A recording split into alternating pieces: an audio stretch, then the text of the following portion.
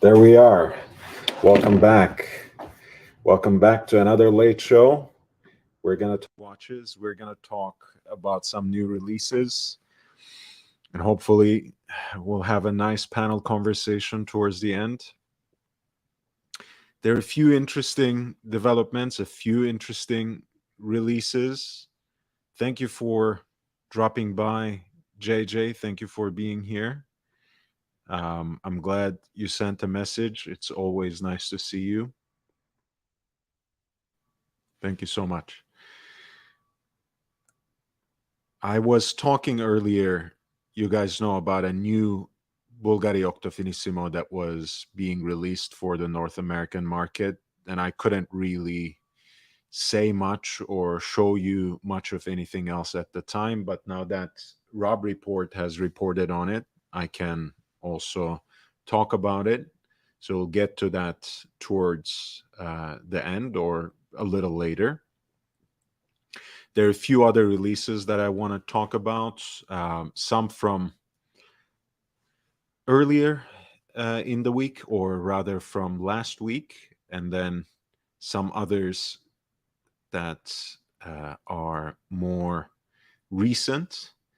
I realized that I have missed out on another Revolution collaboration, which was with Tutima. Tutima is a manufacturer out of Glashütte, that famous watchmaking town near Dresden, the town we know through Arlange und Söhne, through Nomos, through Moritz Grossmann, through Mühle.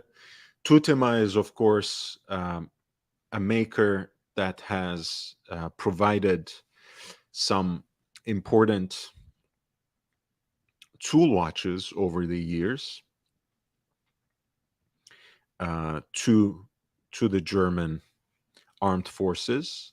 And this is a watch that is inspired by those pieces, and that Revolution introduced late last week, if I'm not mistaken. It's a titanium piece that's offered on a hybrid strap, very much a blackout aesthetic, since the piece is actually PVD coated down to the pushers, which have this tactile and performance like feel.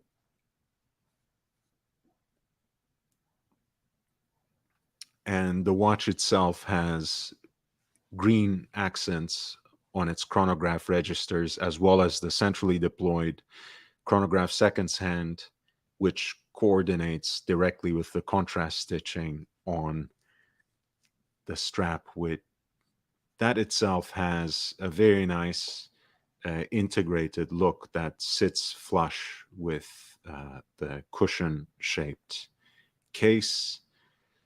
The dial itself has a nice dimensionality that has the 12-hour counter on the Reho,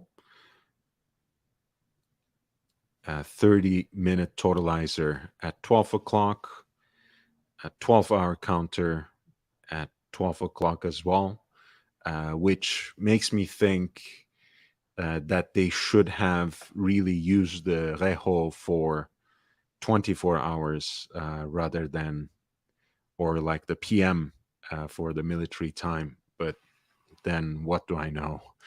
You also have, of course, a date window at 3 o'clock right next to the branding, which is, of course, Tutima Glashütte in Sachsen.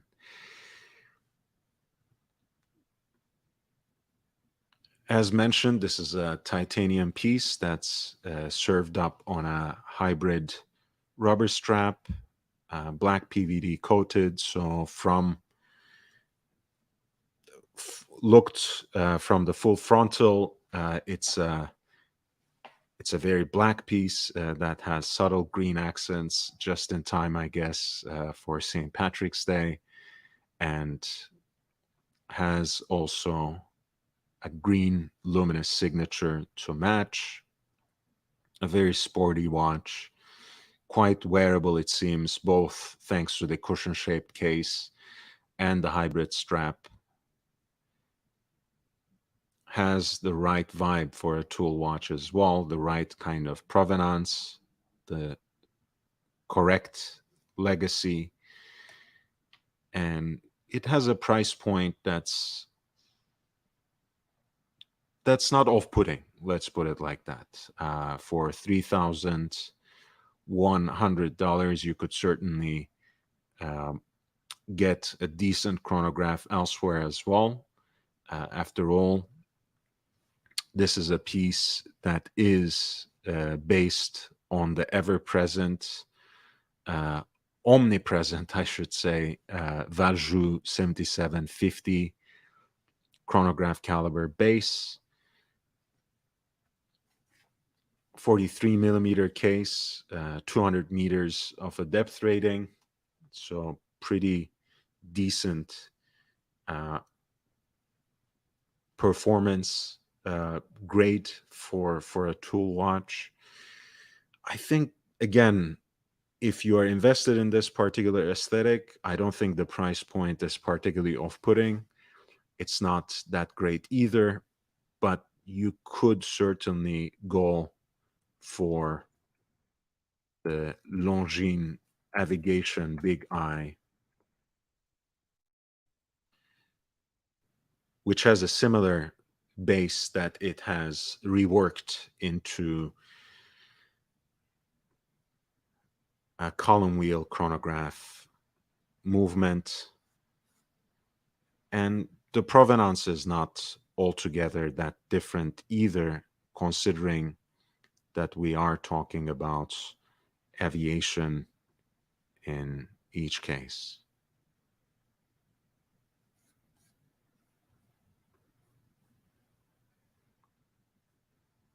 That is the price point for both pieces, more or less. They both have that classic tool watch look. Perhaps Longines has that heritage appearance of a big eye mid-century pilot's chronograph, whereas the Tutima piece has more of a contemporary, if not futuristic, and tactical presence.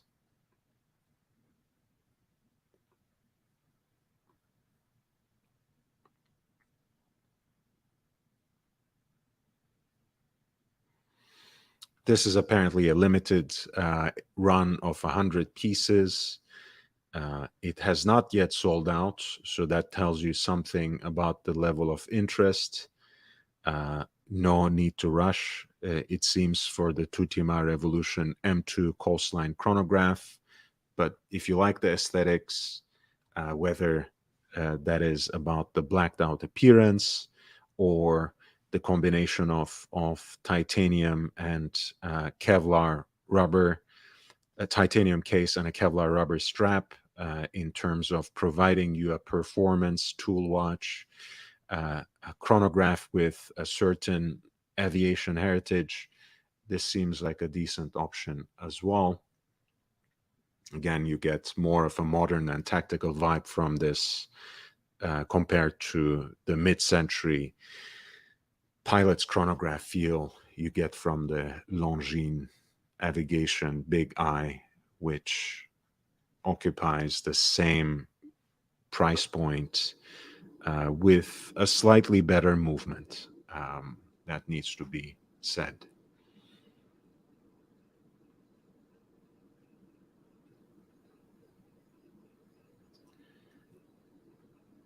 The second release of tonight that I want to talk about belongs to our newly favorite brand, Tissot. Tissot has been making all the waves, of course, with their 70s vibe integrated bracelet, stainless steel watch, at a budget. That's the PRX.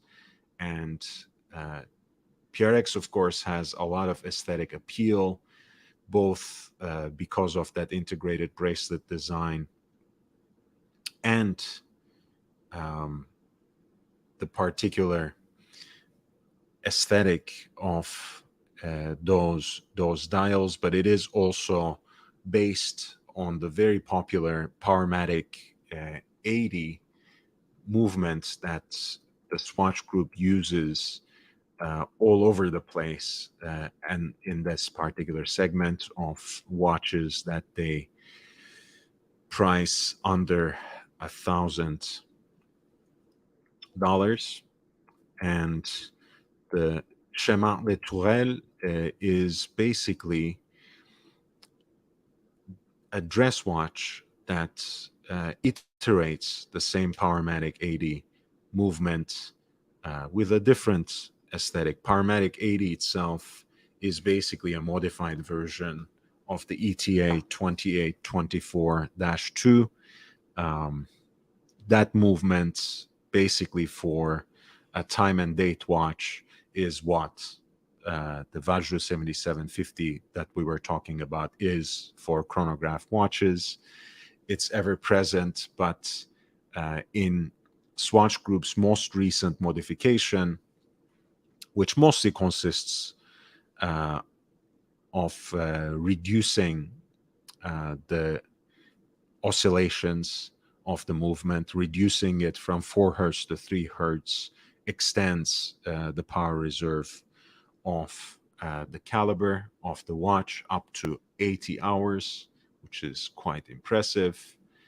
And it is this movement, Powermatic 80, is also the beating heart of Chemin de Tourelle, which is very much a more perhaps dressy, a more put together, a more streamlined cousin of the Tissot PRX.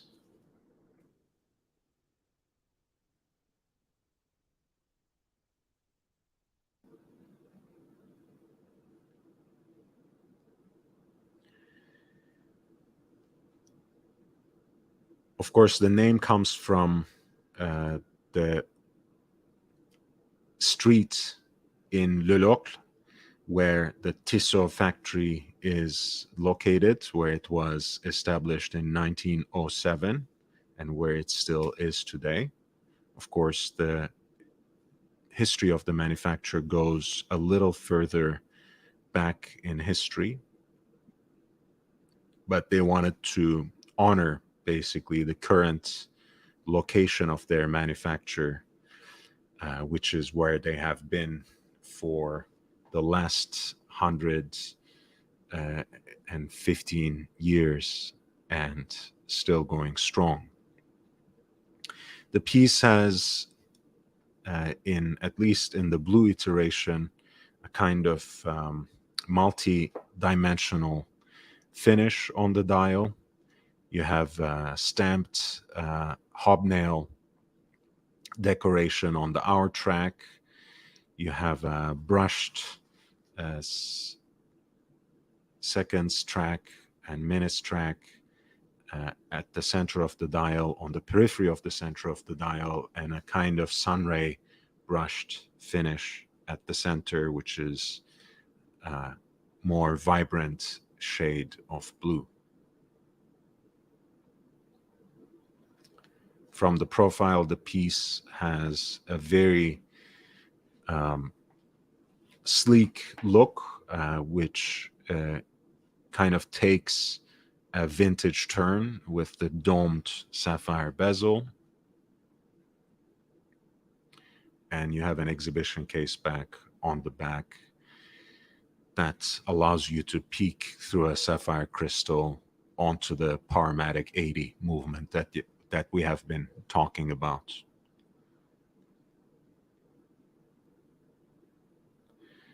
Nope. But I would love to get the watch that is in your avatar time. I most certainly would. Der Stiefel. How are you doing, man? Nice to see you. Oh yeah, I mean that seems to be the hype watch under $700. Now this piece comes in two sizes, and this is one of the things that Tissot is doing. Of course, the jury is still out. You know, we have a lot of talking and a lot of thinking to do in the collectors community, because on the one hand, we want to say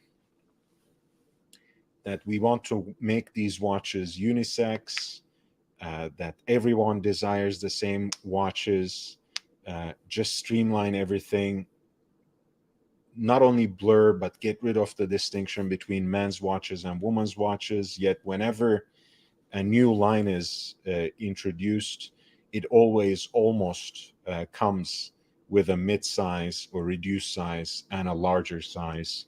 And oftentimes, the smaller size pieces, whether by virtue of the standard straps they are presented on or their dial decoration, have a very strong feminine slant.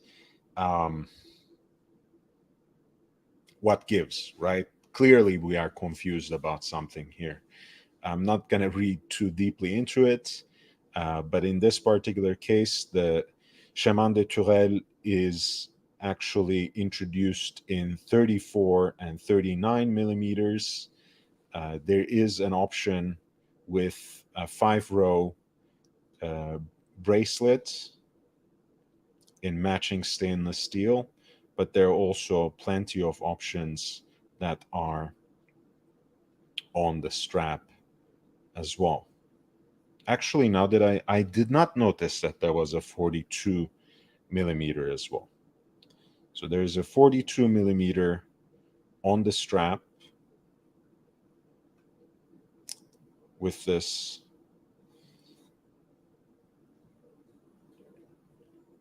sunburst blue dial.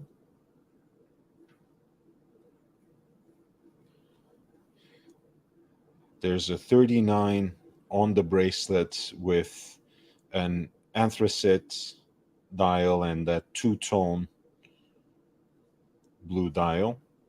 There's a 42 on the strap that has a kind of taupe dial with gilt accents.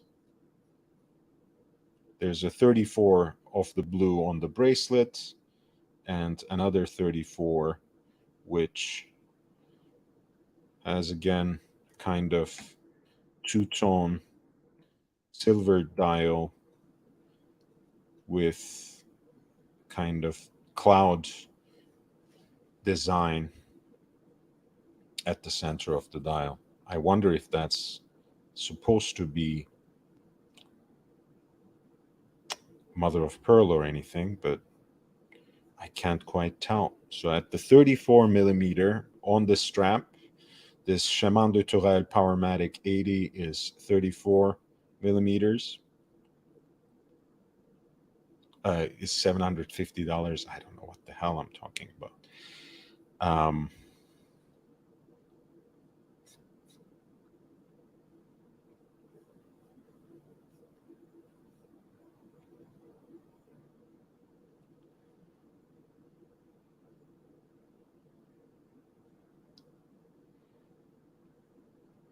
On the bracelet, it's $775 for the 39 millimeters. And there are all these different variations, but they basically are all around $750.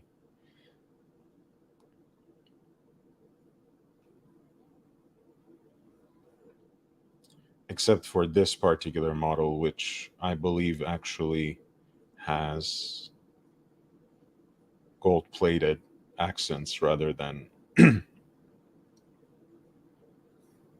yeah,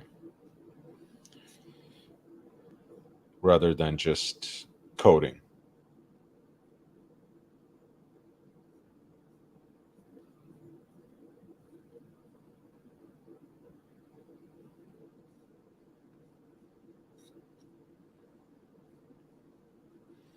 I think this is a cool range. If you want the same kind of performance, same kind of price range as the PRX, but that particular integrated bracelet design doesn't somehow appeal to you,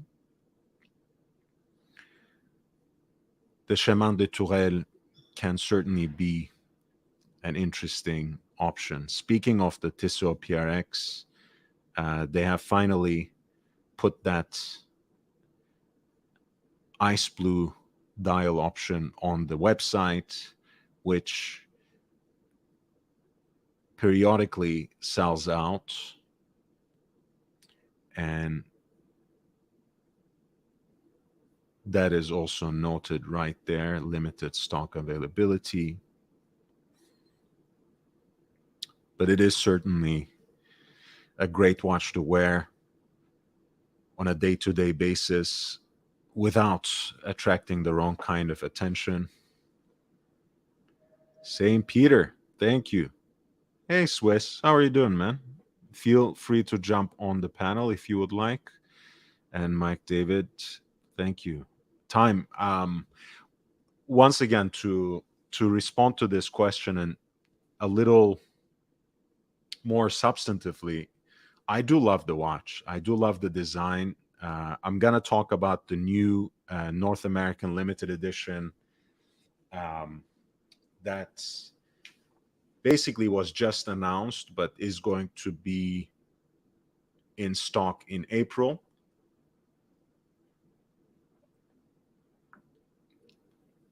It comes as close to perfect for me as possible, but I really do want to get my Royal Oak before I'm 40. So I think that is a priority for me. And I'm not going to get any more luxury watches until I get my Royal Oak. As you know, I'm not a wheeler dealer. I don't want to sell any of the things that I have. I certainly don't want to trade unless it's with someone who is another collector. Perhaps if there is a piece that I really want, exactly the Royal Oak that I'm looking for, and they want something from my collection that I'm willing to part with, that seems like an alignment of stars, a kind of fantasy constellation that doesn't quite come together more than once in a century. So it's probably not going to happen. So I just need to put aside my money and get my Royal Oak before the end of next year. And that's a realistic plan, but I need to be disciplined. I can't be spending $15,000 on a Bvlgari on the way to that.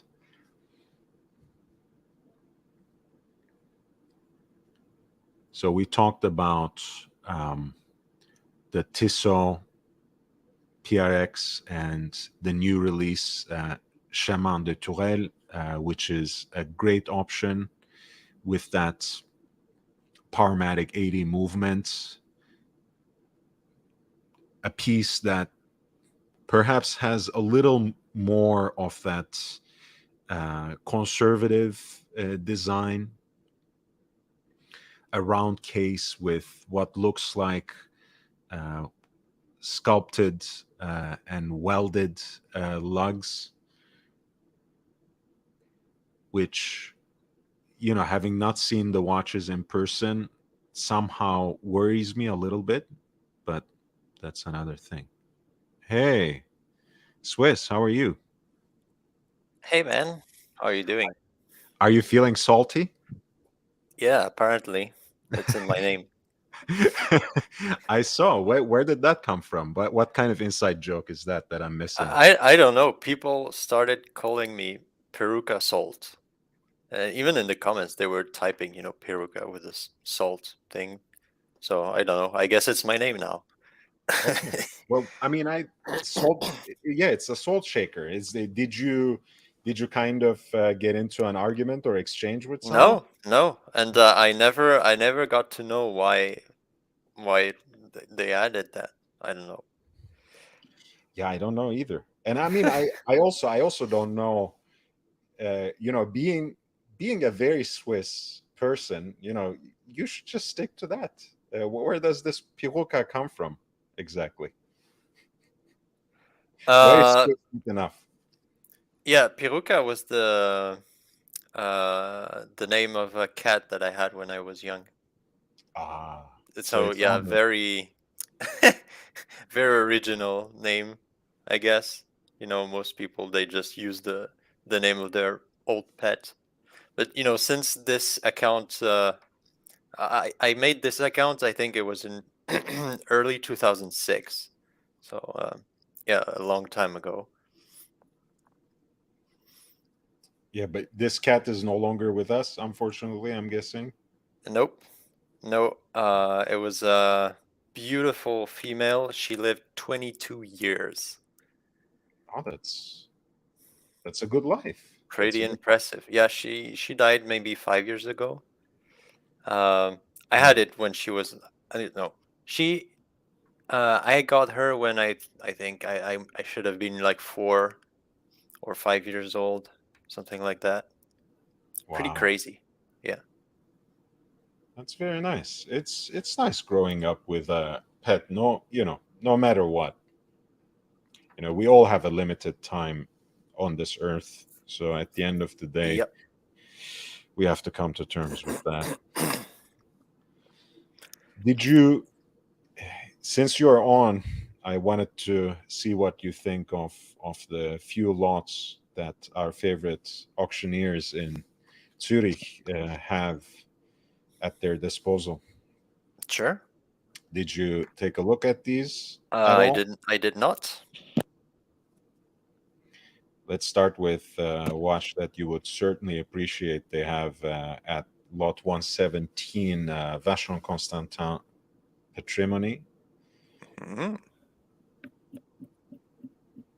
I actually like it in black and gold. I mean, that's always a winning combination. Can you bring it up? Yeah, of course. Oh, that is beautiful. Look how thin it is. Look how beautiful it is. Mm. From far, people would say it looks like a lange. That first image, Mm. it's like, yeah, it really reminds me of Saxonia thin. That's true. Very That's interesting. I think it's a smaller size case because I think it should be like an older model, 40 mil. Oh, it's no. pretty This is big very. actually. I think this is relatively new. Um, Is it's it? 250th anniversary, so relatively new. No, Okay. Okay. wait. Let Interesting. me see. Wait. Wait. Vachon is 1745, I want to say. No, 1755, right? Wait. Let me Google this. Vacheron Constantin 250th anniversary watch. So, yeah, it's not that new, actually, because that will place us to 2005. Yeah. I didn't realize Vacheron made 40 millimeter dress watches in 2005. That's an interesting time period. I think the Saudis were Wow. still in the ownership, still at the wheel then. Man, that watch is awesome. It really I'm is. looking at close-ups of it on Google. I don't know if you can see it on your image, but if you look at 12 o'clock, Hmm. the little hashes between the indices between 11 and 1 o'clock. There is the two years, so 1755 and 2005. So yeah, it was 2005. Yeah, I actually they have a very nice picture of the case back too, right here. Look, Yeah, with the inscription. 17 septembre 2005. 250 Presum- years. Presumably 250 pieces, with this being 214, number 214. Yeah, yeah. It's you know what's really interesting compared to today's patrimony has more subtle lugs. They made them much smaller. This is Mhm. why I think this one is really interesting. It has much stronger lugs. And it kind of, yeah, it kind of looks like my traditionnel actually. And I think Yeah. it is around that time because this was called the patrimoine traditionnel, and Ah, then they chose to separate the patrimoine and made the traditionnel on, you know, a whole new collection. mhm. And probably at that point they said, okay, let's make this one a bit different. Let's make this one, you know, a bit more square or And whatever. honestly, again, since I have to joke about Swissness, that seems too pompous for a Swiss watch to be called. You call it either Yes. patrimoine or Yeah. traditionnel, right? Don't Yes. call it both. That's too much. Look at those the small seconds, how it just shines. Yeah, there's like a very nice gold frame around it, like a Yeah. polished frame around Yeah. it. And like you said, the second markers between 11 and 12 and 12 and 1 actually spell out 1755 and 2005. And of course, you only see that when you go really close because it's like a very thin font. Yeah. Wow, that's a nice piece of design. Beautiful. I love it. Yeah. You were correct. I love this watch. Man, it's and I appreciate what you pointed out about the lugs because they have this, it's not too sharp, but they have this nice angle to them as well, not Yeah. only because of the Yeah. extension you can see here. It's rounded out, it's a little smooth. It's not quite like how Spielmann used to make the chronograph cases, but still Mm. rather angular, and maybe that gave you the Teutonic vibe as well. With the extended, slightly angular lugs. Yeah. Yeah. This is very cool. So this piece has a fixed price of 16,450, and the current bid with uh, roughly 5 days to go is 11,550 in US dollars. So I what's the fixed price if it's if you want to buy out on the spot? Yeah, I Oh yeah. you know Okay. like I think we discussed last time you were here as well. They're kind of a disruptor in the online auction community. So they basically have their own curation. The auctions Mhm. run pretty much like more like eBay than an auction house, with a fixed Yeah. price where you can simply end the auction. And at the end of the auction, the hammer price is the final price. There's no buyer's premium, which is unlike any other service that I know. Um, of course, there's a similar disruptor from the US, from Southern California, particularly, that's called Loop This.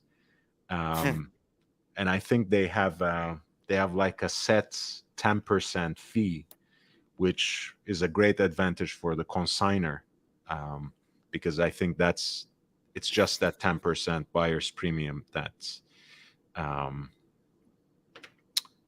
that one adds to as their service fee. Yep. And speaking of auctions, you just reminded me that I have an auction that is going on, and I I completely forgot about it, and the time limit is tomorrow afternoon. So Ah, thank you good. for reminding me.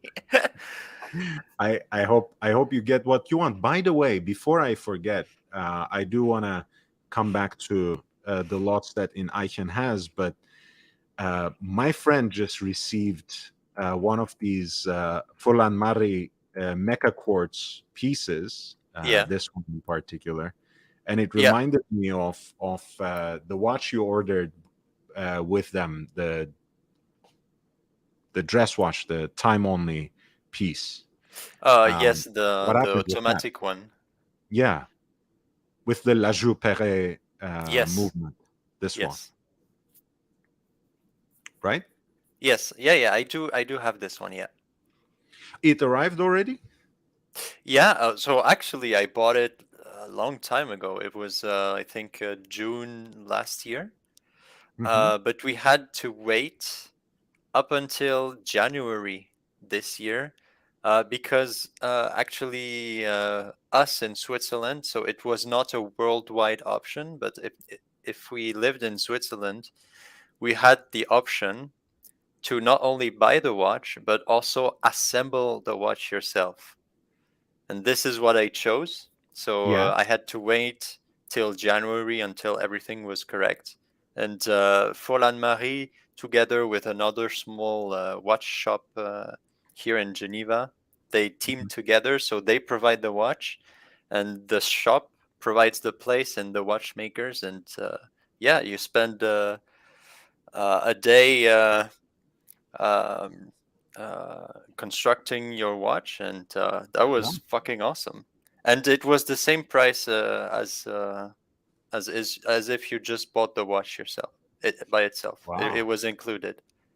Because we make a lot of how smaller brands focus on personal experience, Yeah, the human touch and the story and whatever, but that's really taking things up to the next level. I mean, obviously, you being you, I'm sure you had a better time. I would not trust myself as as assembler of my own watch, so I would rather not do that, but must yeah. have been a I, nice I experience. can tell you there are some screws in there. They they have some scars on them. Nice. Well, it's like I don't know. Maybe it's like something that, like a surgeon forgot something inside, and next time it Yeah. goes to service, they will take care of it. They'll have a story to tell. Yeah, but I mean, really, it was awesome. It was so nice. Um, Froland Marie has the ambition to try and make this kind of service a worldwide thing. Good luck to him. I don't know how he could ever do that, but I mean, it's something unique that only this Mm. brand is proposing right now. Yeah, that I mean, that's again. Um, I like the fact that they have a very focused approach. They make a model, it sells out, they retire it. Now they have a permanent line of very particular designs. Their wheelhouse. I know that they will bring out another 300 at some Oh point, yes, yeah, but yeah, not yeah. exactly like this, but probably still with that La Joue Perret automatic movement, I'm assuming. um, I know that the Mecha Quartz story, as they call it, will continue in some way or fashion. Um, I I like this brand, honestly, and I had the Yes. chance to finally see in person this Nero Sabbia today, and it I mean, It's a this beautiful already. watch. I mean, it's a It very doesn't nice look like a watch. $600 watch to me. Let me put it this way. Like it, Yeah. it looks like much more elevated Yes. than that price point. And of course, I mean, it helps that they are taking the cues from the famous reference 1463. It's supposed to be heavily inspired by the Patek Philippe Yeah. Pastimondi. Yep. down to the decoration of the pump pushers. Hmm. But still, I mean, it just feels right. Um, it's very well done. It's very well executed. Yes, I agree totally, and I'm looking forward to what they are gonna do next. For sure. And you don't have any insider information just yet. Uh, I do, but I cannot really tell. Okay, Uh, fair enough. Fair enough. I had to try Swiss. I had to yeah. try. Maybe in the near future I can tell, because right now I know that Froland Marie has been a bit busy setting up a showroom here in Geneva, Hmm. and next he will try to uh, expand the um the collections. As you said, I'm pretty sure he will make more of those three-hand watches, maybe in different colors or slightly different styles. Just not to repeat the first one. Hmm. Um, and yeah, and then I don't know next, but maybe he will surprise us. Mm. Maybe a different kind of idea as well. I guess out of this vintage inspired chronograph slash sector dial Conde Vache three-hander Yeah. wheelhouse. We'll see. Yes. Yes, please. So going back there, they have an interesting uh, Glashütte Original Senator that was made for Mice and Manfredi. I think another limited edition, if I'm not mistaken. Here's the movement. Let's start with the important part. Yeah, that is a very pretty movement. It really is. Manfredi. The Uh, where was that jeweler based? I forget sometimes. I have no idea. Let me check. I think it's in Italy, or no, Connecticut. it's Connecticut. All right.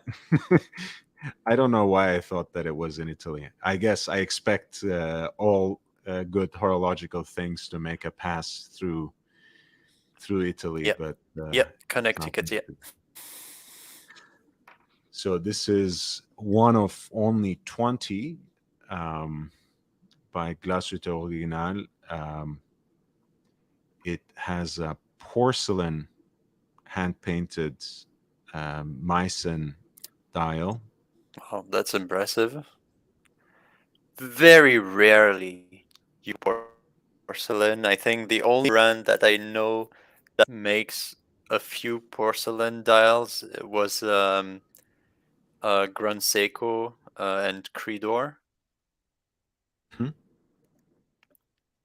Other than that, I don't know any other brand who you know uh, in kind of modern wristwatches who would even dare to do porcelain because it's just so fragile. Yeah, I guess the closest. I mean, I guess the closest you have is the enamel painted dials. Similar enough, I guess, but the Meissen porcelain has a pretty storied past, and I guess it does assert the German connection here, and that's for once you have crossed swords, crossed daggers on a watch. That's not an Arabic dial. That is actually the signature or symbol of the Meissen porcelain, Mm-hmm. and the series number of the watch is also inscribed on the dial. Heat blued hands look great against the porcelain as well. The Reho adds some interesting, again, this watch looks a very interesting blend of styles to me, Yeah, you know, the most interesting to me is that coinage on the bezel. right? It, it's very interesting because it almost seems that it doesn't go all the way. It's like only just the top. Yeah, it's very, and the lugs are really strong, like big Mhm. strong lugs. What's the size of that watch? Is it See, the noted uh size is pretty 38.5. okay? Yeah, that's good. And I'm just surprised because Glashütte Original has a lot of interesting pieces before Swatch took over. Not to associate Swatch with all things bad. I think I get a lot of flack for this sometimes. But they were taking a lot more challenges. I think had a lot of interesting limited editions and daring pieces. Um, this is something again I had not seen before. I think it has a certain, on the one hand it looks very dressy and elegant, from the fluted bezel, the porcelain dial. On the other hand, it also has, like you said strong, but maybe like a muscular element to it, those Yeah, uh, very this stylized. watch has a spiciness to it. It has character. Yeah, I mean, look at those heat blued I alpha hands, love those. how I sharp they love are. those super sharp hands. I love it. And in a way it just fits right with that Yeah, Meissen symbol, right, that is yeah, at 6 o'clock. And everything is so nicely inscribed on the dial in that black too. Even the script looks perhaps even hand painted. I don't know, maybe it's just the style or font they used, but I yeah. wouldn't be surprised at this level. Would it be? That would be impressive. Let's see what it says. Hand painted Yeah. porcelain. Yep. That is very impressive. I mean, look at the numbers. Look at the yeah the script of the Glashütte, like perfectly executed. I mean, again, I don't know if every single number is hand painted, but certainly the logo looks hand painted. And the number 8 looks hand painted, and the symbol too, the crossed sword symbol of the Meissen porcelain. But I wouldn't be surprised if the Arabic numerals too are. It just seems like a very nice dress watch with lots of unique character and a story to tell. Yeah. And it's a white gold piece, by the way, which has, of course, a unique kind of warmth to it rather than stainless steel. This piece is already being bid at $14,800 in USD with 5 days left, but there is a fixed price of 21,950 in US dollars. Wow. Yeah, I could see maybe going up to 1820. That sounds about right. Because today's Glashütte Original would be what, 10,000 in steel. So if you want ultra exclusive Glashütte Original watch in gold, I Hmm. think 20,000 is reasonable. I think so. I think so. I mean, they had a beautiful platinum chronograph in the kind of pilot's chronograph style that was recently sold here. Again, an extremely exclusive edition, and in that Mm, case, something that preceded the Swatch Group takeover. So, they in Eichen keeps offering, and I don't think this is coincidental since they are in Zurich, but a lot of interesting German pieces. They a lot from Glashütte Original, a lot from Lange before its revival. It passes through them, and you know in a way, it's again, it's why I like looking at their curation, because it's off the wall. It's not something you see everywhere else, and they certainly keep offering something new each time. Oh yeah, Yeah. it's the Greenwich, Connecticut branch of trading.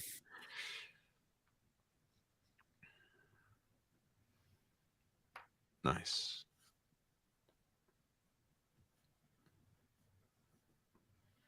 beautiful piece.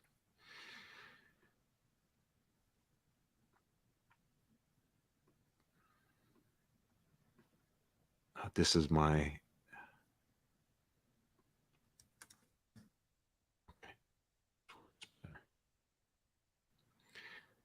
Speaking of German-speaking watches, they also have Habring 2 with the flashing seconds with Foudroyant at 9 o'clock. Oh, I never know this existed. Yeah, this is also a great deal, by the way, new or here, because you get basically two mindfuck high horological complications in at a very interesting price point. You get the jumping seconds, and you get flashing seconds at 9 o'clock. The centrally deployed one is dead seconds, so it's Yeah, that is really nice. I never knew about this watch. I think it is still in their lineup, and can be ordered even today. It's a model called Foudroyant Felix. Um, right here. Let me see. Wow. Yeah. Okay. Oops.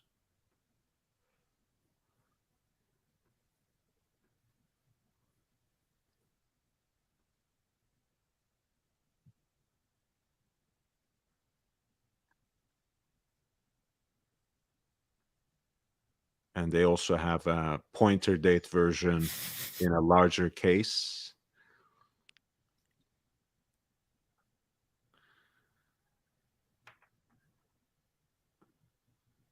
I mean, just pairing the dead seconds with the foudroyant is pretty genius, I would say. Yeah, It's like two complications that like counterbalance themselves. that's right. I it's mean, it's like you take the movement that should be in the seconds hand, but you put it in another smaller hand, so the seconds hands can just tick once a second. I don't know if you. It just plays with my brain. It's such a funny combination. I really yeah, like that. it's pretty insane, and like for example, they have a they have an authorized dealer in Southern California that's a couple of hours away from where I live. Mhm. Um, and this is a watch that's under 8K, so it's not like an outrageous amount of money if you are interested in the particular. Yeah, it's pretty good. And Habring has some very nice finishing on the movement too, usually. Yeah, that's pretty nice. I mean, look at it.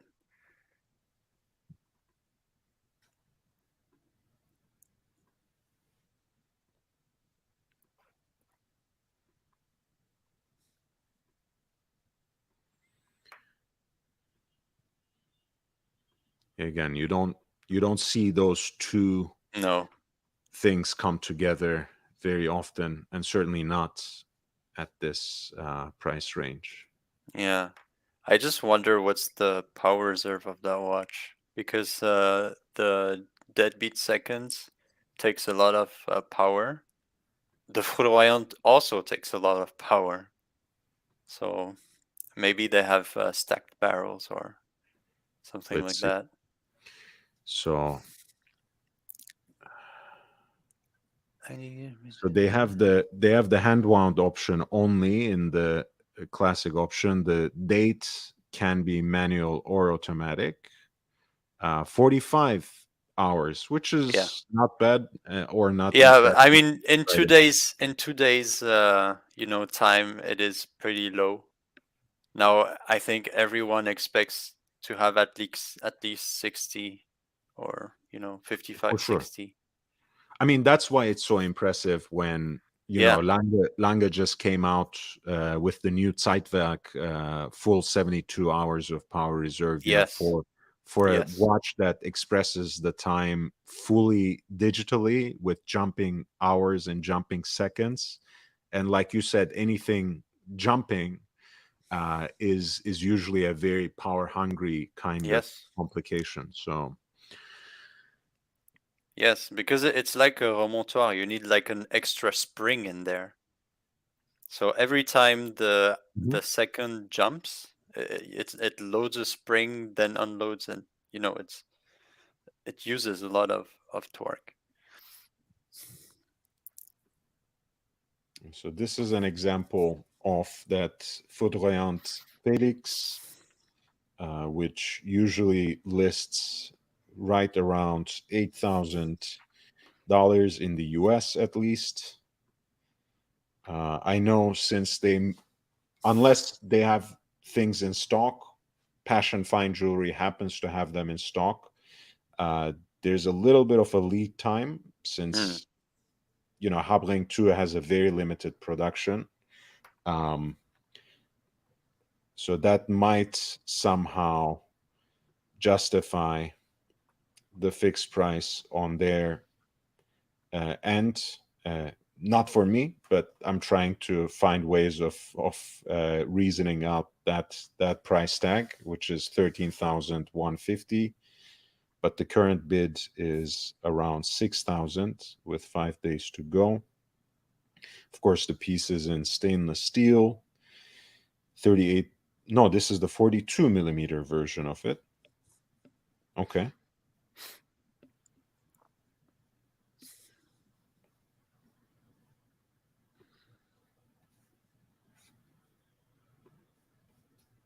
And it does come in very good condition with everything that goes with it, as you can see here. I think the additional stainless steel mesh Yeah. bracelet as well, Yeah. Mesh bracelet. which that's really not my vibe. I never quite. It looks good on that red strap. I think I it think looks so. really good on this. Yeah.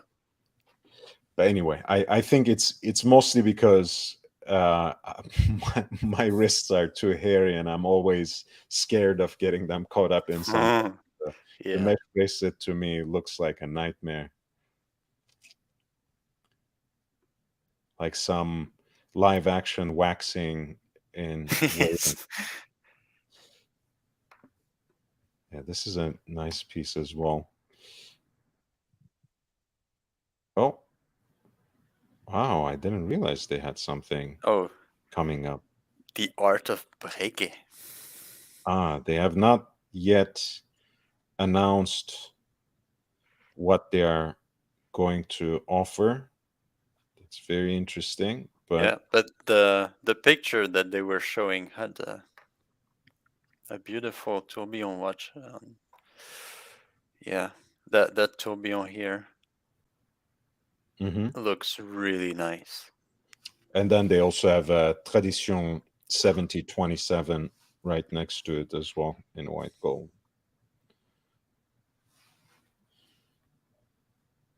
It's such a beautiful. Those Tradition watches are so cool. I just wonder why it's not more successful. But yeah, yeah, I'm, yeah, it's expensive too. I mean, on the secondary market, they are not too expensive. Yeah. Um, like the 7027s, you can find in the low tens. 7097, I think, is the one with retrograde seconds that JJ has in Mm-hmm. pink gold, if I'm not mistaken. Um, those probably you can find around 20K. Again, I mean, it's not cheap, but you know, it's one of those iconic off-center dial watches Yeah, by a yeah. prestige brand. Um, it does have this kind of steampunk element to it, like a retrofuturistic, because it takes the architecture of the movement from those subscription pocket watches that A.L. Breguet made, and interprets it in this modern wristwatch form, um, with a lot of times interesting complications. I know there's a chronograph, there's a GMT, like a dual time version. There is a Fusée and Chain Tourbillon, which featured um, on on Bruce Wayne's wrist. The only cool part about the Ben Affleck era Batman. Um, but yeah, it's a very cool series, and again, you would think that it's from some distant past, but it's actually a family of watches that was introduced in 2005 by Nicholas Hayek. Yeah. So they're very cool.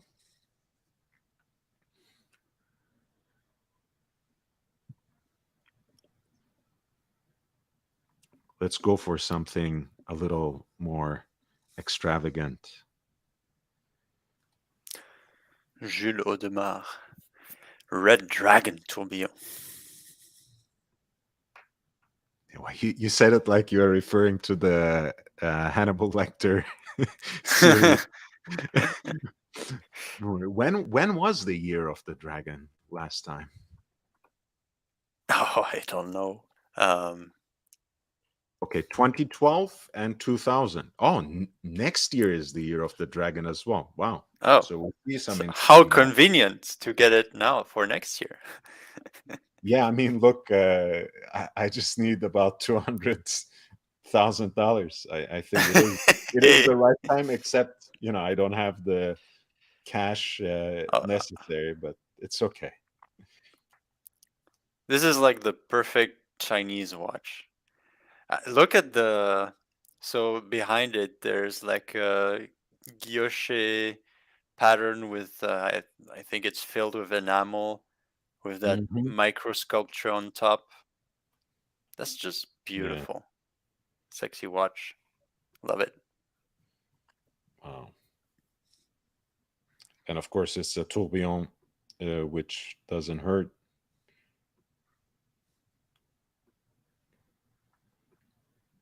I mean, when AP tries, they're a decent watchmaker. Let's put it that way. I've always also loved this folding clasp with the double initials. Yeah, it's pretty nice. It's interestingly that's made by the same designer who came up with the Beast, with the Royal Oak offshore, Emmanuel Guy. Hmm. Apparently, he's the one who also designed this folding Okay. AP initial clasp.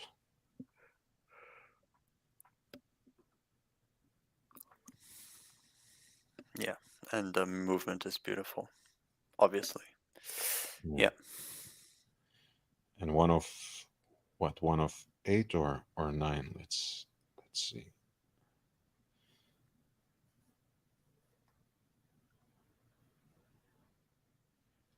Hmm. Doesn't say. No, it does not. Doesn't specify the year either. It can be 2000, it can be 2012. I'm guessing it's 2012. Oh, it's number 5 of 8 It is? or 6. Is it? What is it? Yeah, I think it's 6 of 8, not eight Yeah, of nine. six of 8. Yeah, Year of the Dragon. It's pink gold case. Man, This comes with the matching clasp. I mean, if I wanted one for my birth year, it would be the year of the rooster. But, you know, many people they joke that it's the year of the cock. So. I mean that's not so bad. That's not so bad. I think my birth year is year of the rat, which will please a lot of people in the community, I'm sure. Uh, Yes, and my father is year of the pig. But you know, apparently the rat is the um, symbolizes intelligence. I'm not joking. I mean, it's again, it's just funny. Um, Look, I mean, I do like astronomy. I do like a genuine um, investment in the stars, and I think there's a science to it. But um, the way Western zodiac has been consumed and popularized is one of my absolute turnoffs, um, and absolute red flags as well. Like when a woman asks my sign, I run the other way. Um, it's just, and I understand. Look, I mean, I think it's like a character trait almost for me. It's like a personality trait. To me, it signifies a person who doesn't feel in charge, who doesn't feel in control, and they're trying to grasp at straws to make sense of their life as it slips away. And categorizing people by their astrological sign is a very easy way to do that, because you can say, well, this person is great, very kind-hearted. The other one is very devious, and um, I don't know. I mean, it's again, it might be just because I'm sure someone there is listening, who says that's such a Scorpio thing to say. In which case, fuck you. Uh, but yeah, I just hate the whole spiel. Yeah, I But yeah, get it. this is a piece that has a fixed price of 164,350 in US dollars, and it currently stands at 85,450 with a little more than 5 days to go. Yeah, and for now, Rafael is winning the bid. I- Right. I don't know how I feel about that. Like, in the sense that, because I see sometimes people, I'm sure there are ways to mask it, because sometimes I just see anonymous or unnamed. I Mhm. don't remember what they use as a moniker then, but sometimes I feel maybe some people forget to turn it off, and sometimes by a combination of the country flag and name, I feel like I know the person, and I don't feel good about it. I feel like it's a way to dox yourself that might be very unintentional as well, and unless you're careful. So, guys, if you are going to register on this website and bid on a watch, make sure to turn off that particular option so your name doesn't show up in this way.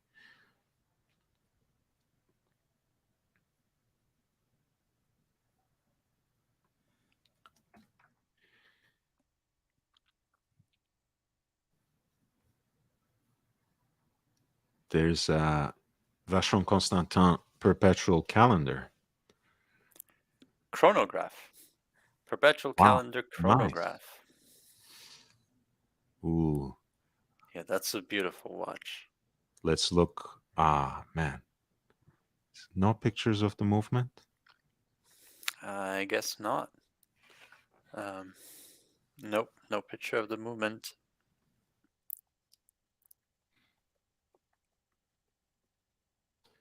But it does name it there, which is 1136 QP. One of the best self-winding chronographs per Bvlgari in the modern era. 38 millimeters. That's really nice. Um, you know, today when you speak with people, especially in the those stupid idiots that try to sell you watches in the stores, and many times they say, "Oh, yeah, the watch is just too big, man. It's too big because every watch today is just too big." Hmm. And they reply, "Yeah, but you know, the complication it takes place. You need the space for the movement." I mean, just look at this. There's perpetual calendar, chronograph, all of that in a beautiful 38 millimeters. That is nice. Yeah, We and need more of this. apparently it's Frederick Piguet base with a perpetual uh, Hmm. calendar module on top of it. I assumed because of the size as well. I assumed it might be a Lemania base because that's a very. I mean, I'm not gonna say very small, but that's a nice nicely sized movement that can certainly be fit in this kind of case. But yeah, it's probably the Piguet 1135 with the perpetual calendar module, Man, I would love to have this watch. the stepped bezel, Oh, look at the disposition of the dial with those four sub dials. So beautiful. perfectly equal in Yeah. size, Yeah, perfectly they why proportioned. don't they do this today? Like they just forgot. They they forgot. A little, enthusiastically polished, I think, the case Yeah. perhaps, but not lost to the ages just yet.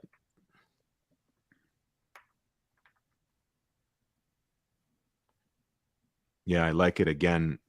The dials are nicely sunken, but also beautifully framed with that polished gilt edges. Very cool. And yeah, you get a So, what do you think perpetual calendar chronograph is a bit overkill? It's a bit too much? What do you think? honestly, I don't know why I always feel like this. Like I love on special occasions, like I'm in watch events. I am the kind of dork who goes after the minute repeaters, but I Yeah. would I can't even in an alternate universe. I can't think of myself as an owner of a perpetual calendar, even if I were in that league financially. For me, I guess it all the way goes back to my obsession with a reference point like 1518, the first serially produced perpetual calendar chronograph by Patek, of which the virtue was, like you said, Swiss, the miniaturization, right? The fact that Mm-hmm. they snuck into a case that was around 35 millimeters diameter, both a perpetual calendar and a chronograph. Um, so to me, like in terms of wearable wristwatches, to me that's like the climax. Yeah. That's the crown jewel. So I love perpetual calendar chronographs. I don't mind like the more modern interpretation of it that Patek does, for example, in 5960 in a line that's now discontinued, in the sense you now have a self-winding chronograph and an annual calendar, Mm-hmm. right? I'm not averse to that either. Um, I think on a wristwatch, that's to me top of the line. What do you think? I think it's super nice. I don't know. I have mixed feelings. For example, when I saw for the first time that the I never know the reference.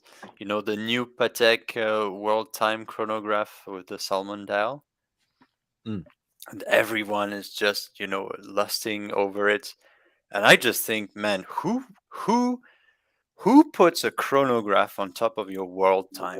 To me, it just doesn't work. Hmm. Yet, yet, uh, perpetual calendar chronograph, it's fine. It's fine. I mean, to me, it's. I love complications, but sometimes you have some weird combinations of complications. Yeah, that one. I mean, it looks good. It looks Mm. good, but it makes no sense to pair a world time with a chronograph. I mean, it it has nothing to do with each other. So, and one could say the same for a calendar and a chronograph, but I don't know. To me, it just works much better. I don't know. It's probably just taste. Oh, look, As I I was mean, saying. yeah, of course. There's a look. There's a subjective part of it, of course, but Mm, no doubt the 5930 or the newer 5935 is something of an unusual combination. But this was also something that I was impressed by when it was introduced in this case size, right? It's right under 40 millimeters. um, Both the case design and the dial actually looks quite balanced for everything that they squeezed into it, to be fair. um, and I always kind of like the fact that they use a single register, which is something that they do in a more elaborate way in their Nautilus and Aquanaut chronographs as well.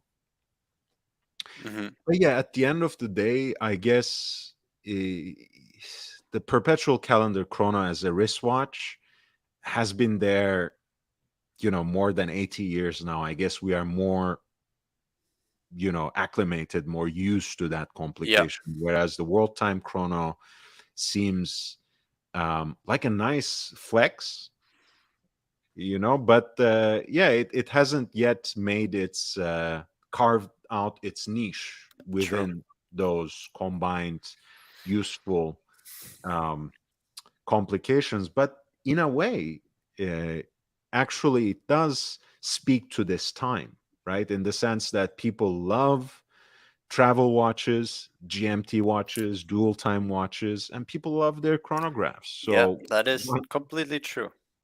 why Absolutely not true. put them together, right? Yeah, true. But usually I like more complications. I'm a complications guy. I like either a super clean time only watch or a very complicated watch. Um, I could see myself at some point in my life just selling everything and buying one FU watch with all the complications inside. Mm. Um, um, but yeah. Uh, what I think is really impressive is when they can put, you know, um, a large amount of complications, yet they do it elegantly. Like, for example, I remember I was at the Philips auction and there was a beautiful Patek old reference. I certainly do not remember. It was 34 millimeter, Mhm. rather simple, and I was like, wow, it's the estimate is rather expensive for 34 mil Patek. It looked like it was only three hands, but then I turned it over and there was a hidden tourbillon, and I was like, man, that is cool. And that's how Patek does the tourbillon, right? On the Yeah, face, you only see, if you haven't yeah, looked, you only see the movement number and tourbillon inscription. And I don't know if that's something they introduced at a later time. And then, like you said, you turn it over, and only then you see the tourbillon. yeah. Did that have the movement number inscribed on the dial or not? No, I don't remember, to be honest. It was like 3 years ago. But I remember that I absolutely loved the watch because it was 34 and it fit my wrist perfectly. Yeah, same, Yeah, brother. but yeah, Never it been was covered. probably like from the early 90s or like Mm. end of 90s. So yeah, it was before they had the craziness about making everything too large. Like, look at this watch. This watch is so fucking beautiful. And it still uses that ultra thin movement, so it's not super tall. It's not gigantic. That's it, my friend. Yeah. It's the JLC 920 base Yes. on the ultra thin Yes. Yes. Vacheron Constantin overseas perpetual calendars, only 8.1 millimeters. Can you imagine? 8.1. Can you imagine my Vacheron Constantin traditionnel, which is a thin manual wind, okay, manual wind, thin manual wind, it is 7.7. This one is automatic in a sports watch with a perpetual calendar, 8.1. That is impressive. And when they first introduced the new generation, um, they had the ultra thin in white gold. Do you remember that one? Yeah, the 39. Yeah, it was a smaller Yeah, case, this no one. date. Yeah, this one. Look, this is one of my absolute grail watches. It is 39, so it's because the overseas of today is 42, which is too big. This one is 39, and or it 41, somewhere there, but the design is very large. I mean, it wears large, let's put it this way. yes. Uh, but this one has no date, no date, and it uses the ultra thin movement. Yeah, The JLC extra flat movement. I love this watch. This and watch. it's Oh, seven. This one is 7.5 millimeters. it's So thinner than my super thin dress watch. Like, yeah, honestly, this is the one to get still. I mean, if you can find this watch somewhere, I never ever saw it anywhere. And I think I heard Tim also saying that he saw it only once on the secondary market. it's pretty rare. Yeah. We have this Oh with a yeah. super chat for Hey, my 6 friend, please, shekels. please jump. 6 shekels. These are these. Good morning from the sovereign state of Israel. Hey, nice to see you, man. We love the state of Israel. Come jump on the panel, please. I missed you. You haven't been here for a while. It'll be great to have you as part of this beautiful panel. That is such an amazing movement. I was pretty bummed when they announced in the 16202 they were ditching that movement for a new one. Yeah, and I do like the architecture of the new movement, but like all they did was bump up the power reserve for what, 10, 12 more hours. you Yeah, and know then what, they bumped up the price too. right, but what I mean, was it really worth it if you are going to let go of that legacy and you are not outdoing the ultra thin movement? The JLC 920 is still the thinnest self-winding movement with a full rotor as opposed to, say, a micro rotor. Yeah. um like, don't do something just to do something and bump up the price because it's now an in-house caliber. Do something for innovation, make it.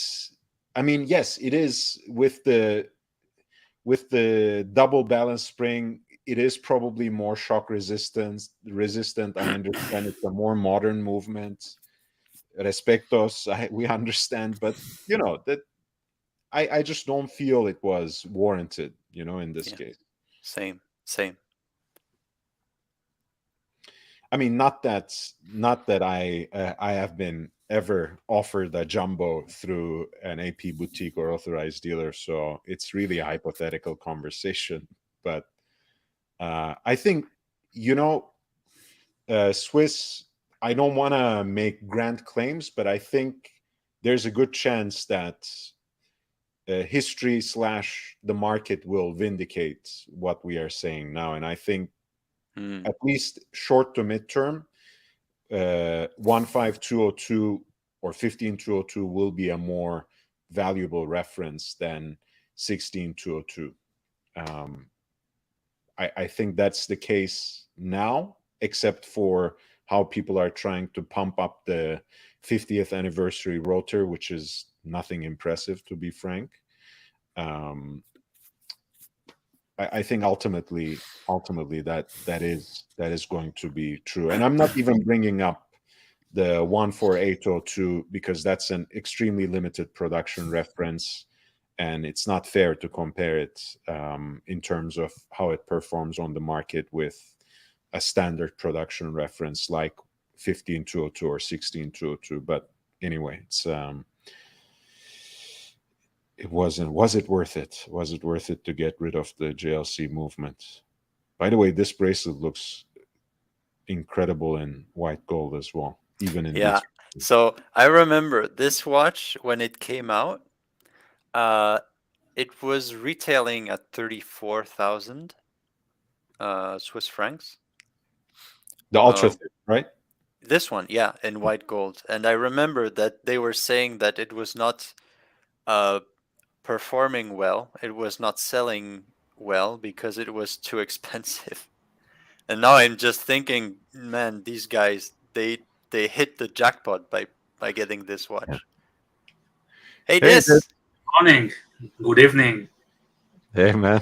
How are you doing? I'm good. How are you? Good, man. Nice to see you.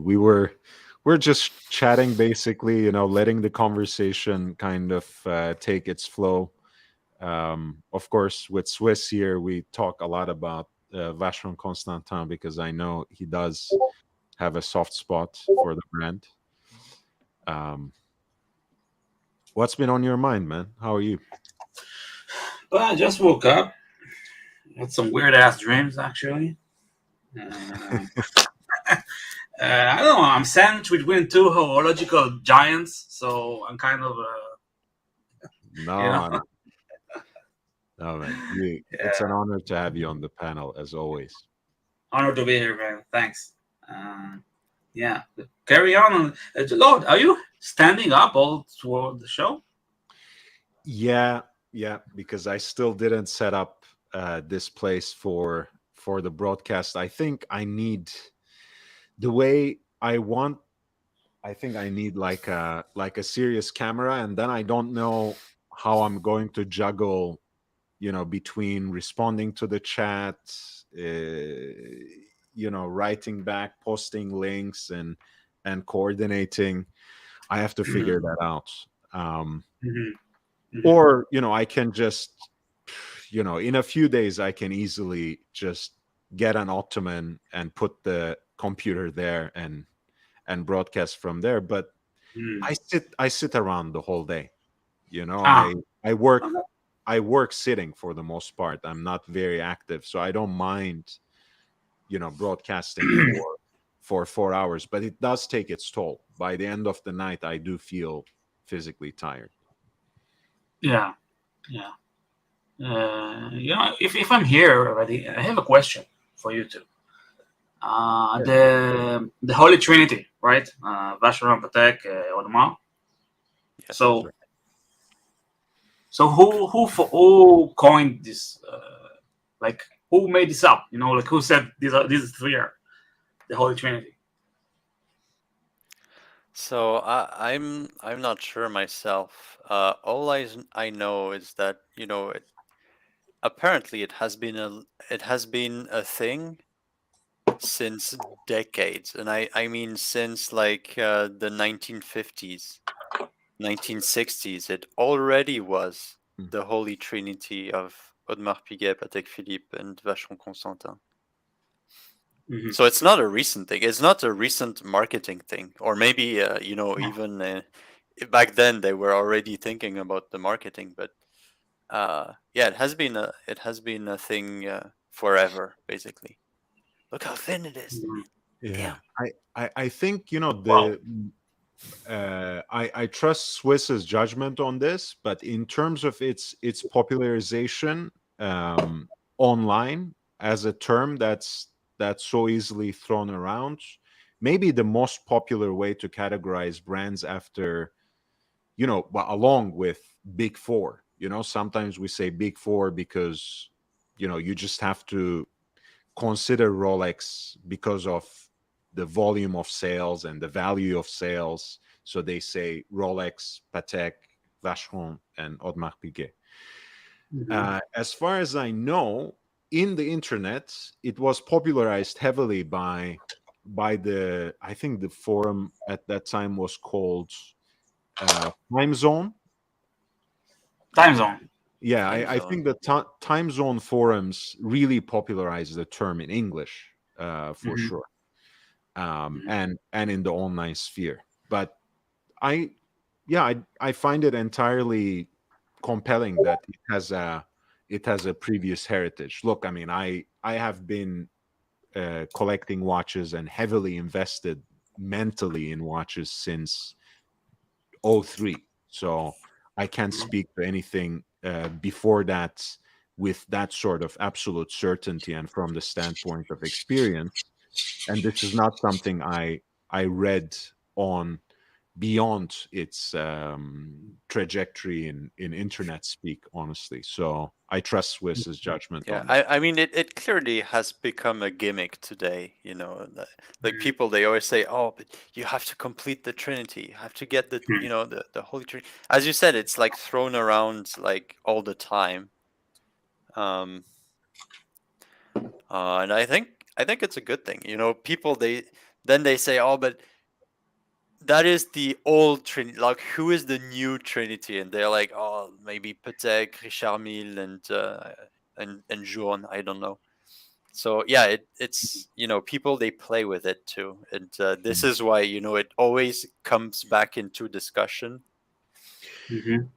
I mean, look, even when these kinds of terms have a more institutional background, they can be they can be twisted. They can be used as mere marketing ploy. I mean, think of the whole term of Ivy League in reference to a restricted group of American universities, Yeah, right? yeah, It emerges from what was essentially an athletic division, um, a geographic marker for mostly, but because those universities also happen to be some of the oldest in North America, and because their cooperation goes beyond that level, it has a certain like beyond athletics, I should say, it has a certain legitimacy. On the other hand, it's also been almost completely deprived of any meaning because it's been yeah, overused. yeah, um, Mhm. in the same way, for example, we use high horology or haute horology or haute horlogerie as terms, Yes. and it makes some sense, right, when we refer to the quality of workmanship, the finishing that has gone into the watch inside and out, um, certain standards that might extend also to timekeeping, that can include chronometry, that can include even a certain durability test. Qualité Fleurier takes things up a notch and has like a whole daily wear test machine that puts the watch into through the ropes, so to speak, through the moves of an everyday wearer, with a specific device, right? So there are all these different standards, but on the other hand, it's a term that was popularized by Richemont to sell more watches at the end of the day, and it was Mhm. uh, taken specifically with that luxury group mentality from fashion brands, right? Just like we Yeah. have haute couture, we should have Haute Horlogerie. Yeah. So we Yeah. can distinguish our brands from any other brand that makes mechanical watches. Mhm. Yeah, exactly. And Uh, I think sometimes, sometimes you see some videos on, or mostly forum posts who are like having some heated debates of, is this high horologery, or should we even call it high horologery or otology? What's the difference? Yeah, well, I think we can, with all these different like nomenclatures and things, we can like get lost in it, and you just you forget to see the watch as it is, and you just look at how it is labeled. And this is a thing that I really try to avoid. Every time I look at a watch, I basically do not really think about the brand, about the what's has been said about it. I just look at it. I look at the specs, and I take some time to think. At do I appreciate this watch? What do I think about it? And you know, people, they just attach too much importance on these labels. Hmm. And to be fair, it is just because they want to be part of the group. It's like if you have a watch from this brand or a watch that has the chronometer, it they think it is, oh, now I am more special because I have this and this and that. Um, Sometimes it's true, but not always. I think you're putting your finger on something very important there, Swiss, and thank you for opening this topic. This because we we do sometimes get too invested in terminology, Yeah. and we miss the forest for the trees in a way, and we don't experience the watch and completely filter our perception through these larger categories. Like another term I think that is usually used dismissively is this phrase phoenix brand, right? So when people want to exalt, to use this kind of sacramental language, the Holy Trinity and dismiss Alange und Söhne altogether, they would say, well, these are storied Swiss brands that have existed for hundreds of years, for centuries, and here you have something of an upstart, that was basically rescued from its ashes only in the 90s by at that time. Even then it was a holding that was part of a bigger group. Richemont acquired the brand in 2000 along with Jaeger-LeCoultre and IWC. But obviously,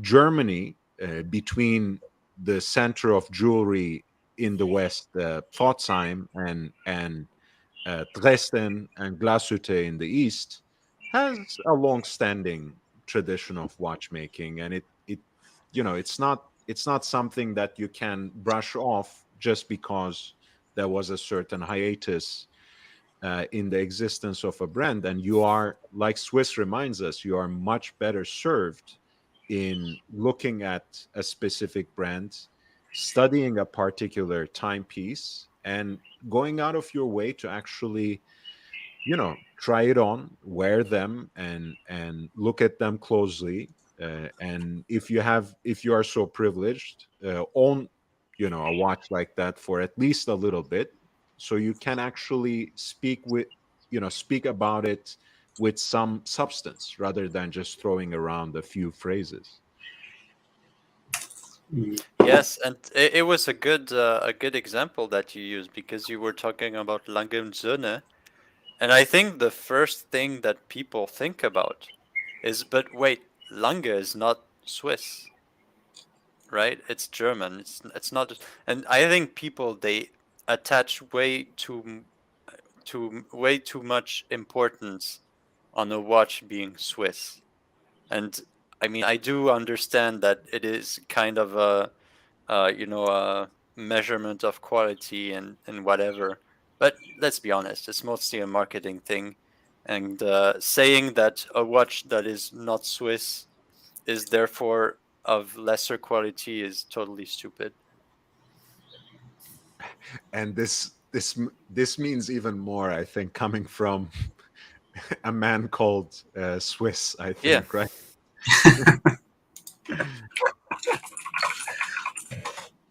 No, I mean, in all fairness, Yeah.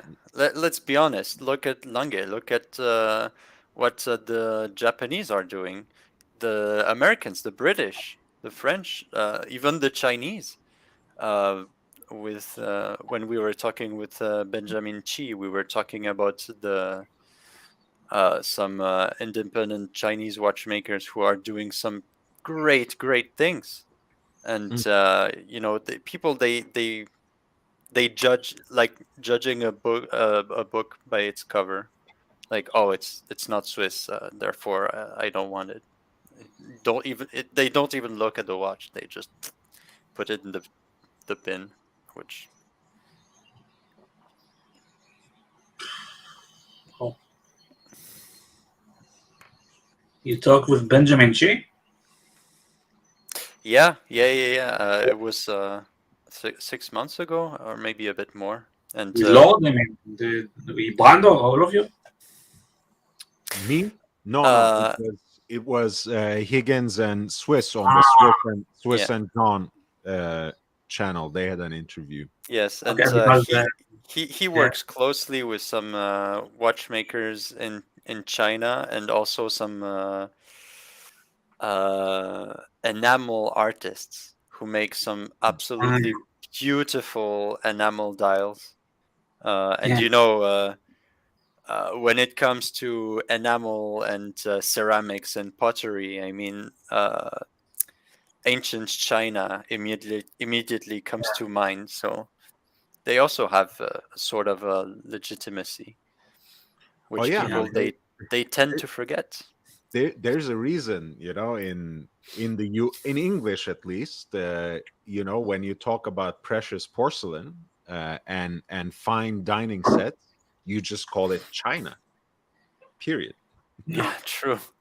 So there's a reason for that, a historical reason for that.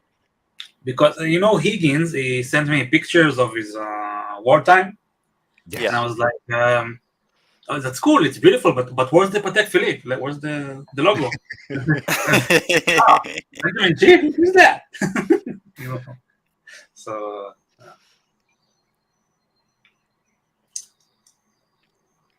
John D made a nice comment about the Holy Trinity.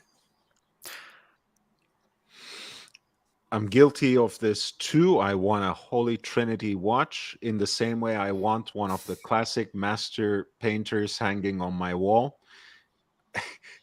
Hey, that would be nice too, but I don't think I will ever be able to offer, get a painting, let's say, from one of the Dutch masters. But it's an interesting aspiration to feel a connection to the origins of haute de gamme watchmaking.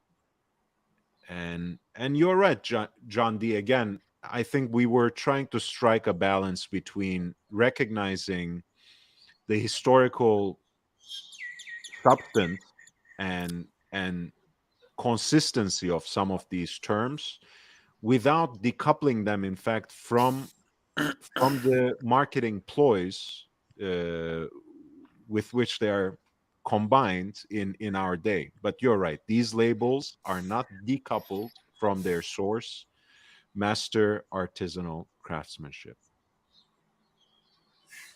Absolutely.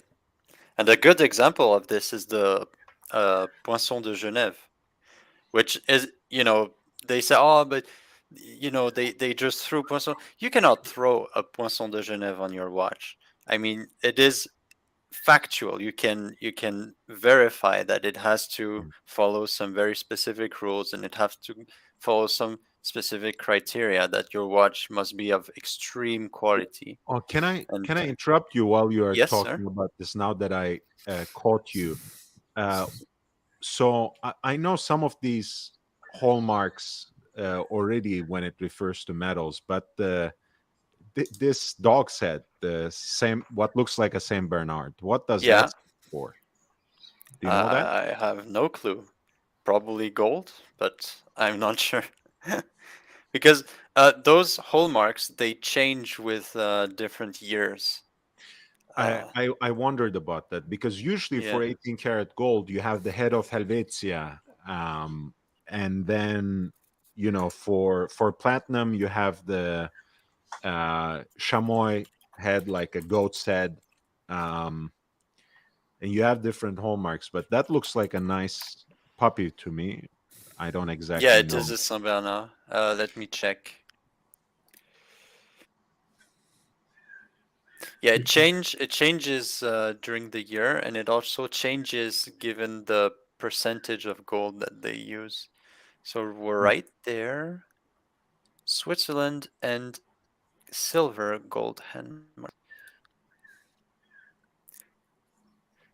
So it is a big puppy, I guess. Oh, there. Let me click on it. You watched that Yeah, movie Beethoven? because Maybe it's Beethoven. apparently there is a big puppy and a small puppy. The reason I got confused, Swiss, also is because now it appears here with an 18 karat gold watch, and it's also I just posted this. They are gonna sell at the end of next month Patrick Heiniger's personal platinum yachtmaster in Monaco, Hmm. and for example, that one, of course, being platinum, it has the goat's head. Wow, that's Oh, Pagani. yeah, yeah, Hey. yeah. Look at that. So actually, I just learned a thing. So they had all those different hallmarks. So you said gold 750 is the head of Helvetia, yeah, and Yeah. platinum is the goat, which is actually the ibex.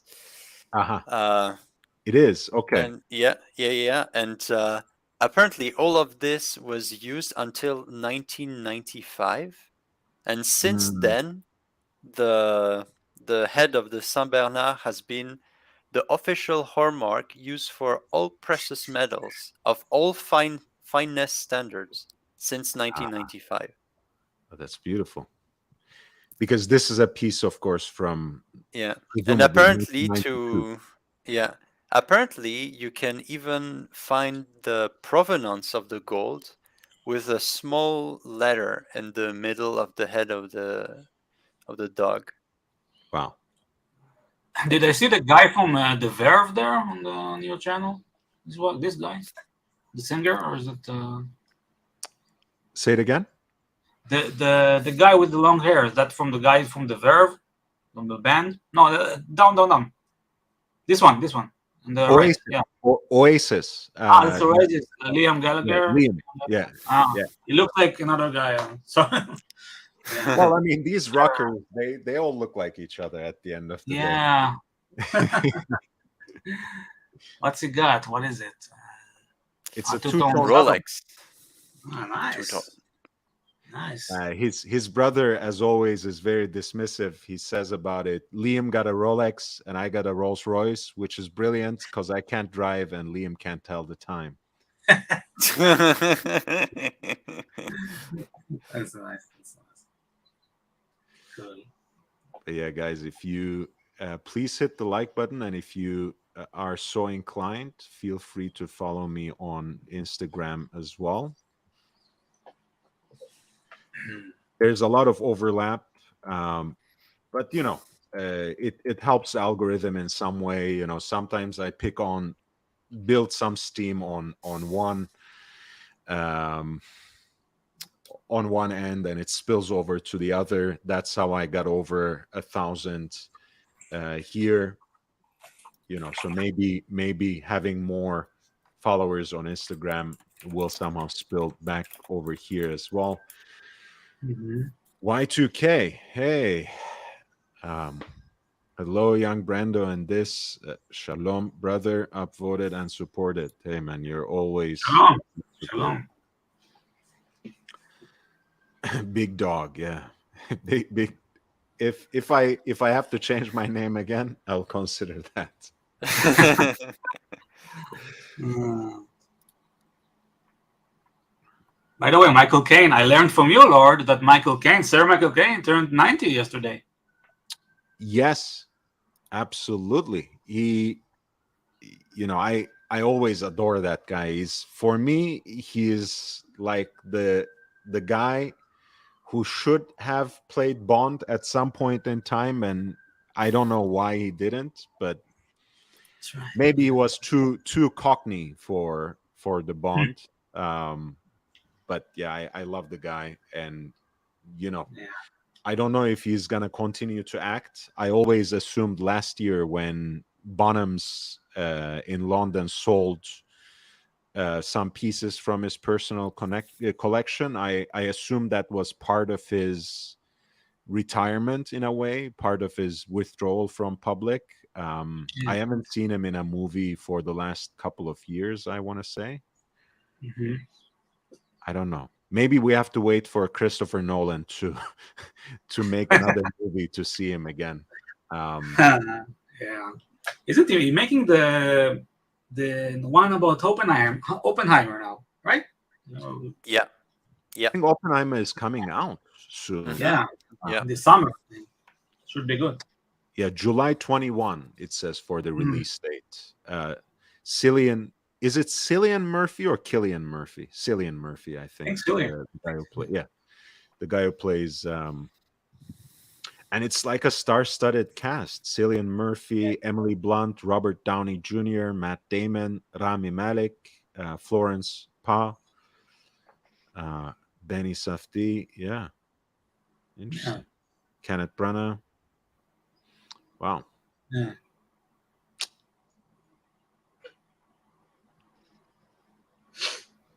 Nice. Yeah, I like this guy.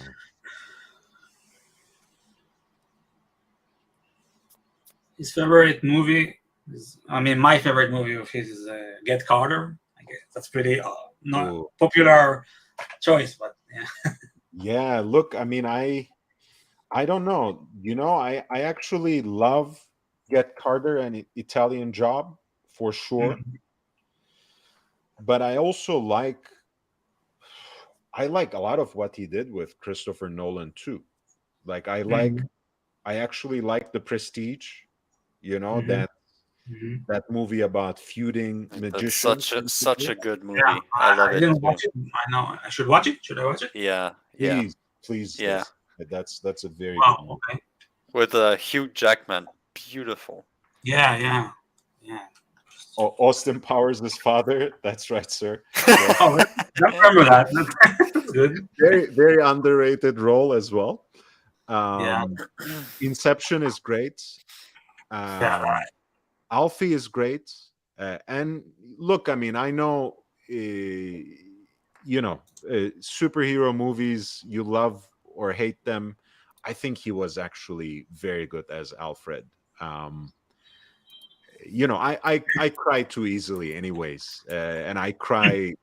I cry like a little boy in the movies, but I think it was a very emotionally driven scene when he was crying at Bruce Wayne's grave towards the end of the trilogy, or the Mm. way he was trying to convince him not to go out again and not to take on the cape. Yeah. Yeah, I like that trilogy. I think he was like Saint Peter said, quite dignified as Yeah. Alfred. I don't like superhero movies, but I think the trilogy, when Nolan, Batman, Mhm. it's more like film noir, neo noir. It's like not the classic super movie. So Mm. I loved it, in that regard. Well,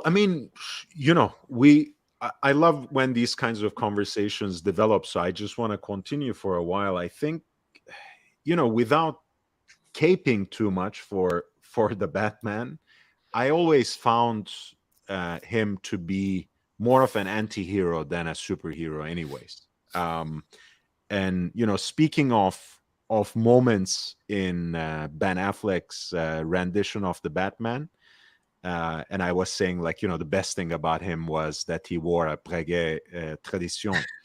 But there's also a nice quip when he meets, I don't even remember which movie this was, but when he meets Flash, and he takes him to his car, and he asks some stupid question like, so what's your superpower? And he says, I'm rich.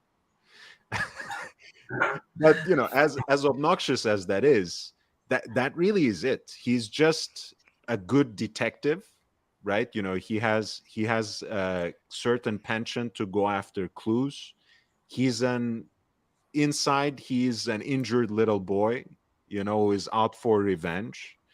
And he has, I think, a deeper psychology than a lot than what can be attributed to many superheroes who have this sort of supernatural gifts. He has to kind of build himself from the ground up, and he suffers from it physically, and he suffers from through his past mentally, and having to live, of course, that two-sided life, which I guess is part of a lot of superhero characters. But I think in his case, it has a lot more of a profound psychological meaning, because it's not something that he is gifted with.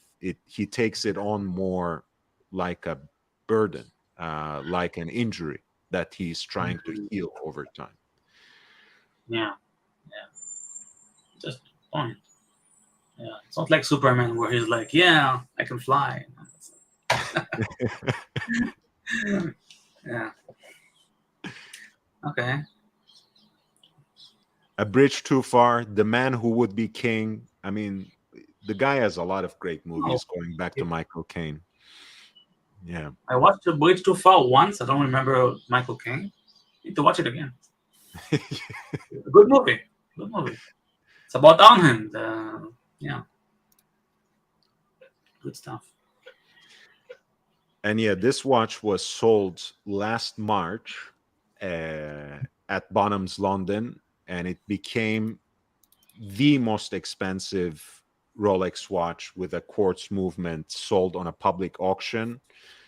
I think on that day's conversion, it was something like 165,500 or something like that. In pound sterling, it's 125,250. That was March 2nd, 2022.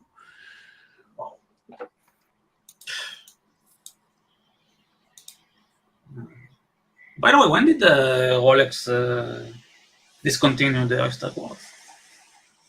I think it's actually surprisingly late. I think it's like 78 to 2006 or something, or early 2000s anyways. It spills into 21st century. Wow. Thought it was in the 80s or something, No, I was surprised too when I first found out this. You're absolutely right. Yeah. Did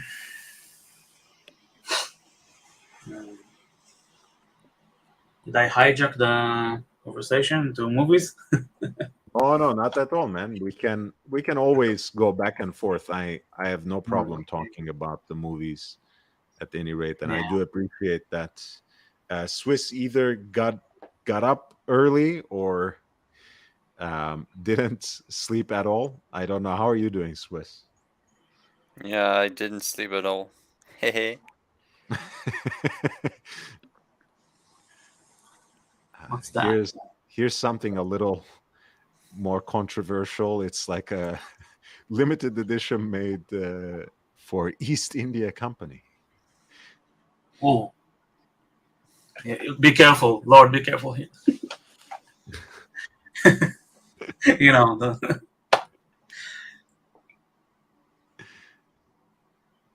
It's nice. Yeah. Yeah, look, I mean, I appreciate miniaturized painting, but actually, this is when Ali comes on next time, we will start with this watch because we began like, I don't know what took us there, but suddenly we were in the middle of a conversation talking about legacies of colonialism and whether there is any virtue or anything positive to be gained from it, or that whether it has any positive legacies in the history of the world, which seems like a very serious conversation, and something that we should entertain on a different level, not necessarily a different platform, but certainly with a dedicated stream. So we might come back with that, but Hmm. this is why I wanted to bring up that watch, because we were just talking about this 2 days ago, and here you go, Arnold and Son has a limited edition piece that honors the legacy of East India Company. And by the way, funny enough, guys, I think after this is not surprising, actually. I'm not gonna pontificate on it too much, but after the UK and the US, most of my subscribers are from India. Um, and it makes sense in a way because, it's an English language channel. English is a uh, you know, pretty common language in India, in addition to dozens of course, local heritage languages. Um, so just so you guys know, I'm on your side. I Of take course. more pride in memorizing, memorializing East India Company. But I thought it was interesting that a modern watch brand would make a limited edition like this. Though I actually appreciate the way they executed the jumping seconds complication. They made the off-center dial and lodged it to 9 o'clock, which gives the full focus on the miniaturized painting on the dial. And then you have the centrally deployed seconds hand, which of course is the dead seconds. So Yeah, that is Mhm. really nice. Yeah. Lord, maybe consider doing a show about HMT watches. tell me more. I don't know. I kind of Well, it's an India a brand from India. It's like I think it's their national sort of watch brand. They okay. actually closed a few years ago, but they have a lot of enthusiasts and people who collect them and discuss them on forums. And I have a few actually. I like them. Very. I mean, Oh it's wow. not horology, but it's a watch. Well, I mean, if you, especially if you have a couple, Yeah. I would love to have you on something. Let's do something together. Or we can do it on your channel too, by the way. This I Yeah. would be more than happy to jump on one Okay. of your streams. Just let me know in advance. I have a relatively flexible schedule, so as long as I know in advance, I can do that. Okay. Right. This is, by the way, enamel painting on like a blue tinted mother of pearl dial, so it's pretty nice Yeah, artistically it is speaking. pretty nice. Yeah. You know this. Uh, it makes me remember a watch with a funny provenance. Also talking about the Michael Caine watch. I had a guy who I met out, at a gathering, a watch gathering. He had a beautiful Rolex Cellini, Hmm. a very beautiful one. Uh, and he said that he got it at an auction, and it was this watch used to be owned by Colin Powell. Oh yeah. Yeah, Colin yeah, Powell. it was his. Yeah, it was his watch. Oh, Oh, let's see if we can right. find a picture of him with Cellini. Did they wear it during Desert Storm? I'm not sure. But yeah, I don't know what you think about this. Honestly, it's I actually, if I'm hard pressed, if I must identify a person whom I actually respected within the Bush administration, it has to be Colin Powell. I have no love for Bush 43, even less for his vice president, Hmm. even less for Condoleezza Rice. But Colin Powell, I thought he was, because he made that presentation at the United Nations to basically recruit the rest of the world on the cause of this second Gulf War. Um, I think he had to bear the burden of that public shame, um, when they were exposed, basically, about all their claims about, that Saddam is a weapon of mass destruction, and he must be eliminated, and he might be responsible for 9/11. um all those lies, I think, just, he had to bear the responsibility because he was the face of that Yeah. presentation, right? And it ruined his entire political career. um Hmm. he was the rising star of that cabinet.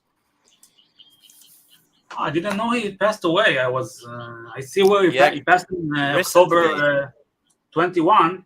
I was hospitalized at the time, so I didn't know. Wow, damn, sad, very sad. Yeah, very recently, right? Yeah, 21. Um, Honestly, I I've was never actually, speaking about this particular watch, I've never personally came across an Arnold and Son watch. It's never a brand that I took a closer look at. So I would like to see it, especially now coming across this kind of enamel dial that seems very nicely done. And the I think they are beautiful watches. But Yeah. if I remember correctly, I saw once a video of Federico, who was really mad at their after sales service. I think it was he was saying that it was overall way too long and way too expensive. Mm, So it might be a high maintenance price watch. for sure. And again, you are getting something here, that's a complication. Unless you have a good watchmaker at hand, you might be inclined to send it actually to them. But yeah, I mean, getting this sort of piece, this is 20,000 Swiss francs in for the fixed price, and it's currently standing at 13,500 with 5 days to go, which, all things said, for this sort of métier d'art piece with deadbeat seconds, Mm. it's not so bad. Hey, it's a perfect watch for the neo-colonialists and pro-imperialists among us. I mean, They must be somewhere. trust me, Swiss, they're all over the place. They are all over the place, and more pernicious people even. But we're not gonna get into that tonight. Hey, Aiden and Big Mitch. Oh, nice. Well, regrets are part of it. Again, Yeah. if the worst thing you experience in life is not buying a watch at a certain price point or getting rid of it a little too soon, I think that's not the worst thing in life, you know. Yeah. Let these be your problems in life. Yeah, yeah. This is the watch that got us into the wider discussion about Vacheron Constantin and how they can produce these sorts of very distinguished complications in conservative case sizes, in ultra thin movements a lot of times, and uh, we were particularly inspired by how balanced this style is for Mhm. a perpetual calendar chronograph. And this is a piece that has a fixed price of 43,815 US dollars and is currently being bid at 25,200. Hmm. Yeah. And you know who was famous for making watches exactly like that? And who was the best at it? Audemars Piguet. Right. Audemars Piguet used to be the best at doing those beautiful dress watches, ultra thin, perpetual calendars, amazing watches. And what are they doing now? Royal Oak, Royal Oak, Royal Oak, Royal Oak. And Code 11, 9, Yeah, what? but wait, 11, I was thinking this, and I was like, oh, finally they are doing something new, finally. And the first time I saw it at, I went to the boutique. hmm. The guy could not stop reminding me, but look, it has the octagonal shape case, just like the Royal Oak. I was like, fuck, why? Why even when you make a new they make a new collection, they always have to go back to the Royal Oak. Ah, I don't know. I don't like it. But beautiful watches. I was trying to see. I had this. I haven't posted it on Instagram yet, but I had this old school Audemars Piguet ad that advertises an ultra thin dress watch.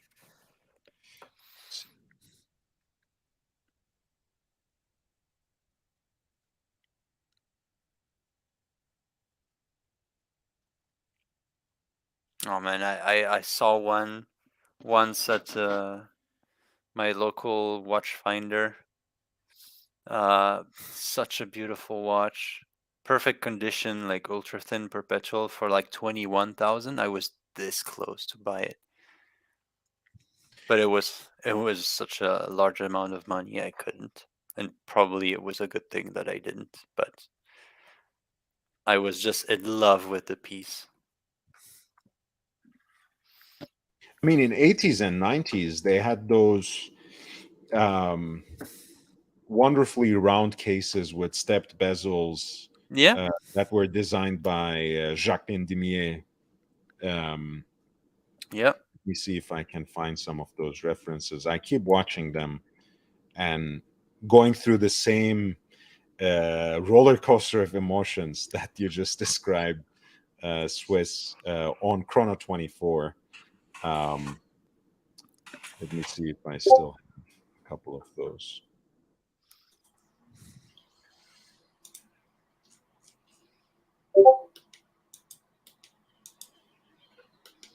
Um,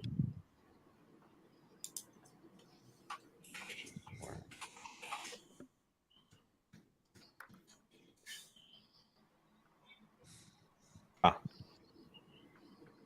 I think this is the early 90s reference, but should still do.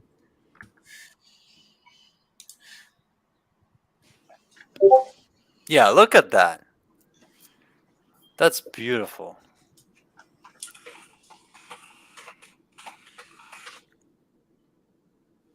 And this is like probably 36 or 37. Look how Yeah, I thin it think is. it's right Look, right around 36. Yeah. yeah, that is amazing. This is exactly my style of watch. And I know that for most people it looks like a grandpa watch, but to me it's really beautiful. I mean, our Lord Swiss looks ageless. You know, he's a man of all seasons. He can wear a grandpa's watch. It's okay.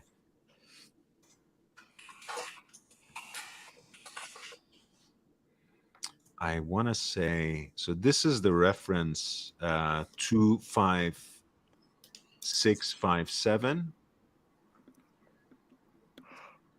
and there was a reference right before that. I think it was the 5548 when it first came out. And that's where it developed from. And 5548 is, I think, a little more expensive, but these pieces have, some sweet deals once every so often. Hmm. Um, let me see, 25657.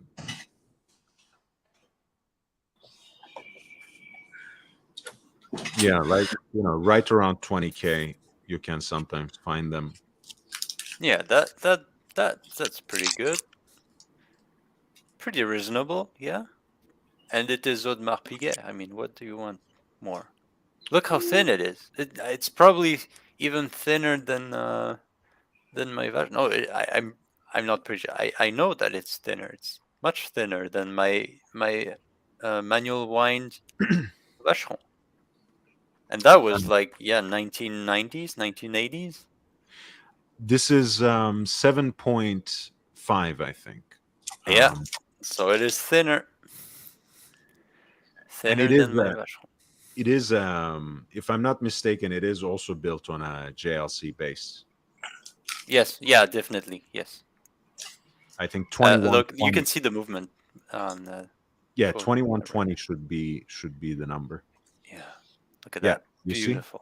2120. Amazing.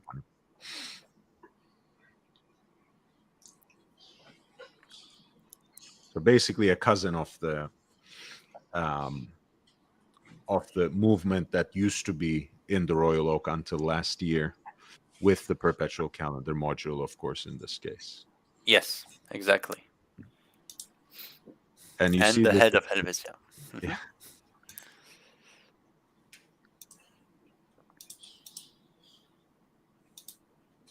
So, Lord, could you ever wear a watch like this? Or do you think it's that kind of special occasions watch? No, I would love to. I was look, we were talking about how that particular combination, especially a perpetual calendar chronograph, has that sort of pull on both of us.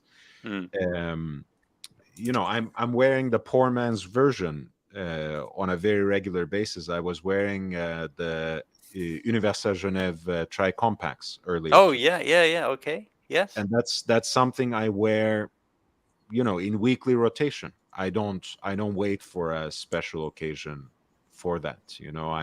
I can wear it with a rugby like this with a hoodie, Mm. or I can also wear it when I'm suited and booted, so to speak. I don't Of course, that has the advantage of being stainless steel in my example. But I wouldn't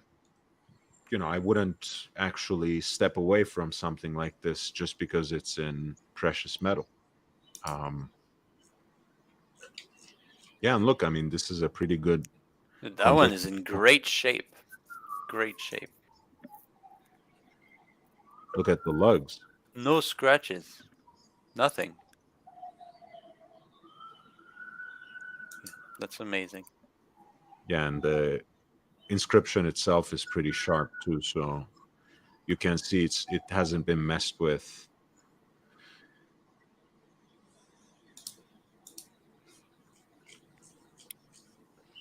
Yeah, that's a great deal for a quality perpetual calendar like this.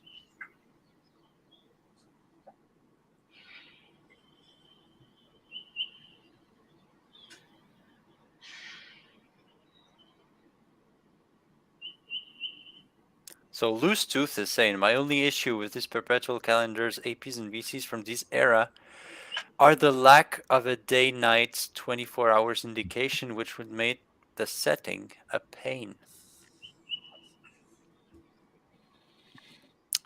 Uh, yeah, I, I could see that.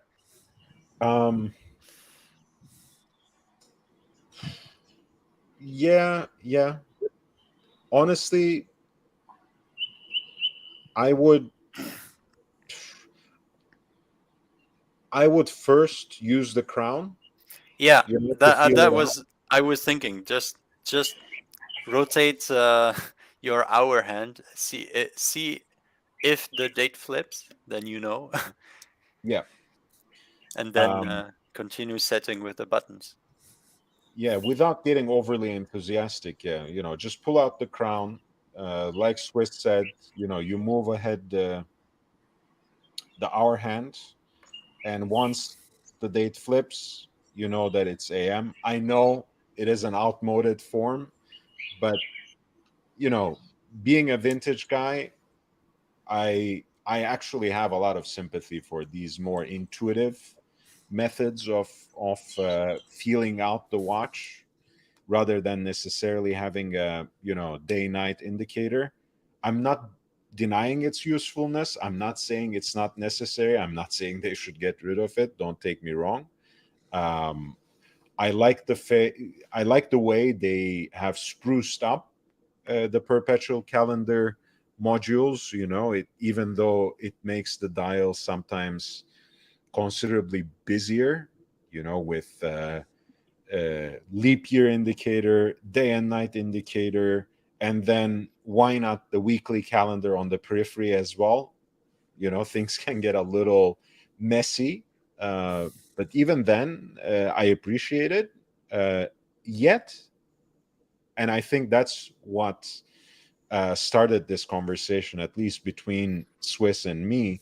There's something to be uh, really enjoyed in the purity, in the balance, and in the beauty of this simple four subdial layout that doesn't mess much with anything else. Which makes it a nice dress watch. I know people have sometimes very strict rules about what can be a dress watch. I think a lot of it is very pedantic, actually. But I think a nice balanced dial and an elegant, discreet, sleek case design goes a long way. And at 36 millimeters, 7.5 millimeter thick, with a prestige complication, I think this checks a lot of boxes. Yeah, yeah. Aden Valento saying, "I want to sell some watches, get something gold. I might prefer the old man watches."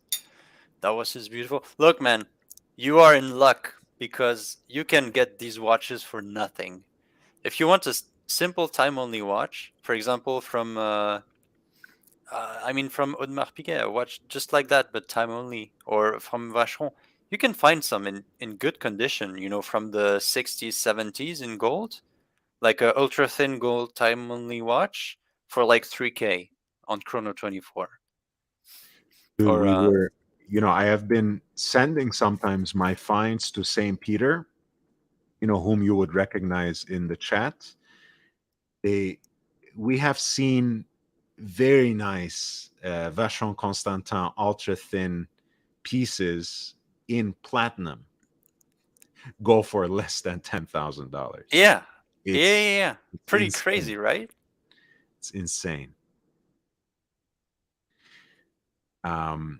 And a lot of them, you are right to make the connection not only on an aesthetic basis, Swiss, but a lot of them are actually built on the K2120 movement. Hmm. Uh, so, the same movement base basically without the perpetual calendar module. So there's the family resemblance. Yeah, or And even a Rolex Cellini or something like that. The old one. Look at this watch right there, Audemars Piguet. I mean, hey, it has the octagonal case, Swiss. yeah. Yes. Let's go. I mean, this is a class watch. I mean, you get this, you get full respect from me. Hey, that means a lot, actually. I mean, if you can, Aiden, if you can suddenly jump to the level where Swiss respects you, that's you're getting somewhere in this community. So, Yeah.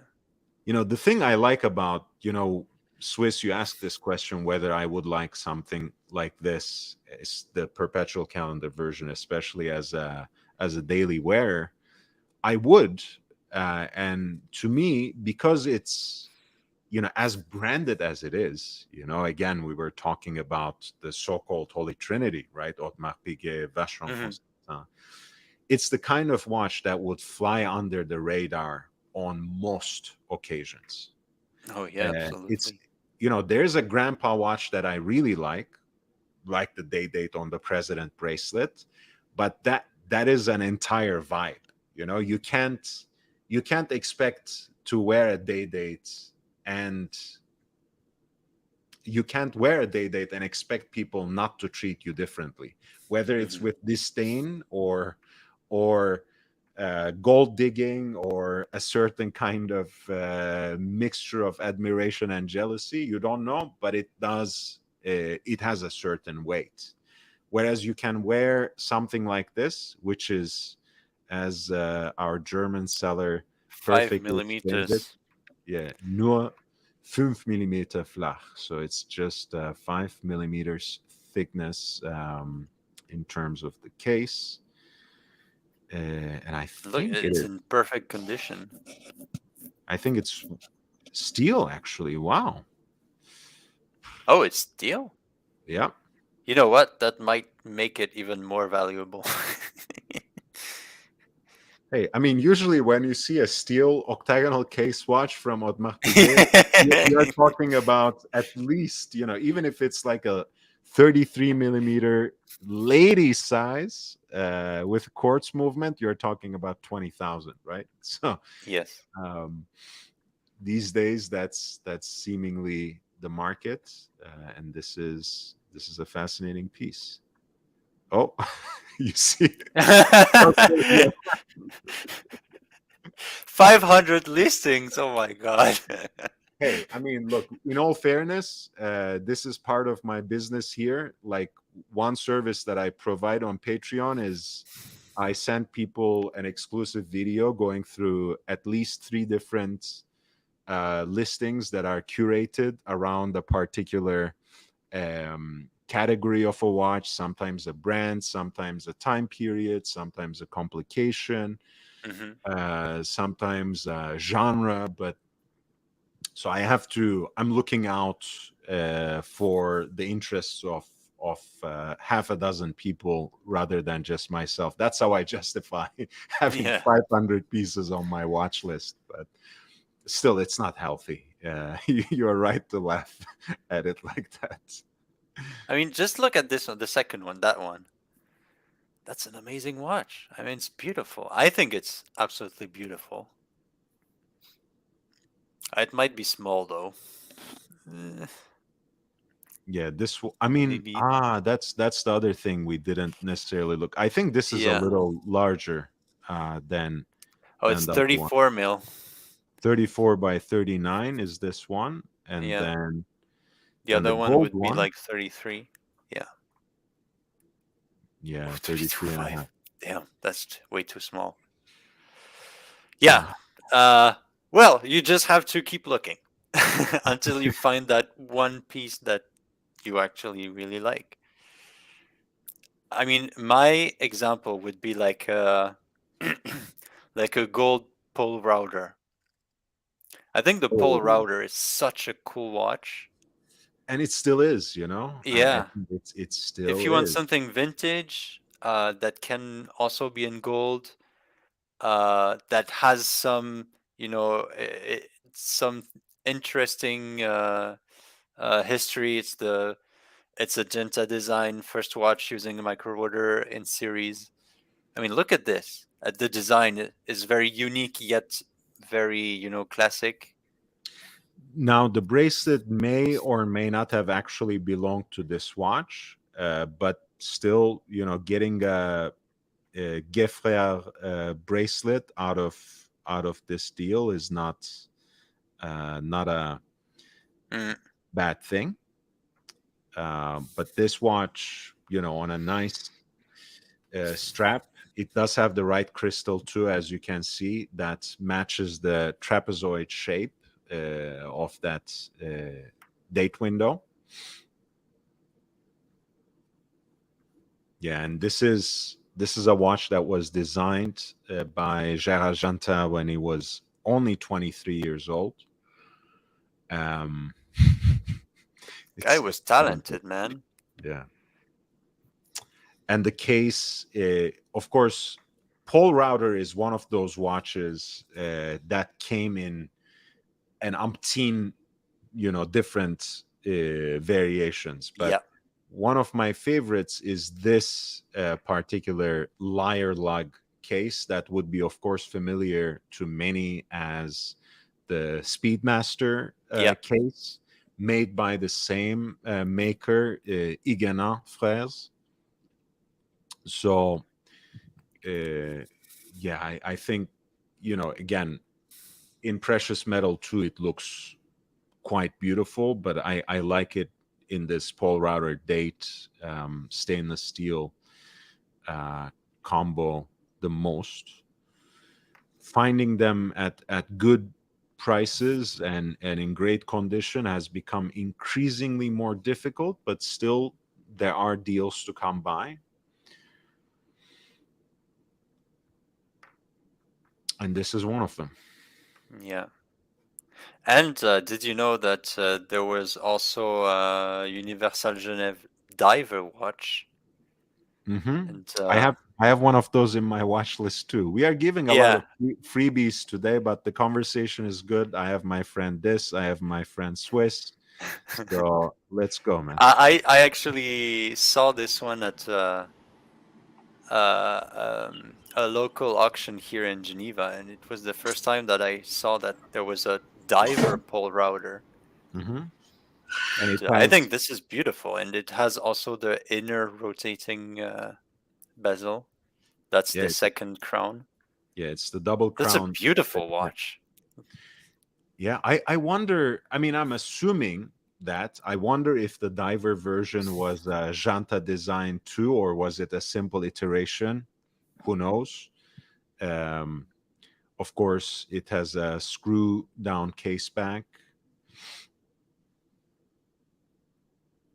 Not to exalt it too much as a diver beyond the aesthetics and the rotational timing bezel. I think these super compressor type cases have 30 to 50 meters of a depth rating. But anyway, it is what it is. It has the aesthetics. Yeah. This, can we pull you back into the conversation now that we have a dive watch of some sort? Yeah, but I don't like the compressor. I don't like that. No? I need a bezel, Yeah. No, okay, go ahead. I'm a little tired. It's okay. No. I wanted to share this. Let me see if I still have that. Mr. GMT, hey man, jump on, Mr. GMT. Kalimera. Jump on. The link is pinned, but I'm gonna send it again.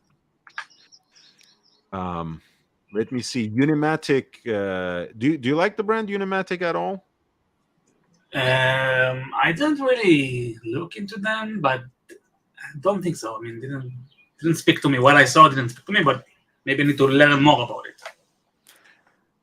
Not necessarily, but they did come out with a new watch just today, I think, in collaboration with a Canadian lifestyle brand. I don't know what that means, but hey. Neither do I. Canadians live too, so they must have some sense of style to go with it. Sorry, guys. I love you. Um, this is their Lifestyle. GMT watch, and I like the color scheme actually quite a bit. Um, Kind of like an all gray look. Yeah, a little depressing. It doesn't have a proper rotational bezel, of course, which this doesn't approve. You know what? It reminds me of that Hublot that was made out of concrete. Yeah. I'm guessing that that wasn't really a praise. I mean, it's not an insult. It's just very strange looking. But I mean, on that photo right there, it looks like a big, big chunky watch, which is probably what you want. Looks Yeah. like really sturdy, like you could bang it on the wall and it would break the wall. What are the dimensions? Did we say the dimensions? Yeah, the dimensions are. This is their Modello 4, as they call it. It's the GMT version, 40 millimeter titanium case. Okay. The thickness, I would have to go back to the Unimatic website and look at one of their Model 4. The strap is a NATO. What is it? It is rubber. Rubber, I think. Yeah. Ah, They, rubber. they do have a NATO that comes with it as well, but Hmm. um, let's see.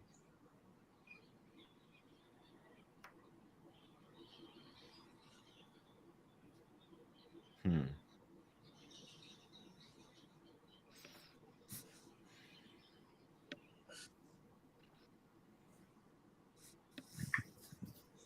Also, Lord, I would like to ask. Meanwhile, I mean, Unimatic is a brand, is a known brand, but still, it's not like where do they come from and why do they have their, I don't know, gravitas in the watch world that makes them interesting.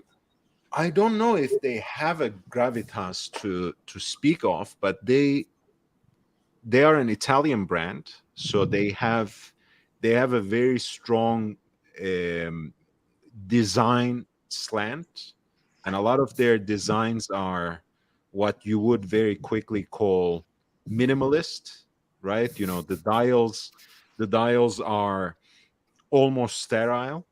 They, of course, there are few lines of writing, but a lot of times they're even removed from the focal point of the watch, right? They're put at 6 o'clock rather than 12, which is where the eye naturally travels.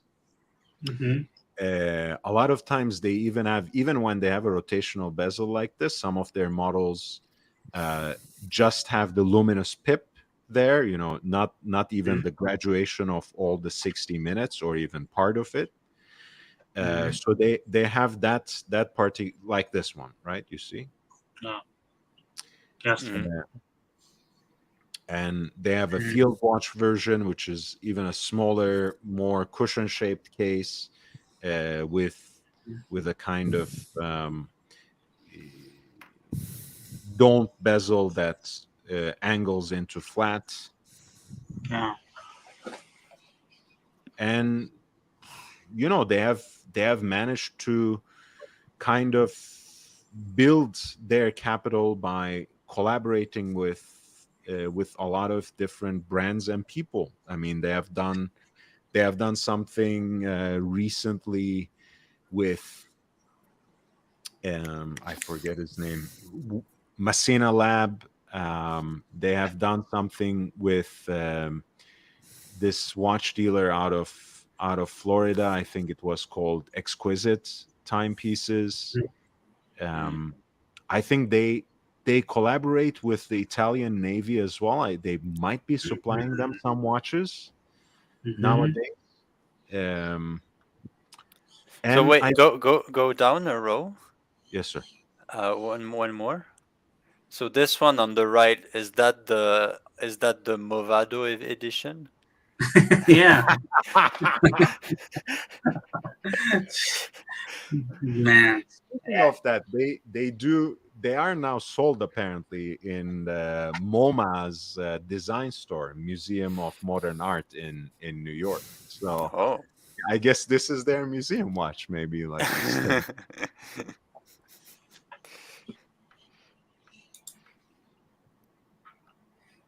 Yeah, you're right. I mean, that's a nice dig. We have to take that on the chin. But Oh, yeah, they have the box. You saw the box? Yeah. yeah. The It's watch like is the box, minimalist, you but received. the box is so over the top. No, it's like the box you received with the San Martin when you Oh, maybe. you know the San Martin, Lord. Yeah. I mean, Yeah. look at that box. It like looks huge. Where do you put it? And the box, it has a helium escape valve. Look right in the middle.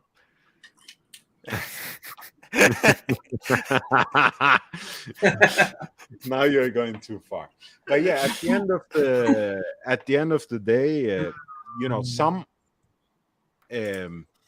some of their watches at the lower segment have the Miota base movement. When they do collaborations, it's usually the Celita movement, pretty standard, SW 200-1. So at the end of the day, they are a very specific design language, a kind of micro brand that usually works through limited editions and collaborations, at most 500 pieces, with prices ranging from 500 to 1,000 in euro, more or less. It's an interesting price point. Nothing that struck me so hard that I wanted to get, except for the bronze divers they did with Masena Lab. Let me see if I can find those. Those I really loved, actually. Especially the one that had this dial. This one. That's nice. Yeah. And again, I know it goes against your philosophy of a diver this without a bezel, but kind of like this one, because of how the bronze and kind of the khaki green go together. It's a little hipster, but yeah. Look, I'm not gonna say anything because the biggest mark of a hipster is the denial of the fact. Mr. GMT. How you going, boys? That's Hey, how. man, how you doing? Nice. Good. Nice Don't sound too happy to see me, for God's sakes. Jesus. Nice to see your sexy face, Nice Mr. sexy. GMT. Nice to see you guys too, man. I was sitting in the back there from the time you asked me to jump on. Oh my God, I'm so sorry, man. I'm so sorry. I'm almost about to jump off. That's how long I was jumping. I was sitting in the back. I'm so sorry. How you boys been? Good? Yeah, man. Good, man. Nice to see you.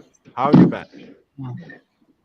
Yeah, just working, Now I'm driving to the gym. I was watching your show, listening to it. And you asked me to jump on. I said, while I was driving, I managed to jump on, so without killing myself. I don't recommend to do this at home, guys. It's not a safe thing to do. But here I am. I'm on your show and, listening to you boys talk watches. Thank Just you thought so I'll much. just come on and say hello. And since you invited me on, thank you very much for that. Lord, it was nice of you to invite me on. You're Just a always quick welcome. hello. You're always welcome here, man. I don't really have too much to add to the watches that you talk about because you're at another level than I am. But I'm always happy to jump on and say hello. No, man, don't say that. It's I don't think I don't think that precludes anyone from discussion. We all bring something different to the table. This is a Yeah. diverse enough space, big enough space that Oh yeah, that yeah. has room No, room for all of us. the nice thing about you, Lord, is you make everyone feel welcome. You know what I mean? And that's a lovely thing to have. Yeah, indeed.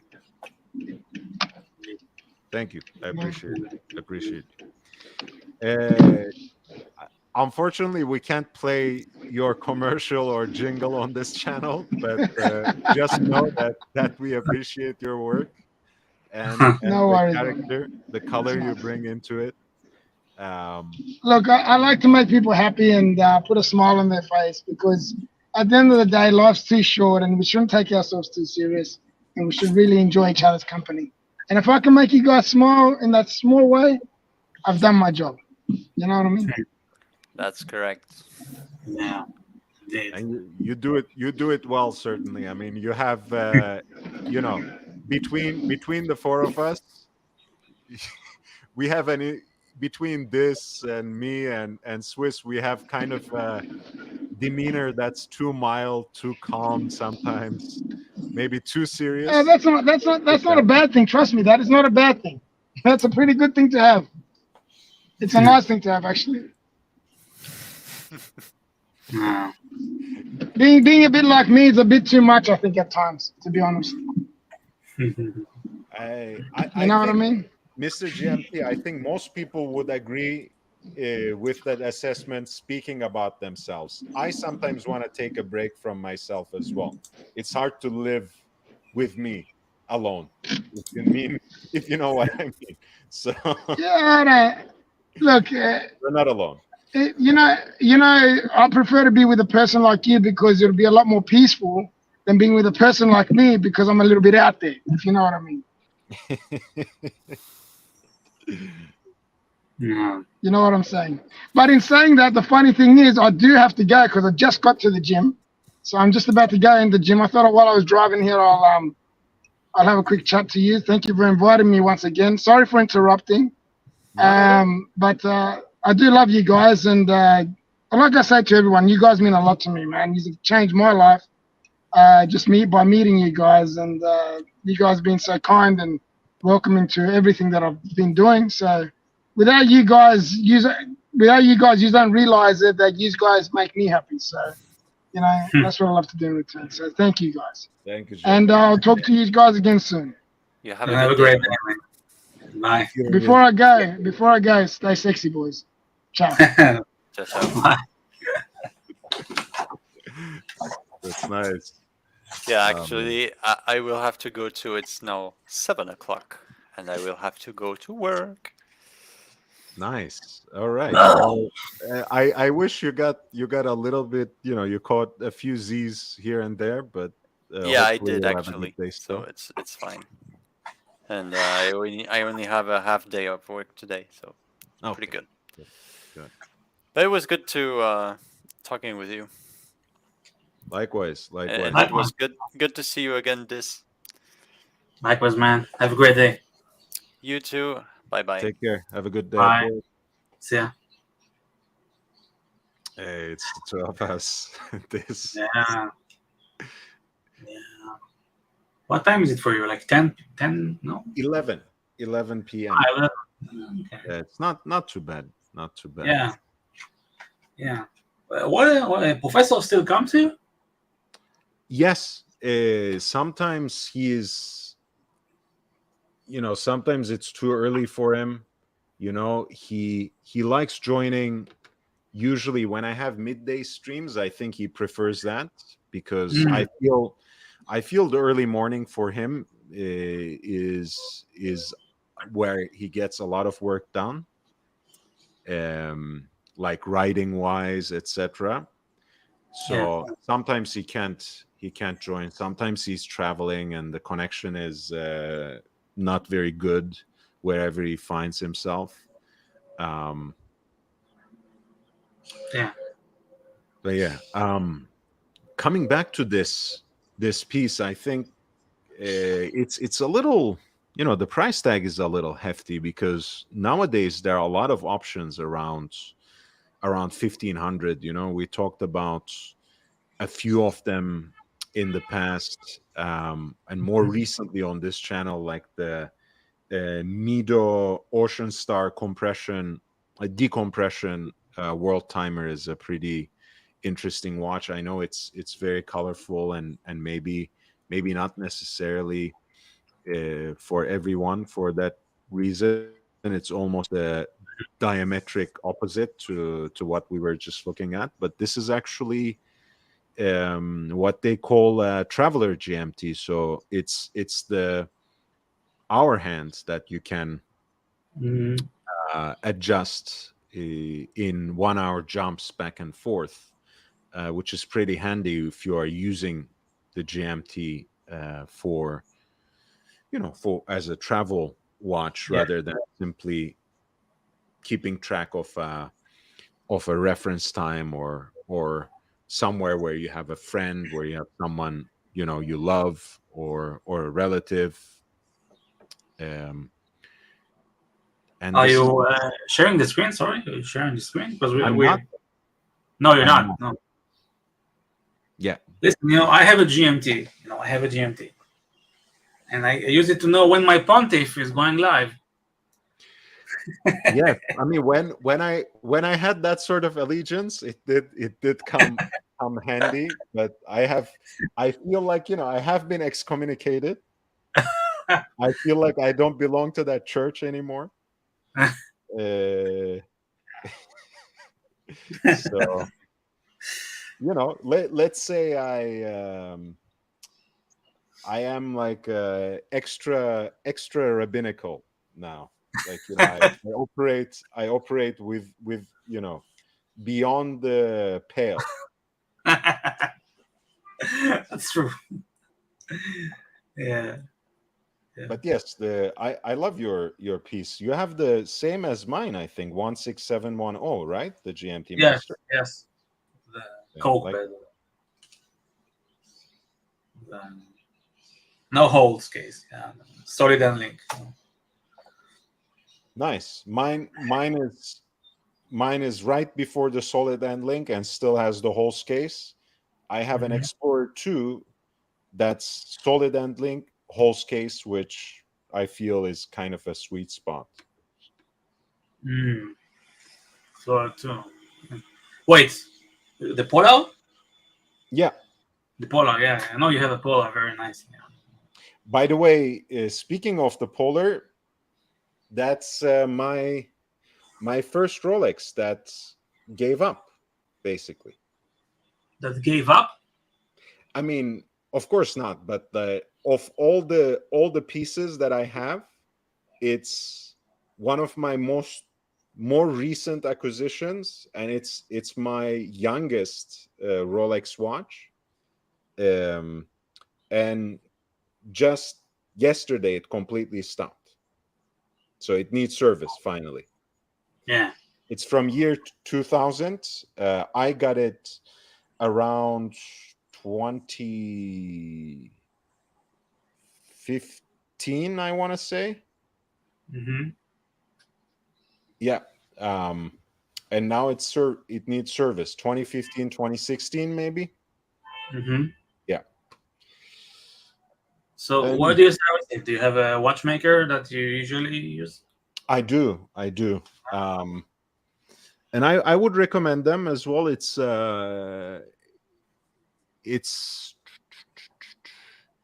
ABC Watchworks, downtown LA.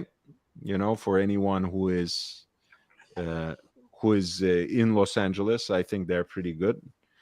Mm-hmm. I think there is also a place that's split off from them, or the other way around, in Pasadena, called LA Watchworks.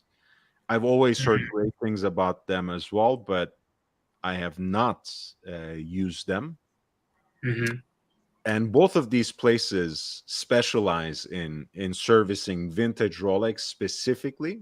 Mm-hmm. So that hence my connection to them, but that doesn't mean they are limited to those pieces. You know, they can service all sorts of watches and more Yes. complicated pieces as well. But Hmm. you know, since my collection is mostly Rolex before year 2000, I mostly trust them.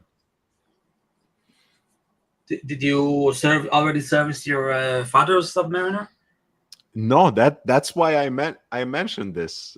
This it's like it it came to me serviced when, you know, when my mom gave me the watch at 18, and since then, you know, it's now 2 decades strong. uh sure, I mean, it's not a precise chronometer, so to speak, but it has not missed a beat in the last 2 decades. Wow. So that's very interesting to me, right? You know, I would get a basically a 21st century watch just Hmm.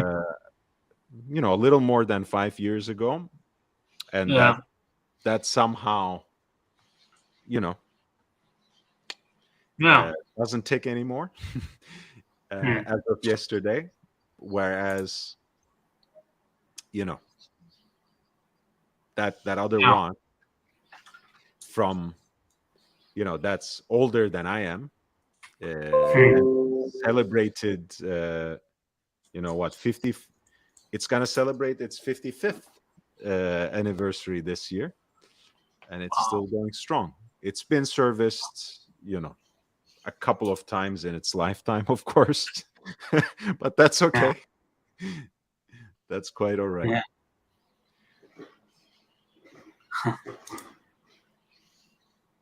Yeah.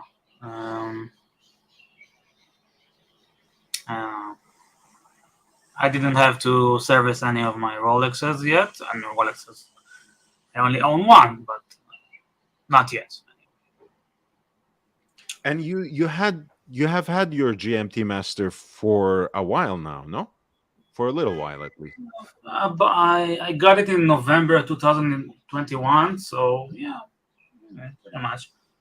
I actually regret getting it. Um, I think I you made talked about this because you gave up your sub, no? To get this one. no, I gave up. I at this point I had two subs, one 4060, the one we talked about, yeah, Uh-huh. 16610, the date. So Ooh. I gave up the 14060, which was full papers, everything like receipts, and naked Explorer 114270, Explorer 1 36 mm, and I traded them both for this. I mean, and this is a naked watch. Now I wasn't in the right of mind, so I forgive myself, but still, you know. Yo, you should forgive yourself. But yeah, it happens, man. It happens. Like, you know, on a certain level, um, you know, as collectors, we sometimes do get into that mindset, and we talked about this, right? You know, you where you want that watch, that specific watch, and nothing else will somehow satisfy the craving, right? You gotta have it, and you gotta have it now. We already have that propensity. We already are inclined to make bad decisions on that basis. um yeah. Yeah, one of my problems was is not anymore a thing, but yeah, that I can control my impulses when it comes to watch buying, not when it comes to being in a club and doing something. Yes, when it comes to buying watches, you know, when I had the ability, the financial I see, means. I see what you did there. This nice one, nice one. But yeah, this is the watch that we are talking about, the 16710 with the Coke bezel, just like mine, basically, but a little more recent, a little more modern. Mine is from 1997. This is probably what, 02 or Oh, 3. Nice one. 02? Yeah. Yeah. Yeah, I think it's slightly polished on the lugs, but not something No, I too mean bad. it looks healthy for sure. It Mm. looks healthy. Mm-hmm. Yeah.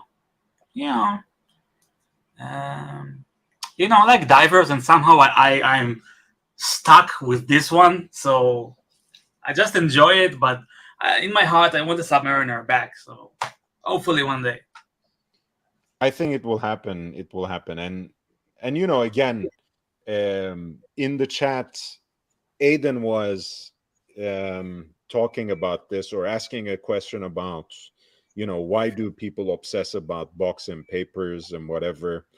And you know, sometimes it's nice to have that whole set, you know, the way you were describing, down to the receipt.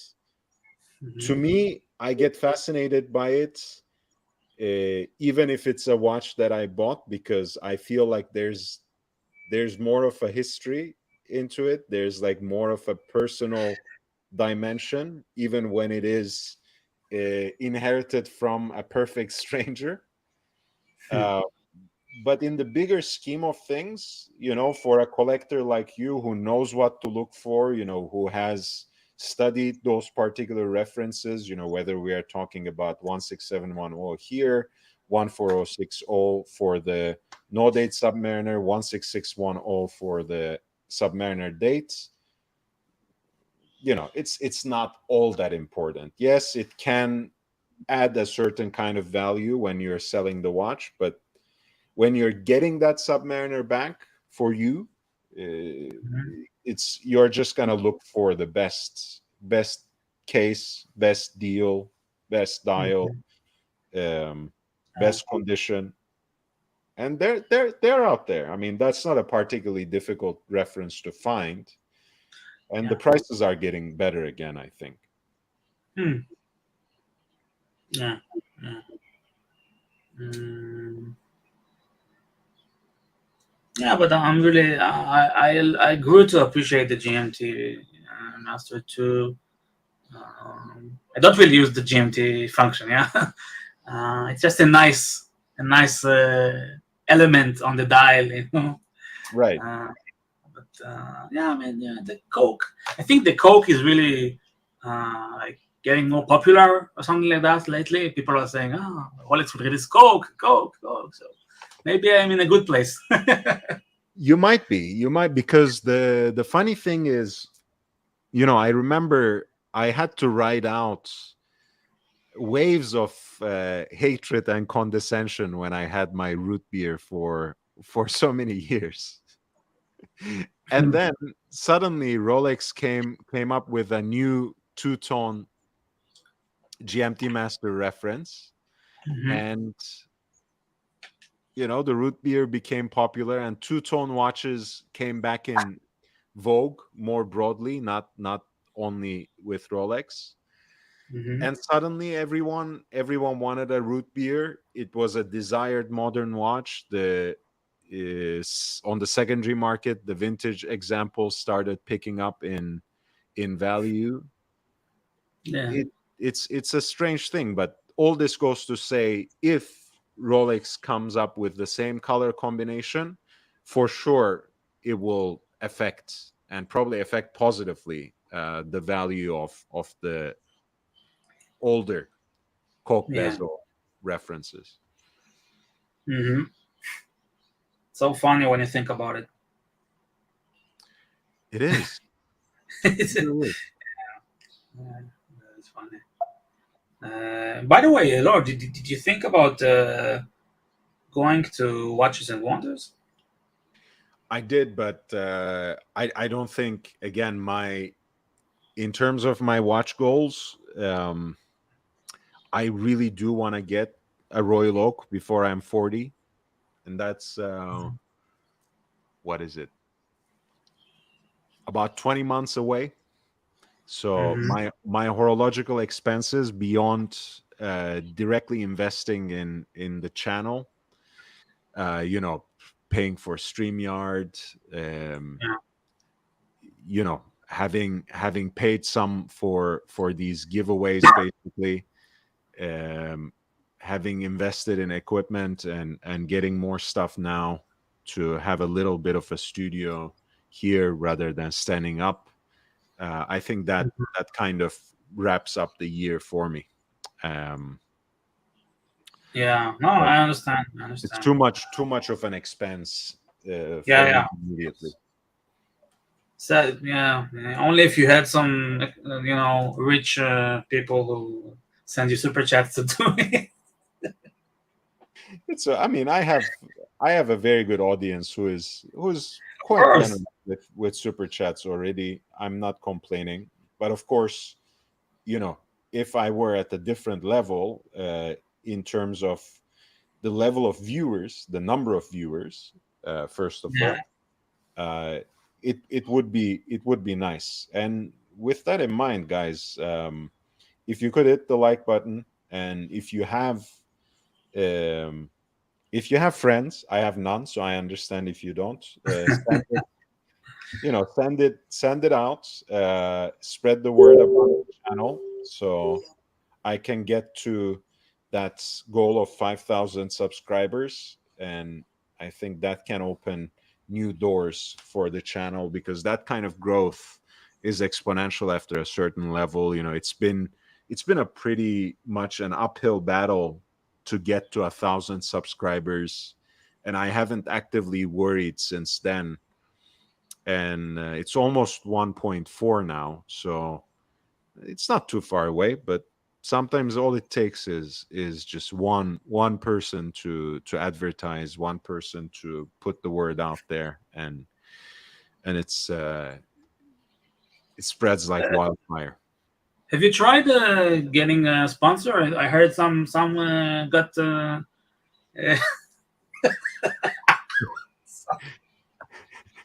You were, I don't know, unless you were tricking me. No water company contacted me this.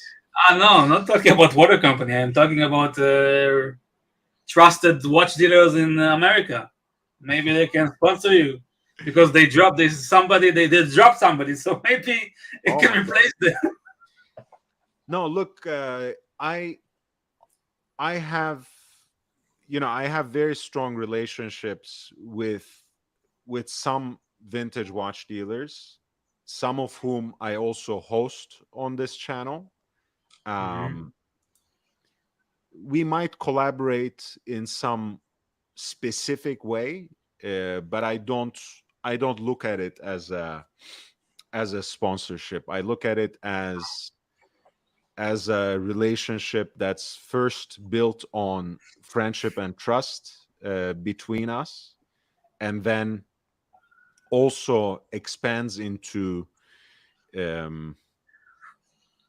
into spreading mostly, and first of all, knowledge about what they have in their inventory, um, and not necessarily from a purely marketing angle. And with that Yeah. being said, by the way, Eric Wind is coming back before the Oh, end of the month, um, and he's gonna talk about the Scott Carpenter Speedmaster that he still has on the website. Without giving too many secrets away, he might talk a little bit about how he goes about sourcing these kinds of unique watches, storied examples um, of vintage pieces with a certain provenance. yeah. Wow.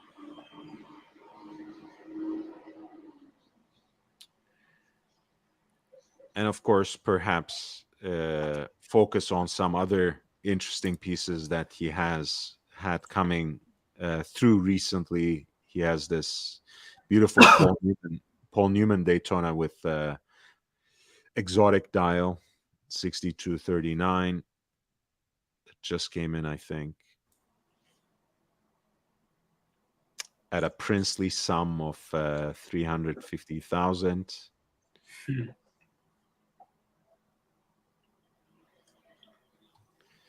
he has an American market 6263 in 14 karat gold with matching Jubilee bracelets. Wow.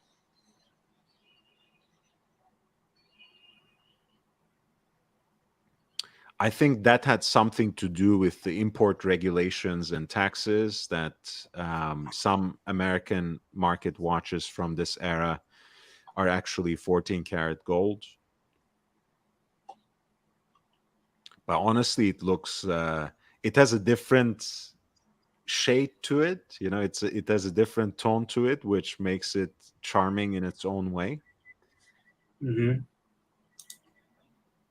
And you know, for certain collectors, these things might mean something. I know people who obsess over French import hallmarks on gold cases, you know, so it wouldn't surprise me that someone, you know, is particularly invested in getting 14 karat yellow gold watches and making an entire collection out of them. And at this level, you know, who knows what people go for.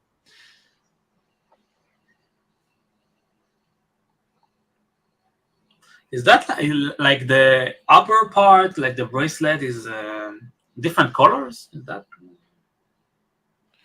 like? No, it's both. It's both both 14 karat gold. It seems like the color is like how do you say like it's been, I don't know the word in English. There's a difference between the tone, the bracelet on the top and Mm. the bottom. You don't see it? Maybe I'm colorblind. I don't know. No. I see what you mean. I'm guessing it's just something from the photograph, but I see Okay. exactly what you mean. Yeah, it does look like a different shade Yeah. at 12 o'clock than 6 o'clock. Yes. Absolutely. And you know, when you look at the case back, for example, it's the oxidization makes it kind of a rosé color, pinkish color than outright yellow, of course, which is something that happens with yellow gold over time. Mm-hmm.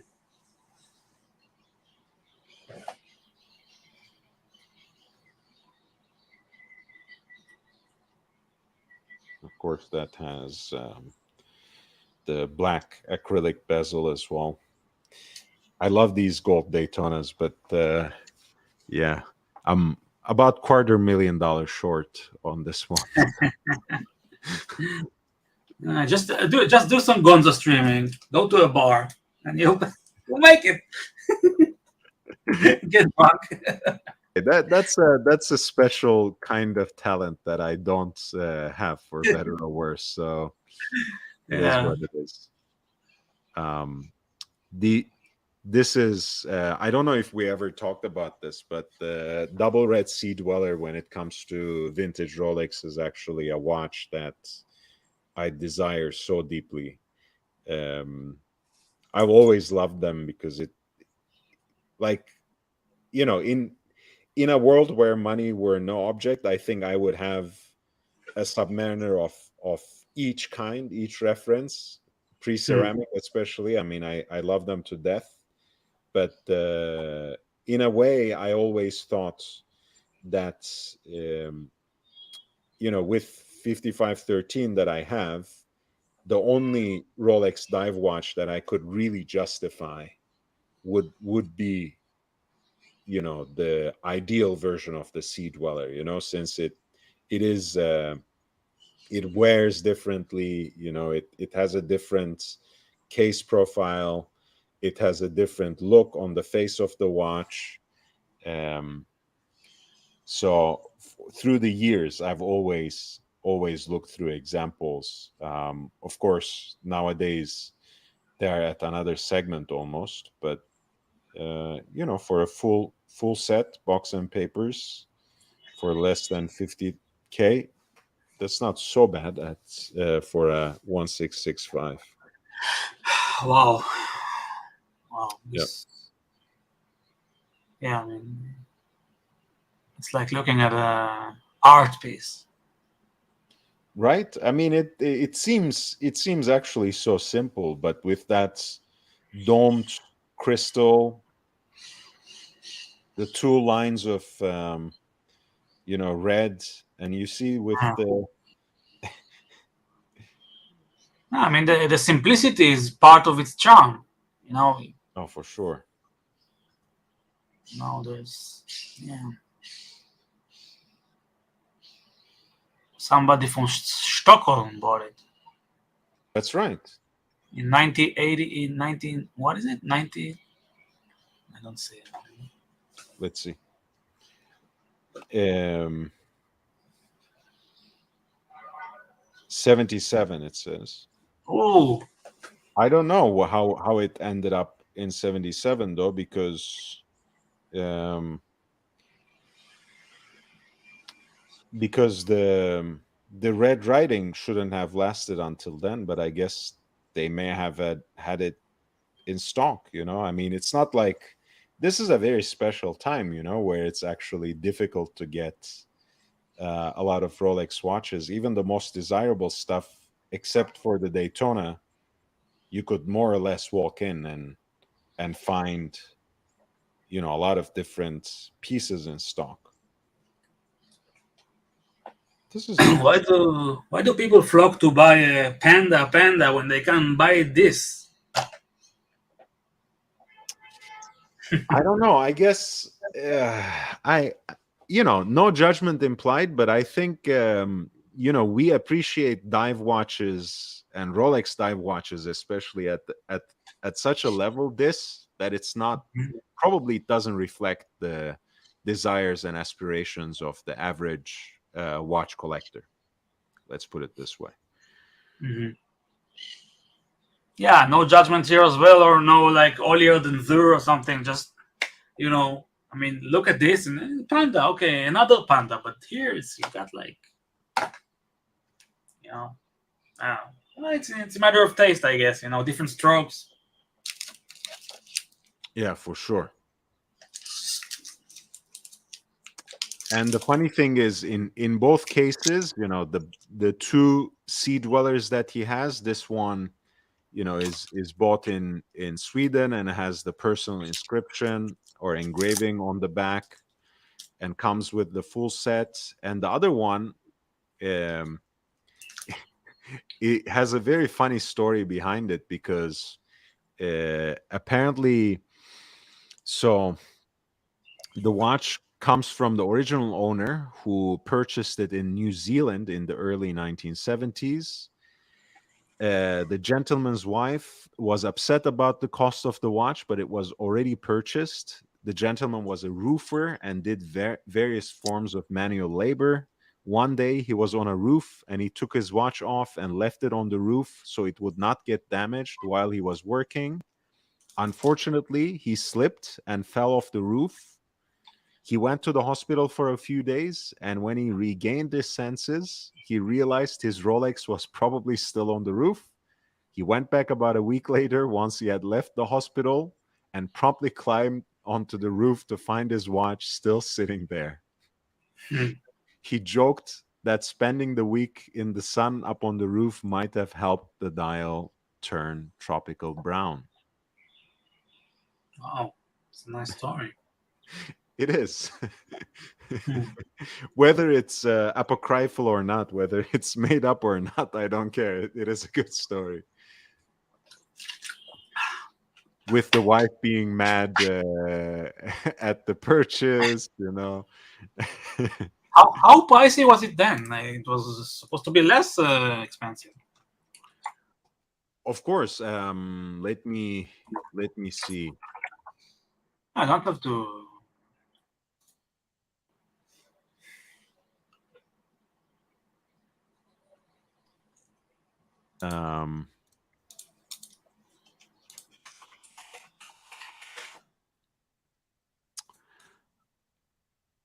I had done this for Submariner. I think it should be around like 275, 300 or something at the time. The Sea Dweller. I don't know, like late 60s, early Hmm. 70s, let's say 1972.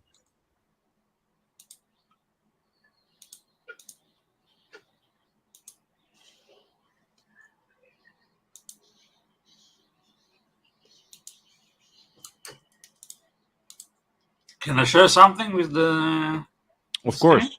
Let me pull it up for you. Wait, let me. Speaking about Rolex, Yes. I have shared it. I will zoom in. Okay, so do you identify this gentleman? Yeah, I think so. Okay, it's Yitzhak Rabin. He was wearing a sea dweller. He had a Sweet Dweller, yes. He had Oh. other watches. He also had an aerospace. To anyone who doesn't know, this guy was a prime minister of Israel who was assassinated in 1995. And he had this, this is a sub. Oh no, this is the red sub, right? 1680. Yeah. 1680. So Wow. 16. So what? It's from the 70s or 80s? I don't know. It was sold for $95,000 2 years ago in an auction. Mm. Yeah, it had a box. No, I'm not sure about papers. It's just a little, story. Since we Wow. both like Israel. Of course. Well, who doesn't? Yeah, Israel forever. That's right.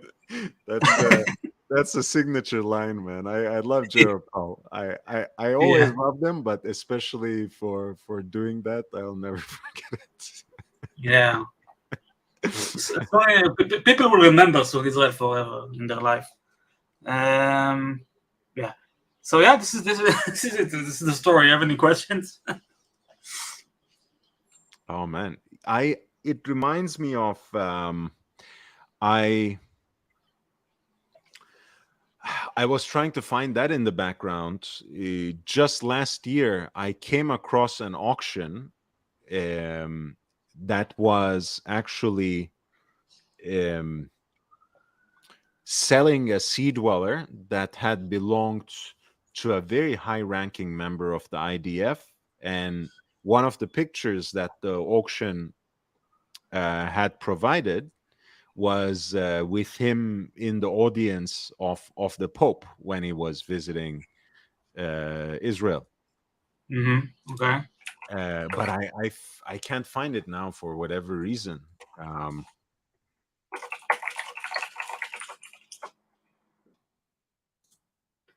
Yeah.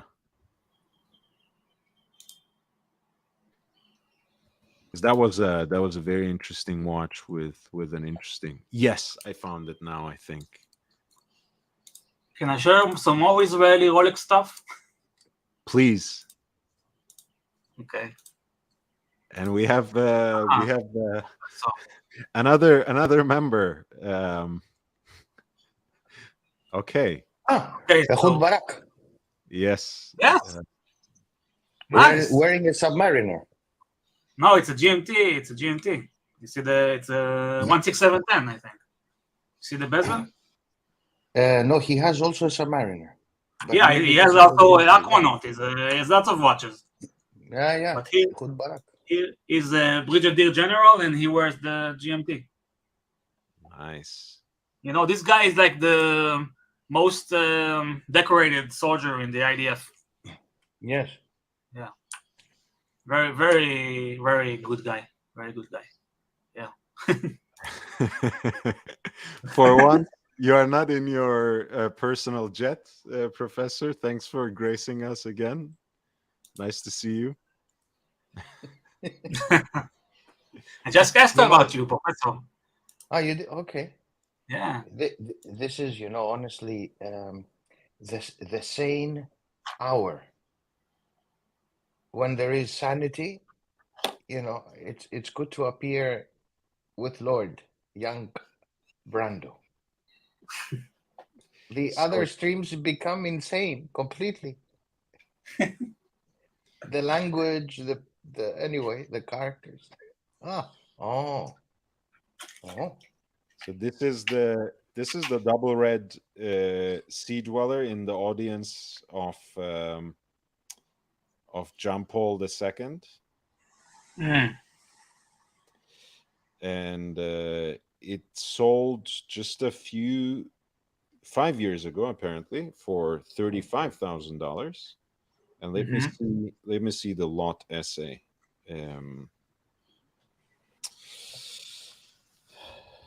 Okay, it's the Israeli emissary to the Vatican. That's what he wore. He worked in the Caribbean, apparently. Purchased the watch from the Bahamas.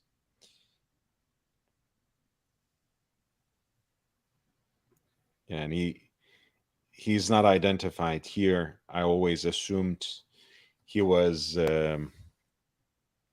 more than an emissary, but let's let's take that as read.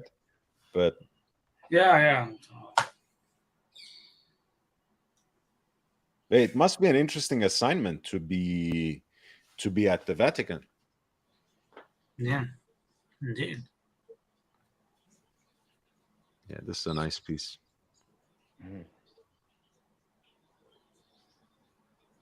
It's in Italian. Arrivederci in Israel. It's from the Pope. Okay. Yeah. The Pope sent him a postcard. Yeah, it's and the look is so familiar too. It's just like Yeah, so Israeli. It's very Israeli. So Israeli, man. A nice shirt too, with you see how he rolled up, and I think there's like a latch there that he buttoned up. Yeah. Nice. So yeah, I mean, look, just 5 years ago, with certain kind of provenance, these pieces were selling for 35, and now they have at least hit 50, if not more. So the vintage Rolex game is in and of itself pretty vicious.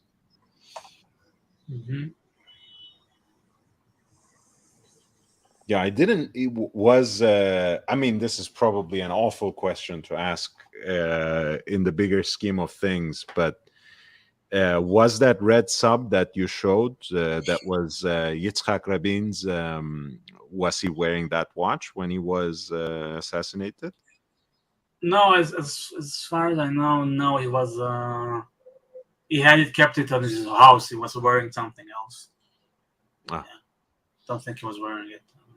As I said, he went in the 90s, while he was prime minister for the second time, he had an Breitling Aerospace, which he was wearing a lot. By the way, Israeli prime ministers really like Breitling Aerospace for some, I don't know, some reason. Yeah. Sharon, Barak, Olmert, everybody. Yeah. Bibi doesn't wear Rolex. Bibi is Palm 040.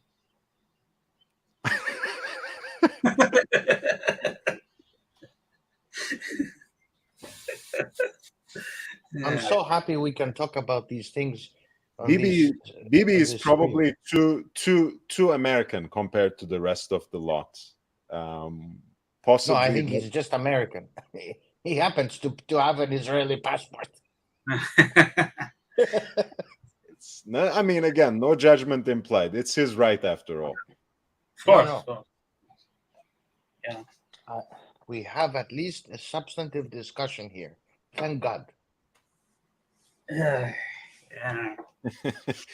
Yes, I mean that's about the only problem with Benjamin Netanyahu. Yeah, that's the only one, guys. It's only a minor issue. Yes. Yeah, the Rolex hate is not tolerated on this channel. So, Professor, are you gearing Yeah, up for Geneva at all, or are you just yeah. watching it from a distance? No. I'll go sometime in April, but after the event, the Mhm. the confusing event. What? Why do you say confusing? Yeah, because you cannot have a meaningful discussion there. Well, I mean, to be fair, no pun intended. It's a trade show, right? Yeah. So its purpose primarily is marketing, not intellectual exchange. I know they increasingly have um, tried to increasingly they have tried to incorporate or create these panel like discussions in connection with the events. I'm sure they always existed in some shape or form, but more recently they have been televising / live streaming it when Watches and Wonders takes place, which I think is a pretty ingenious but also completely predictable way of making Mm. some use of these modern telecommunications we have, right? I know they roll out their releases throughout the year a lot of times. Um, but when the trade show is happening, it's a nice way for us to access it from far when we have these sorts of live streams with discussions. And I know, again, Professor, it might not be at the level that you expect and we aspire to, but it's better than nothing. No, it's okay. It's okay.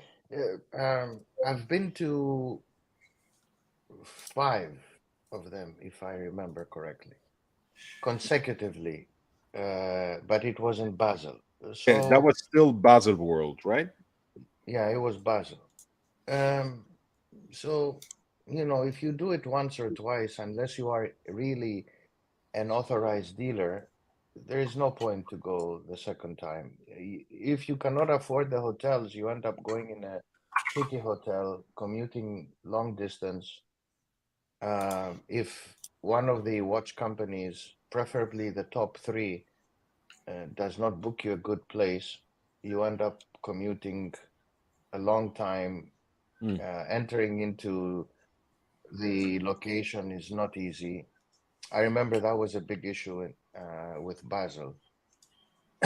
There were no hotel rooms. So Geneva is much better, but you pay at least 700, 800 a night for a decent room, right? Unless you are, going out in the Alps, you know.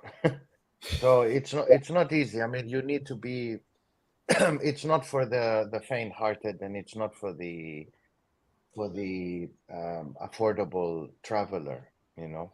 Of course. So, and the ADs have to go. I mean, at least the big ones, they all have to show up, but the real meetings don't take place there. The real meetings take throughout the year because you're called upon to see the head office at least, 3 times a year if you're one of the big ones. So, now with technology, Lloyd, you can attend the meeting virtually. In any case, they will begin to show a few days in advance what they have, here and there. I like these releases that gimmicky Mickey Mouse releases that people have in the internet about different brands. Um, yeah, no, I don't. I mean, it will be nice if we go as a group and we have fun. I think we But can. going alone, what will Yeah, I do? See the same people, I pretend. think we can do Thank that you. down the line. I think Yeah, next down the line. next year actually could be a great time. Um, I have mentioned this before in our conversations. At some point, well, with time, at any rate, my investment in time on this channel has increased, and it will tend in that direction, and hopefully by this time next year, or maybe a little into the summer, we might be looking at something more professional, let's put it like that, on this platform. I mean, our approach has always been professional, always rigorous, always serious, always respectful to both the people and subject matter at hand. But yeah, I hope by next year this time, this may have become a full-time thing. So in which case we have to be in Geneva, right? Yeah, yeah. So I'll go there. I'll go there at around the 6th of April. That's my plan.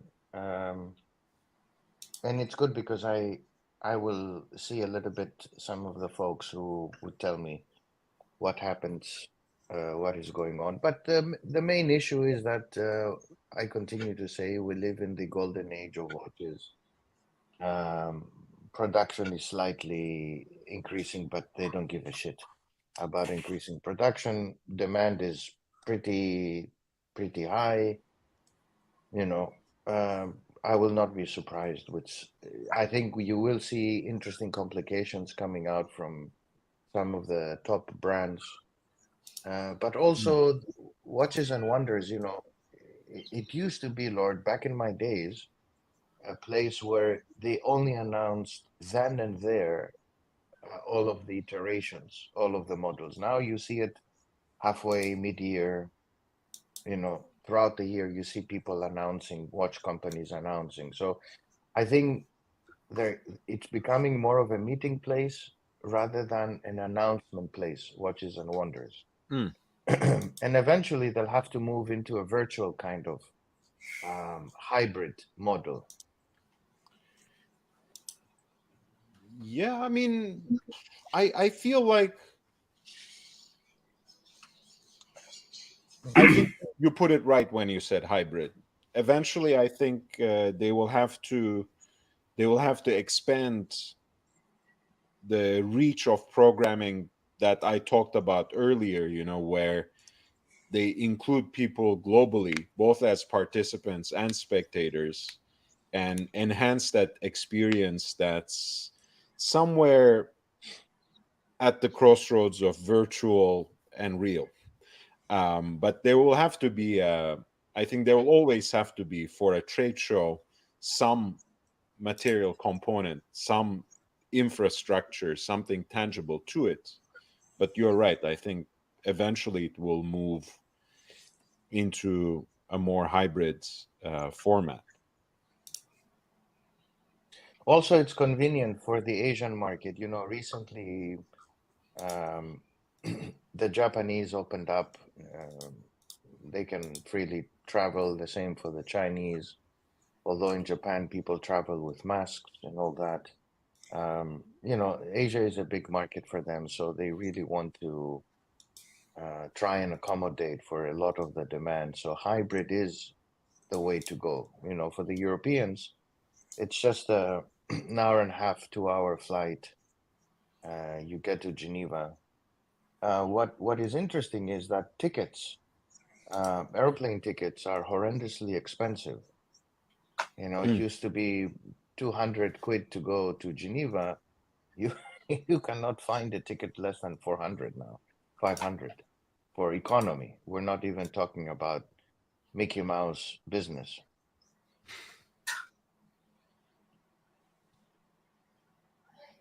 What else is happening? The other thing, of course, if we can make it a little bit more knowledge oriented, what is interesting is that this meltdown in your neck of the woods in Silicon Right. Valley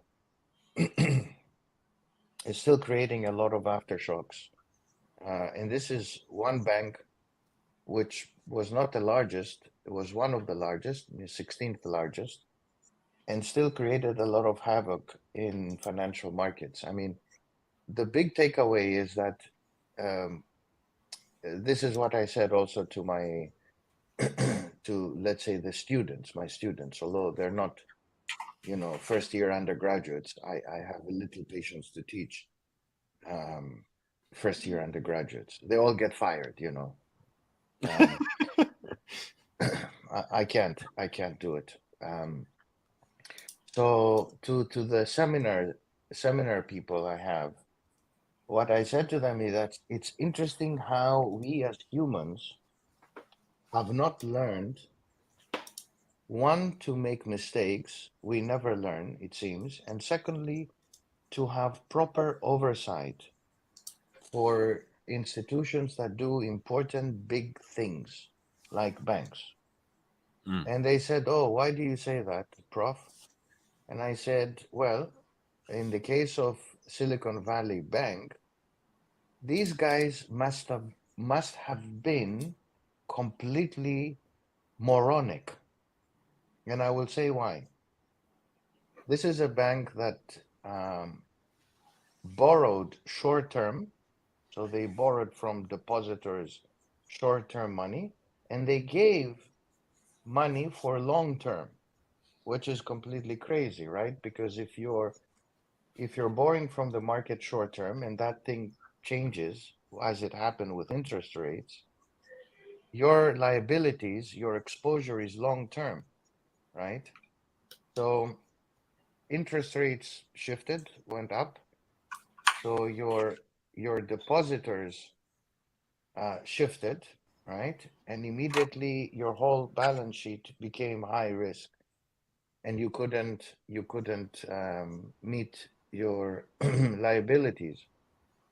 We never learn from previous crises, right? And this is just one. Imagine if this goes into something else. Thank God the Federal Reserve came in to bail them out. Imagine if we had 2 or 3 of these crises.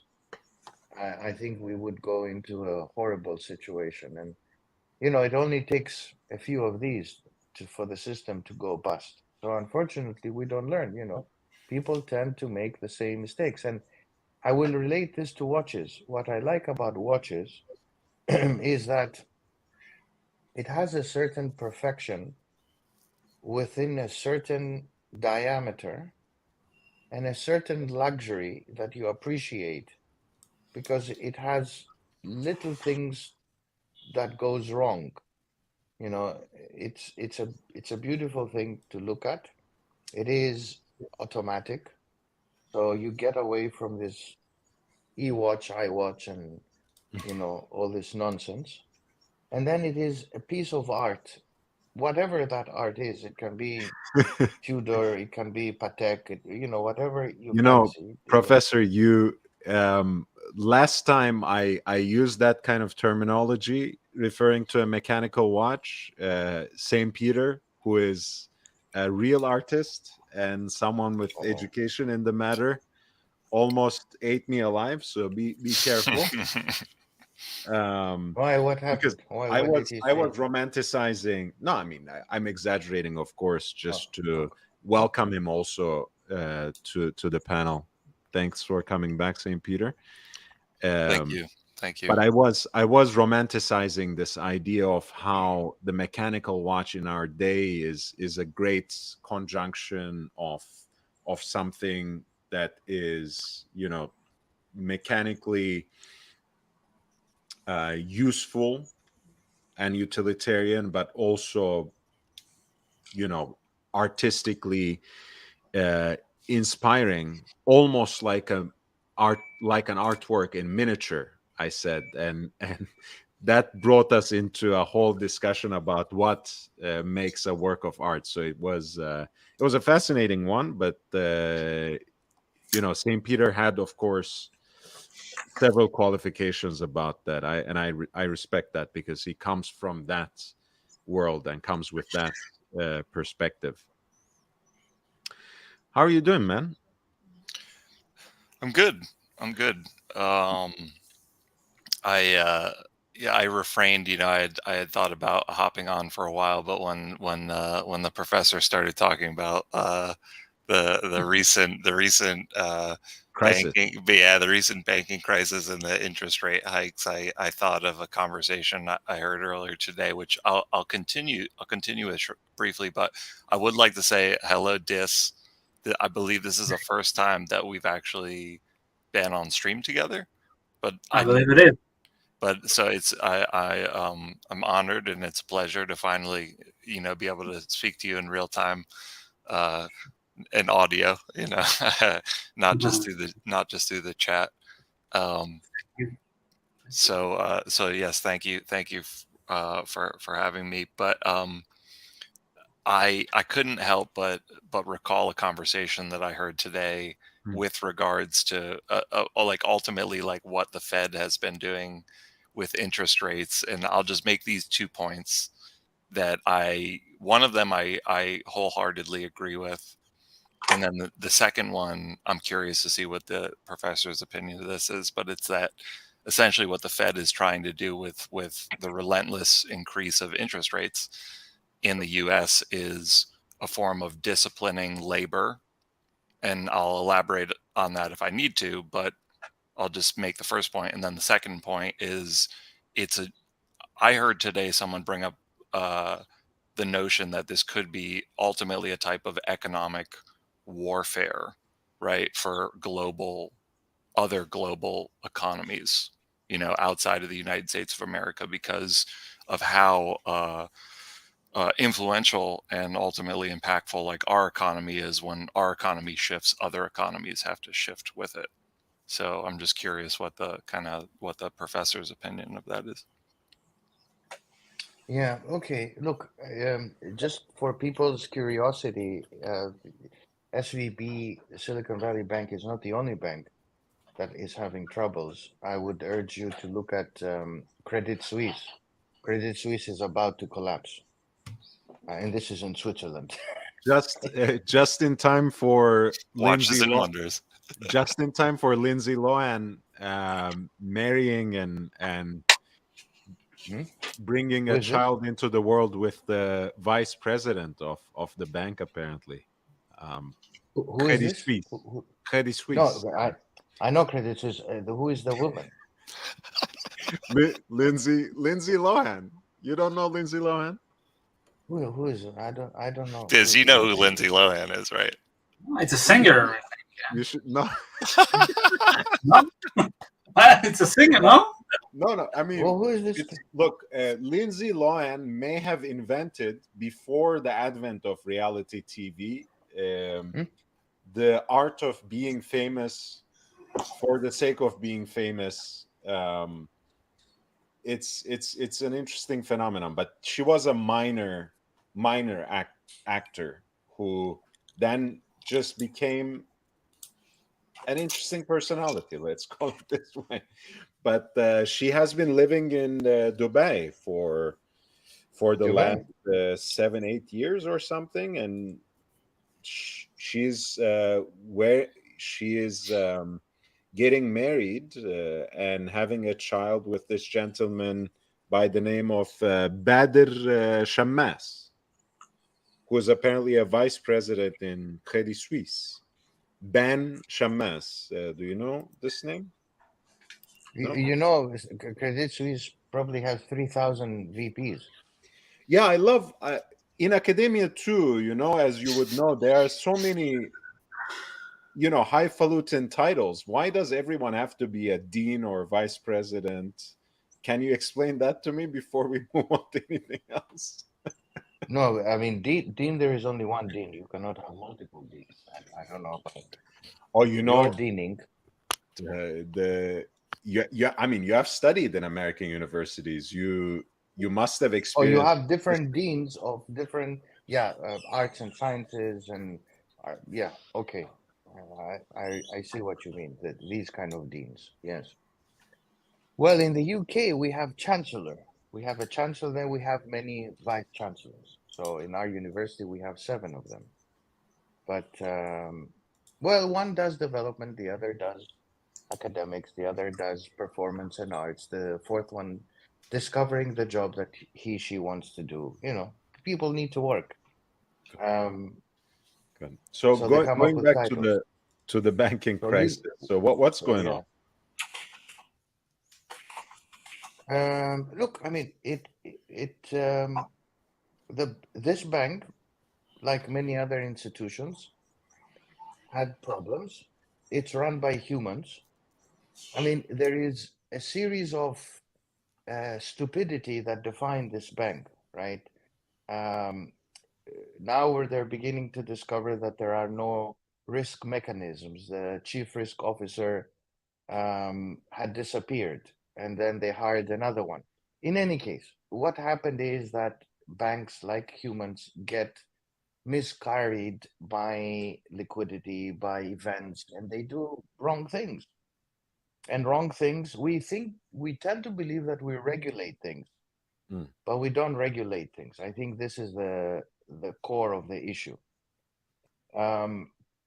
I do believe, just to get a little bit prognostic, and that we're not going to go into a meltdown unless we have many of these banks. Credit Suisse, in the case of Switzerland, has a lot of problems for quite some time, and these guys need to be, well, they will need to be bailed out and taken out. Somebody needs to take them out, merge them with UBS, which is the second bank that of repute in Switzerland, besides all the others, the private banks and so forth. So what happened with SVP is they got carried away. Regulators were not regulating, and then interest rates started increasing, and then interest rates start hitting people, businesses, creditors, consumers, right? In so many ways. Um, the Fed will have to bring down inflation, and I think this is a bigger task, but it will come down later this year. That's my guess, because it's eating into people's pockets, and it's not helping the average American who is looking at his 401k investments, and he sees that 20, 30, 40% has been wiped out. And if you are 69 or 75 or 80, and you're saying, okay, I have one foot in the grave, how long will I wait for this money to be recouped? You do have a problem, right? So yeah, this is a crisis of confidence and a substantial human error. The other thing is, this is connected to the crypto world, and there are restrictions now by UK banks. I think you will see it with other banks, where UK banks are beginning to halt the transfer of amounts from banks to crypto. And this is kind of another issue that the financial system has with crypto.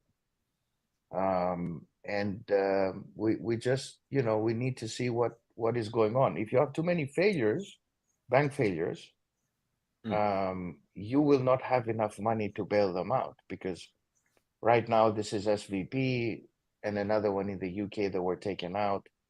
But you do have regional lenders that could have issues. And if these issues become bigger, then you have a financial crisis much bigger than what you think you have today. I mean, Credit Suisse will just bail them out. It wasn't enough, the money that they got from the Gulf countries, to bail them out. So I think that's really, in a nutshell, what's going on.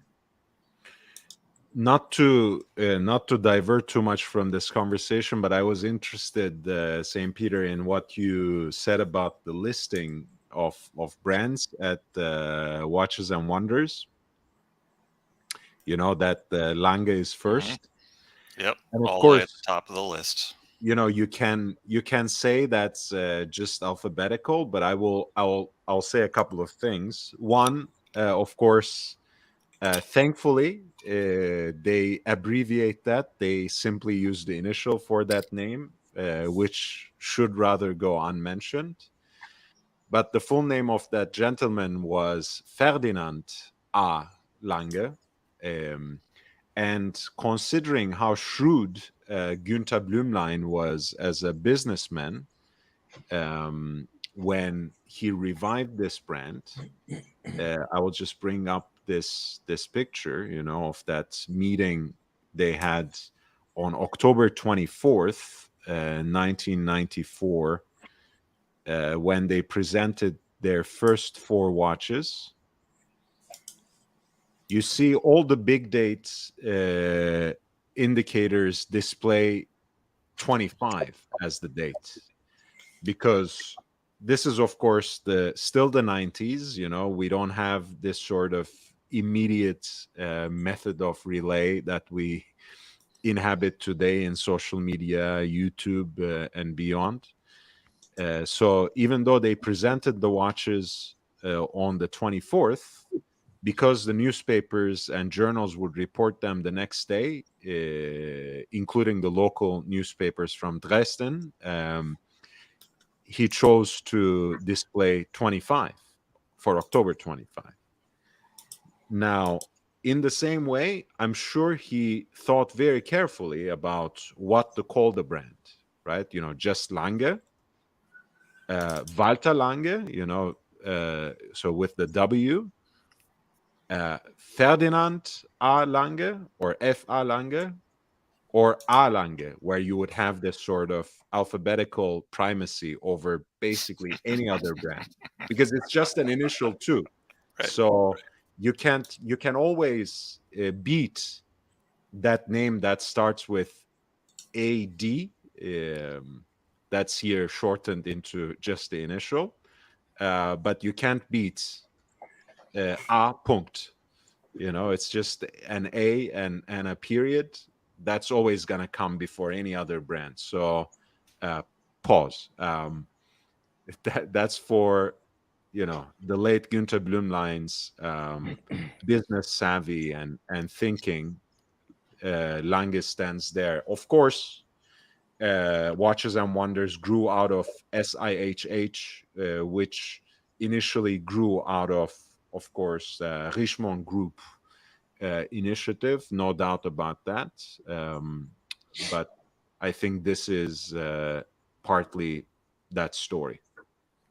I think there's an argument to be made about phonetically also how just a lange and Zana sounds as opposed to F.A. Lange and Zana, or just F.A. Lange or something like that. Like, I know people struggle with the pronunciation. I myself, don't have full confidence that I'm pronouncing it correctly, but I try and as best as possible. But I do think that it just, I agree. Even though I was the one who brought up the potential conspiracy earlier, I agree. I agree. It it makes a lot of sense, right? But I think the way that it sounds too, and I thank you for reminding me about the 25 date thing. It's like for whatever reason, I always forget that, and I always have to keep reminding myself, like, oh man, that's that bit of information about Lange, like I have to remember, right? Like, why is the date always set? Like the big date every time on their watches is always set to 25. And it goes back to this photograph and that press release, which, as you said, of course, was on the 24th, but it was because the print of the next day. So that to me is like a really interesting bit of information about the brand. I have a lot of respect, a lot of fondness for this brand, and one day I will have Lange 1 in white metal for sure, but it's not yet. The Royal Oak takes. It's the best. I mean, the Lange ones. I mean, they're still an amazing pre-owned value. For sure. I mean, we've been talking about this a lot recently on the stream, either when I've been present or just communicating in the chats and stuff. And, you've kind of pointed out, I'll be like, hey, I saw one at this price. And you're like, I saw one at an even lower price. And I can't help but just go out and search for this stuff. And the one that to me right now I'm obsessed with is the I forget the actual, it's the I think it's the which one is it? It's the it's like the day date complication. So it's like a platinum case, and instead of the power reserve, it's the dial is reversed. So the the handset for the hours and the minutes are favored on the right, on the 3 o'clock side, the conventional 3 o'clock side of the dial, and then it's got what normally would be indicated as the power reserve at the 9 o'clock position, but it's the days of the week. And then it's an automatic movement as well, and it says something like, I forget what it is. It's like something automatic instead of Doppelfederhaus at the bottom. Yeah, that's it right there on the right. Yeah, that's the one. What does it say? Wokentag automatic. Wochentag automatic. So day of the week automatic. And like you said, because it's a self-winding movement, it forgoes the power reserve indicator. And in this inverted layout, it replaces that with day of the week indicator, which is quite ingenious. As simple as it is, again, it's one of these fascinating things they do. And like you said, of course, this is a piece with a full rotor, which actually is a composite that has like the platinum mass fixed with screws and that beautiful engraving on the rotor as well, that tremblage engraving. Platine. So it is platinum. Platine, short for platinum. Platinum, yes, short for platinum. But I wanted you to see how the legibility was on. I've been struggling to find. I'm like, I have to find what video, like, because I know I've seen Wilhelm pronounce it that way like multiple times, and I'm like, I have to find that video now that I've brought it up several times, and it's like the inside joke. I'm like, I have to find this video now. Honestly, I do remember, and I think maybe I'll just dress up as Wilhelm Schmidt for next Halloween, and the concours d'elegance. You just, go there. And I'll just go around imitating his accent, which kind of comes naturally, but. But he's South African, correct? Or he was in South Africa for a period of time. This is a very disturbing conversation, but he apparently has like I don't know. You say tomato, I say tomato. I think it's like a plantation or a farm in South Africa. Which is very strange. Of course, it kind of makes sense with the Richemont connection, because, as you know, originally Richemont is grown out of South Africa and built a fortune on tobacco. I don't know what that's about, but Wilhelm Schmidt is, of course, from Germany, but he does have, he apparently spends part of the year in South Africa. Okay, that's what I was confused by. I thought because he does have a very interesting accent, and I was like, oh, is that like the South African influence? But yeah, this particular piece, I haven't found like what I would call like a real steal on this one, because it's considerably more expensive than just the base. It's like it's basically twice as much, like the prices that I've seen for this one. Even for like, you could see platinum versions of a Lange one for under 30,000 that I've seen, just Chrono 24 prices, but in the past couple of weeks or so. And I think these are more in like the 50 to 60 range, somewhere in there. And but I really like the fact that it's basically like, it's like the date version of a Lange one, like what the date is for Rolex. Like it's kind of like what this is, without the special bracelet to go along with it. Although I'm sure, maybe there's like one of those crazy Willendorf bracelets you can get for it if you really wanted to. I think it's great. The interesting thing about Wilhelm Schmidt, when you think about it, is I don't know where he came from, because he was in BMW before he joined Lange. I don't think he has an organic connection before 2011. I mean, he is now the CEO of Lange with more than a decade under his belt. So, no, I have no doubt of his um, command competence. That's not my point. But he was not in the watch industry before he took over Lange as CEO. So I'm sure he has more of a relationship with the Richemont group than the watch industry itself. And, make of that what you will. It's fascinating to me how, I'm so removed from kind of like the corporate life that a lot of this stuff, it just always seems foreign and kind of strange to me. But you'll see a CEO move from one type of company to another type of company that are, seemingly completely different industries, but they'll have similar titles in, when they make that move. Sometimes it's a horizontal, just like a lateral move. Sometimes it's like a move up a little bit. But that to me has always been interesting, right? Because so much of my experience in my work is based off of like, oh, I work in this industry. That's how I've gotten to where I am right now from working in this industry.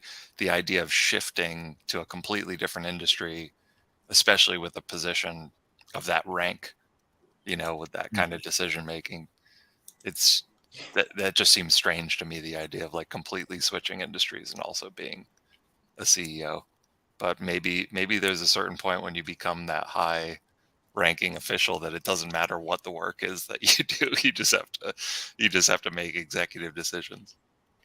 That's right. I mean, he did bring a certain vision into the company, to be absolutely frank. I mean, I think him being an auto industry executive and a petrol head himself made that connection to the car world, to concours of elegance, and all these different events a little more of a second nature, I'm sure. But Professor, you were saying something, I think. Before Yeah, I I was. gotta go, guys. So just will bid you farewell. Thank you for having me. Oh, Have a Hey, great day. thank you, Night. Dick. Take care. Have a nice Yeah. day. Yeah, nice to talk to you. So, Yeah, bye. great talking to you. bye. This. Hi, Bye. this lovely to have you. Please come Bye. back. Sure. And we should do that Indian watch show together at some point. Please stay in touch on Discord. Thank you. What were you saying, Professor? Yeah, it's not uncommon to find senior executives going from one industry to another, from one different industry to another industry that is different.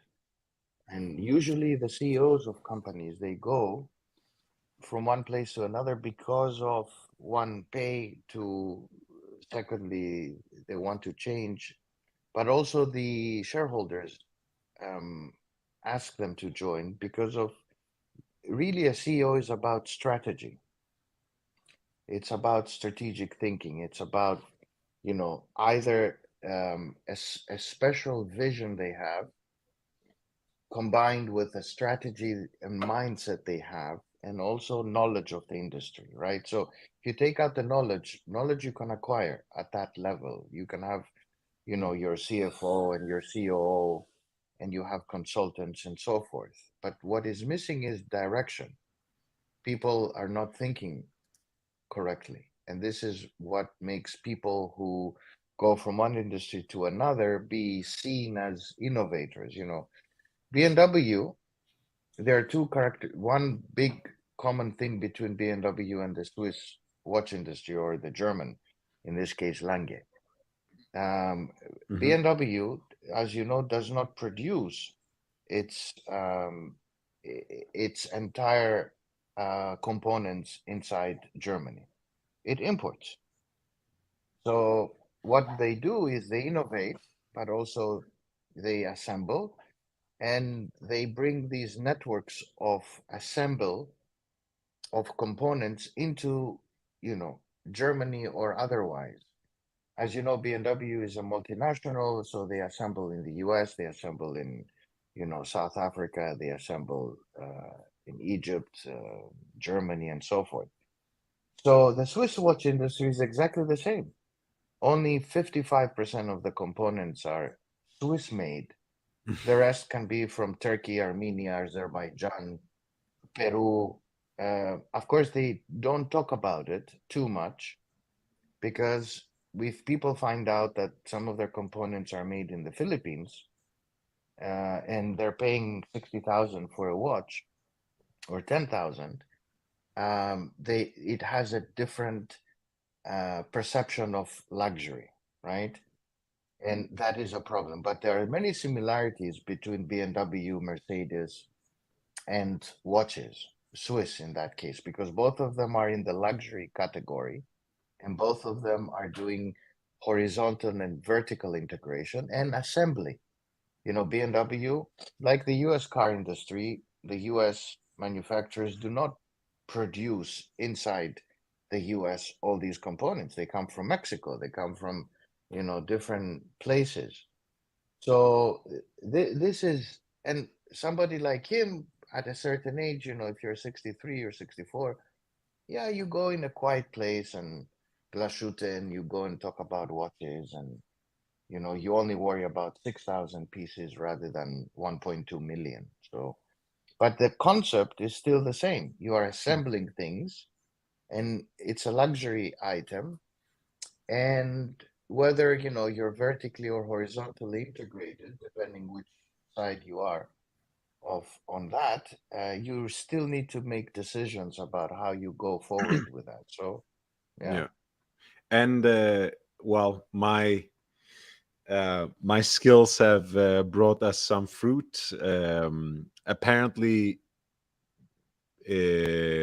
our Herr Schmidt was previously the director of sales and marketing in BMW South Africa.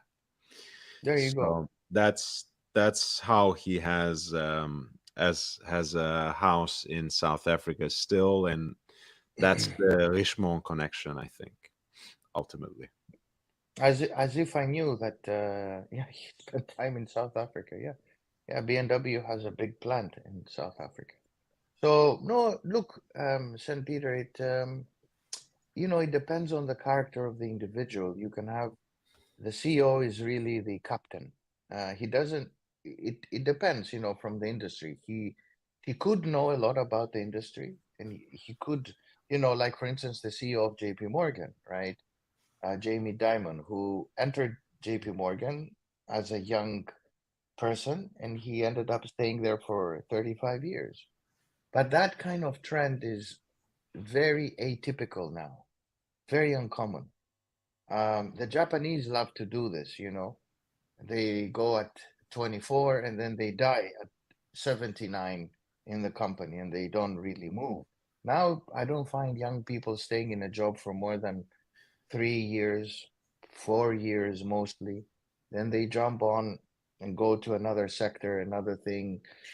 I think the some of that is, it just comes with the territory at this point, because there's less and less benefits of that sort of tenure at a company that extends for decades. There's less loyalty from employers bestowed upon their employees, so the employees return the favor, more or less, by just moving, you know keeping keep on moving forward, since they can't get the promotion they want, can't get the recognition they deserve, can't get the pay and salary that they perhaps have in mind. They move to the next company. Sometimes, yes, it changes industries. We're just talking about a certain individual last time behind the scenes. You especially in the luxury business, this is all too common. You might start, in one particular brand, and have nothing to do with watches, and suddenly some opportunity crops up somewhere, and you find yourself selling watches in one of these established, much esteemed Swiss horological houses. And like you said, at some level, the approach that goes into the conception and design of the products, to their actual production, and finally sales and marketing, maybe it doesn't differ so much. And I think that's, by the way, we're coming full circle almost perfectly now, because when my friend Dis jumped on the panel, and when Swiss was still here, we were talking about these kinds of phrases that get thrown around when talking about watches, anywhere from the Holy Trinity to in-house movements to Phoenix brand, on and on and on. And ultimately, we came to the consensus that, hey, these terms do have a certain, historical origin, and they might actually refer to something tangible and substantive. High horology is another term, right? But at the end of the day, sometimes they are so overused and thrown around so much that they are hollowed out and ultimately pure marketing terminology. It's at the end of the day, there is that aspect of watchmaking. There is that side of the Swiss horological industry that we can't ignore. For us, it can be a passion. For us, it can be a hobby, even an area of scholarship. But at the end of the day, it is a luxury product, and it's being made like that, produced like that, conceived like that, made like that, and sold like that. And look, we were honoring Patrick Heinige's legacy, and he was at the forefront of that approach as well. Not to say he didn't value watches horologically, but his mind worked in the way that a Rolex watch was not competing with Omega. It was competing with the sports car. It was competing with the yacht. It was competing with another luxury product that a Rolex owner might actually have or consider buying or consider replacing. So that mentality has been part of the Swiss watch industry for decades now. It's not a new thing either. And that gentleman Yeah. was a lawyer by profession, if I'm not mistaken. Right? Patrick Well, Heineke was a lawyer by training. Well, they're all lawyers, with the exception of Dufour. Oh no, I mean, look, we don't like stereotyping people, but I think I said before that Italians are born with a Rolex on their wrist. The Swiss are born with a law degree, I think, hanging on their wall. But beyond that, I think Heineke actually held the diploma. No. I say this thing, it's like coming from like a relatively blue collar family, but with a mother so my mother went from being a secretary to being the accountant and comptroller for like a $60 million company, just from like grinding her way up doing office work. And like, my father's like very mechanically inclined, and he's a handyman. He could fix things. And so, like my taxes, like, like the taxes get taken care of, like getting the car fixed, that gets taken care of. But then me having to deal with you know, having to pay for lawyers, unfortunately, having to deal with legal stuff. And then, well, when you're sick and you have to go to the doctor in this country, that's quite expensive. And, you know, I always told myself, like, well, no wonder parents are trying to get their kids to be lawyers and doctors. You know, it's like those are the two most expensive people to hire. If you got them in the family, you got a lawyer in the family, you got a doctor in the family, you're good. You know, you're all set. Like, you don't have to worry about those expenses. And it also, I mean, look, even when they can't take care of it for you, obviously they are connected to those professional networks, so it does come with a very specific kind of advantage. Absolutely. Right. You know, I had never considered that before. When you're a kid, and you know, when you're a kid in America, at least for me, you know, growing up in the 80s and 90s, there was always this you know, this mythology that I think they still tell kids this nowadays, but I wouldn't really know about that. That's like you could be whatever you want to be. Like when you grow up, you can do whatever you want to do when you grow up. You No, know. Yeah, that's the biggest myth. at least you know, not to not to imply that we are a men's rights channel or something, but they don't say that to boys anymore. I can tell you that. Right. They say that to girls now when they're growing up, but in the US, I don't think they tell men or boys that they can be anything they want to be.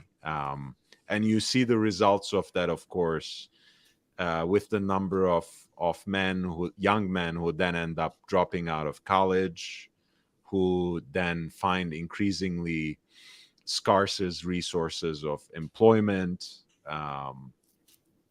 you know, less opportunities to advance professionally, to have meaningful individual lives. But of course, no one cares about them.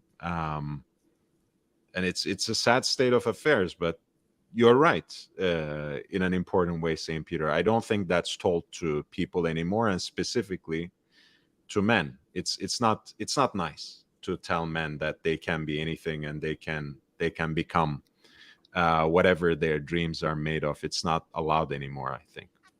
Well, I've heard these stories, but I'm not that familiar with how they do it in other countries because, you know, uh, like America operates in a bubble for the most part, and you know, unless you're in a cosmopolitan metropolitan center or in some level of academia, it's oftentimes very difficult to understand what it's like outside of that bubble. You know, like we are you know, very isolated in that sense.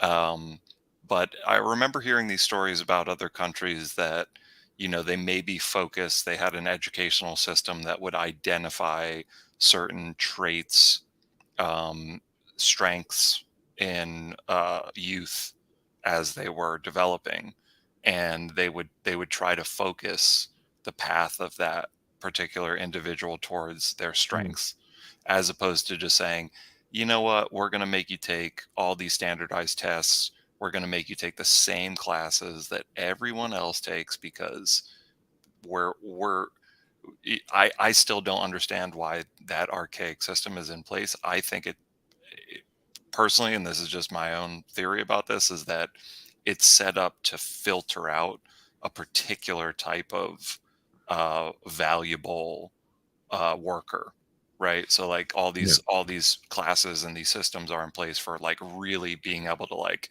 Yeah. say, oh man, like these particular individuals excel, so like we're just going to filter them out, and everyone else, you know, Germany they'll figure it out. Germany actually has, well, in the past at least. I don't know if that system is working as efficiently now. I'm sure it's still better than most countries, and certainly better than the US. But they have, for example, three distinct paths when it comes to secondary education. um, you can hierarchize them if you want, but that's not necessarily helpful, especially describing how it channels people to different kinds of professional paths. So you have Realschule, you have Hauptschule, and you have Gymnasium. Gymnasium is the one that feeds into tertiary education, to higher education, to universities, and it used to be also a 3+1 kind of thing, with master's degrees. Usually the universities are also changing in Germany. But anyways, for the Realschule and Hauptschule, there were very distinct paths. I haven't studied this in the last decades, but of apprenticeship, of professional and vocational training that fed directly into, you become a carpenter, you become a baker, and a substantive part of your training is actually doing apprenticeship for those professional occupations. And in a way, I guess they have started doing something like that in the US by trying to make two-year college, community college, universal and free. I don't know what happened to that project, but towards the end of Obama's presidency, they were doing something with that. I don't know if that's still the case. I don't know if there's still funding available for that. Neither do I, and I should probably be paying closer attention to it. But to be honest, when you're focused on work, it's hard. It's hard to do that. I just remember, I have this feeling now, like I just recently had like an adjustment, let's call it, at my current employer, which was like not something that I was advocating for, but like ultimately was like a benefit to me. Like, it was like a compensation thing. And there wasn't a title change or any kind of like promotion that I could note, or anything like that. But it was something to me that is going to make a significant difference, right? And it's like a meaningful thing to me, and it got me to a place where it's like a milestone kind of thing in my career, and Nice. it kind of came out of like a casual conversation with my employer that started out about an issue I was having with like a really kind of insignificant benefit program that we had, that it was like, it just turned into this thing where I was like, hey, what's up with this? Like, I feel like I'm owed this, blah, blah, blah, that kind of thing. And he was like, well, whatever it is, don't worry about that. But here's this other thing. We're going to take care of you in this way. And I was like, oh, okay, great. Like, this is good. Like, and you know what? That's fine. Right. Like, that works for me. And I thought about it, and I thought about the fact that like I never decided to do graduate school. Not that I didn't think I was capable of doing it, but just that like I was interested in, when I was done with undergrad in the States, trying to figure out, well, what am I going to do right now? I wasn't ready to go to grad school.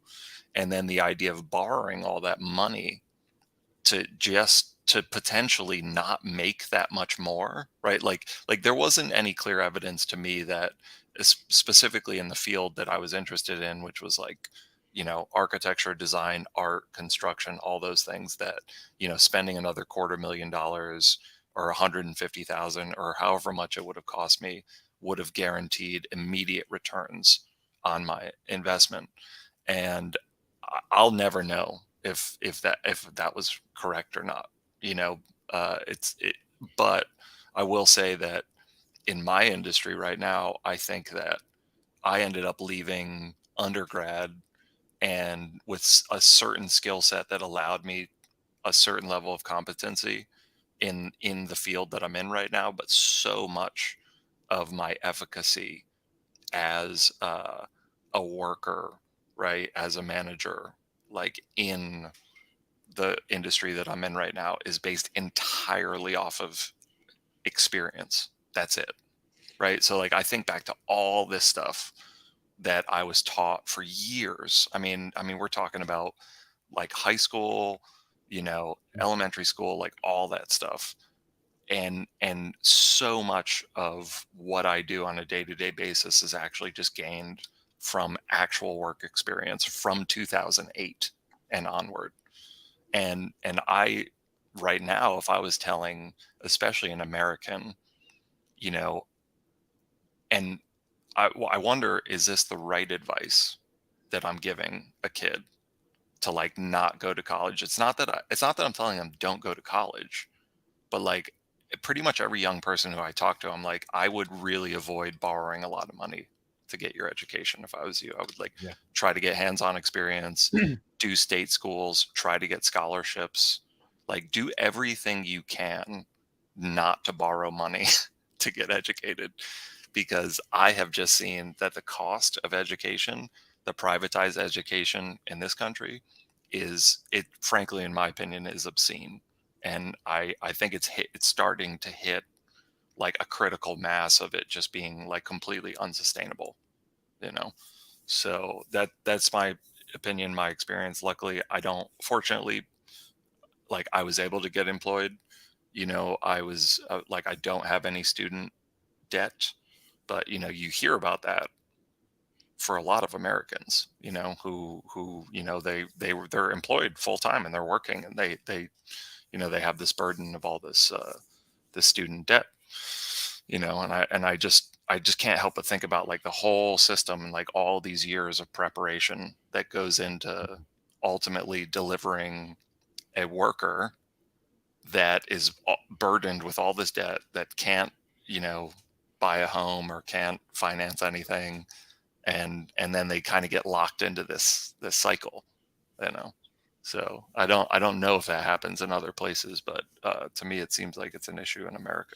I don't think it happens anywhere. I mean, look, people have, there are now a globalized mode of private education and increasingly privatized higher education, that comes with a very high tag price. I'm sure the professor can talk about this in a much more intelligent way, but this idea that you have to pay basically $250,000 for an undergraduate degree in a private institution is a very American experience.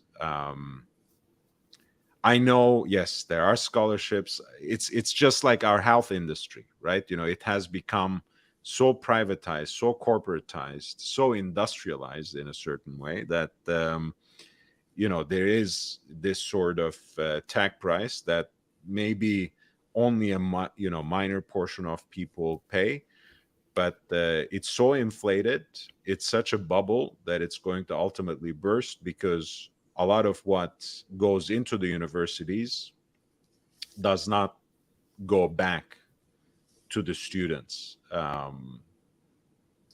It might go into brick and mortar building, perhaps. It can go and line up the pockets of deans and presidents and other sorts of development individuals, fundraisers of all sorts, but it doesn't come back to the student, that's for sure. I think you would be hard pressed to find a single study, or even a reasonable argument that can defend, well, that can tell me that the quality of our educational system has increased in the last, say, 2 to 4 decades in any way. Forget about in comparison or in relation to the rising tuition prices. I don't think there's a single argument that's made in favor of this. Like, I don't think anyone can present a reasonable explanation as to why tuition at an elite school should be, $60,000+ per year. Can you say something about this, Professor? Yeah, let me. I'm very happy that we have these discussions because I'll tell you what I think about some of these watch streams, but this is a unique watch stream where you actually have an intellectual discussion, a proper discussion. I think that education, the way it is highly overrated. Higher education, it's highly overrated. And if you add the factor of what you just said, that in the US it has become traditionally, even during my days when I was doing my doctorate in the US, it was quite expensive. You can get scholarships, but you know, not everyone gets a scholarship. Most are not on a scholarship, regardless what they say. I think there are multiple issues here. One, we don't know the new generation. Evidence is showing that we don't know what they will be doing. And I think university education is substandard for the type of education and workmanship that our kids will be doing. So, secondly, it's becoming overly useless because now you can do a lot of classes online and you can acquire knowledge. So, going to a place, sitting with other students, acquiring knowledge is no longer what it used to be. Everything is electronic, everything is virtual. You can get every book online. You don't need to go to university. During my days, you had to go to this university because you had a professor. Now, this is for the social sciences. Professors nowadays are not well compensated unless you are in the top 10 universities. The community colleges are garbage, right? Sorry to say, huh? Um, and so you would go to a university because there was a professor. Today, the professor is underpaid, has to do a lot of administrative work. There is no more innovation. Everybody is repeating each other. And I think the social sciences have a problem. Now, where it makes a difference is in research and in medical research, in hardcore sciences. Universities do matter because you have to go to do lab work. You have certain professors who have medical active experience and they have research groups and they have research grants, and you're part of that, whole structure. That really matters, where you go. But in social sciences, you can sit at home and write your thesis and acquire knowledge. I mean, now I teach various courses for these providers. Look at Coursera, for instance, and I have 150,000 students. I would never reach out to 150,000 students or 50,000 students. Even if I am in an Ivy League, I will get, people who are interested. But then because I do kind of on the fringe studies, I will get 12 or 20 or 30. But now, I get 50,000 or 100,000, right? And then there is the newcomers into the education, which is the aspirational class, mainly the Asians who all want to go, they study 500 hours a day. They all want to go to the American Ivy Leagues and they don't have a problem paying 80, 90,000. What is happening in America is that the average American cannot get an education, right? And they'll be indebted forever and so forth. So it does begin to look like the rich being educated um, and the poor not really educated, right? But that there is a socioeconomic trend happening in the US that is much larger. The gap is widening between the rich and the poor, and that's a trend that is for the last 20, 30 years. So, I think education is beginning to be overly rated. A degree doesn't mean anything. And I'm speaking from, one of the preeminent institutions.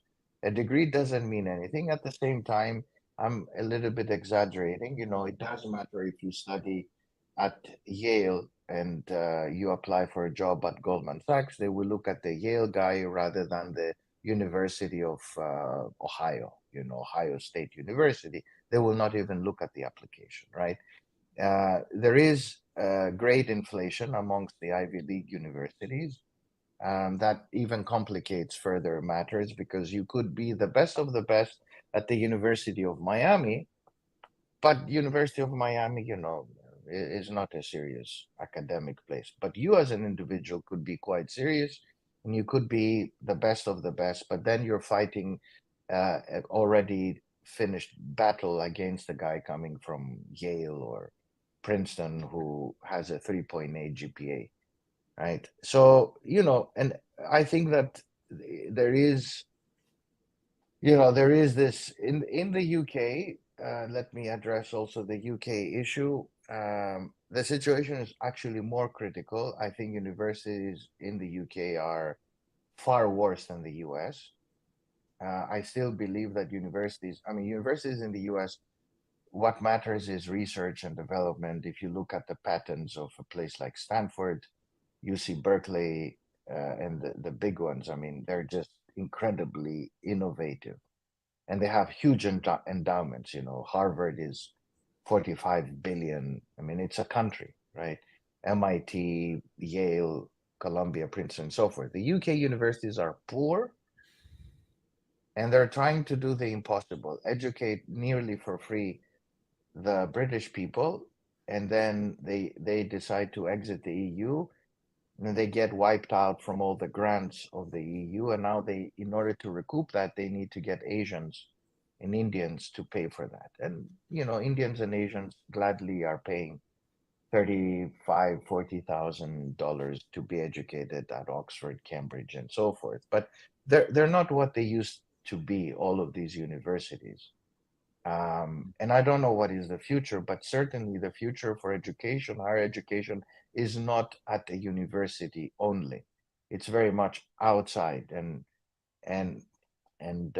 we just don't know yet. But for clinical research, hard science, you need to have public and private involvement, because research at the state level, involving the National Science Research, the National Science Foundation in the US, and so forth, can no longer be enough. You need to have the involvement of the private sector in philanthropy, but that's a very big debate. So overall, I think that, we are in difficult times, and my advice to people is, yes, you should be educated, but it also has to do with luck, where you end up, and if you make money.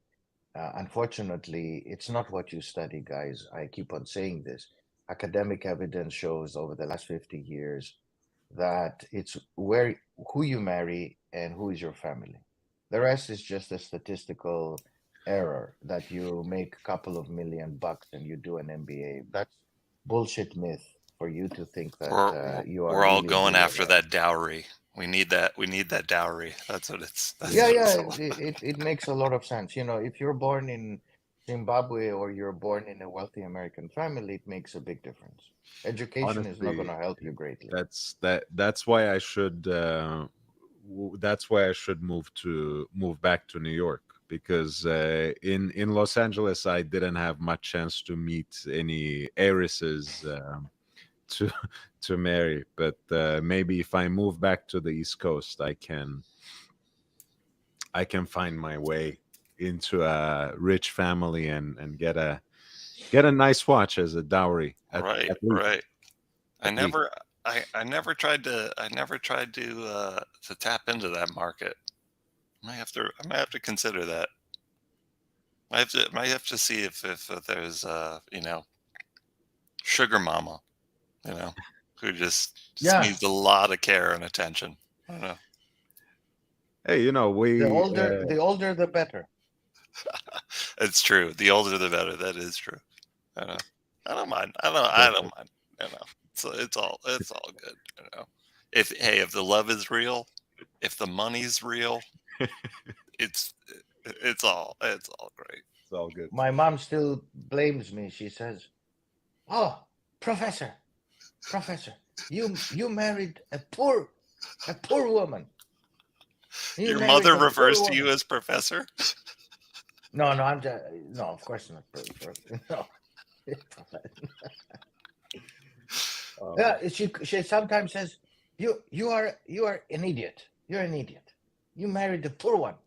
Divorce this one, marry another one, rich one. So you were replacing the word idiot with professor, I guess. That's wonderful. It doesn't matter what degree you have, what kind of professional respect you may have garnered. When it comes to the mothers, some things never change. I mean, it seems like what matters least of all is actually being in love with the person, right? I mean, you know. Well, Oh, honestly, that could be an oh, interesting discussion, but I think since you have a similar sentiment, Saint Peter, and I know you are actually in love and not as bitter and cynical as I am. But I think love is a bourgeois myth. It doesn't actually exist. It's true. Um, I am building I'm quite bougie.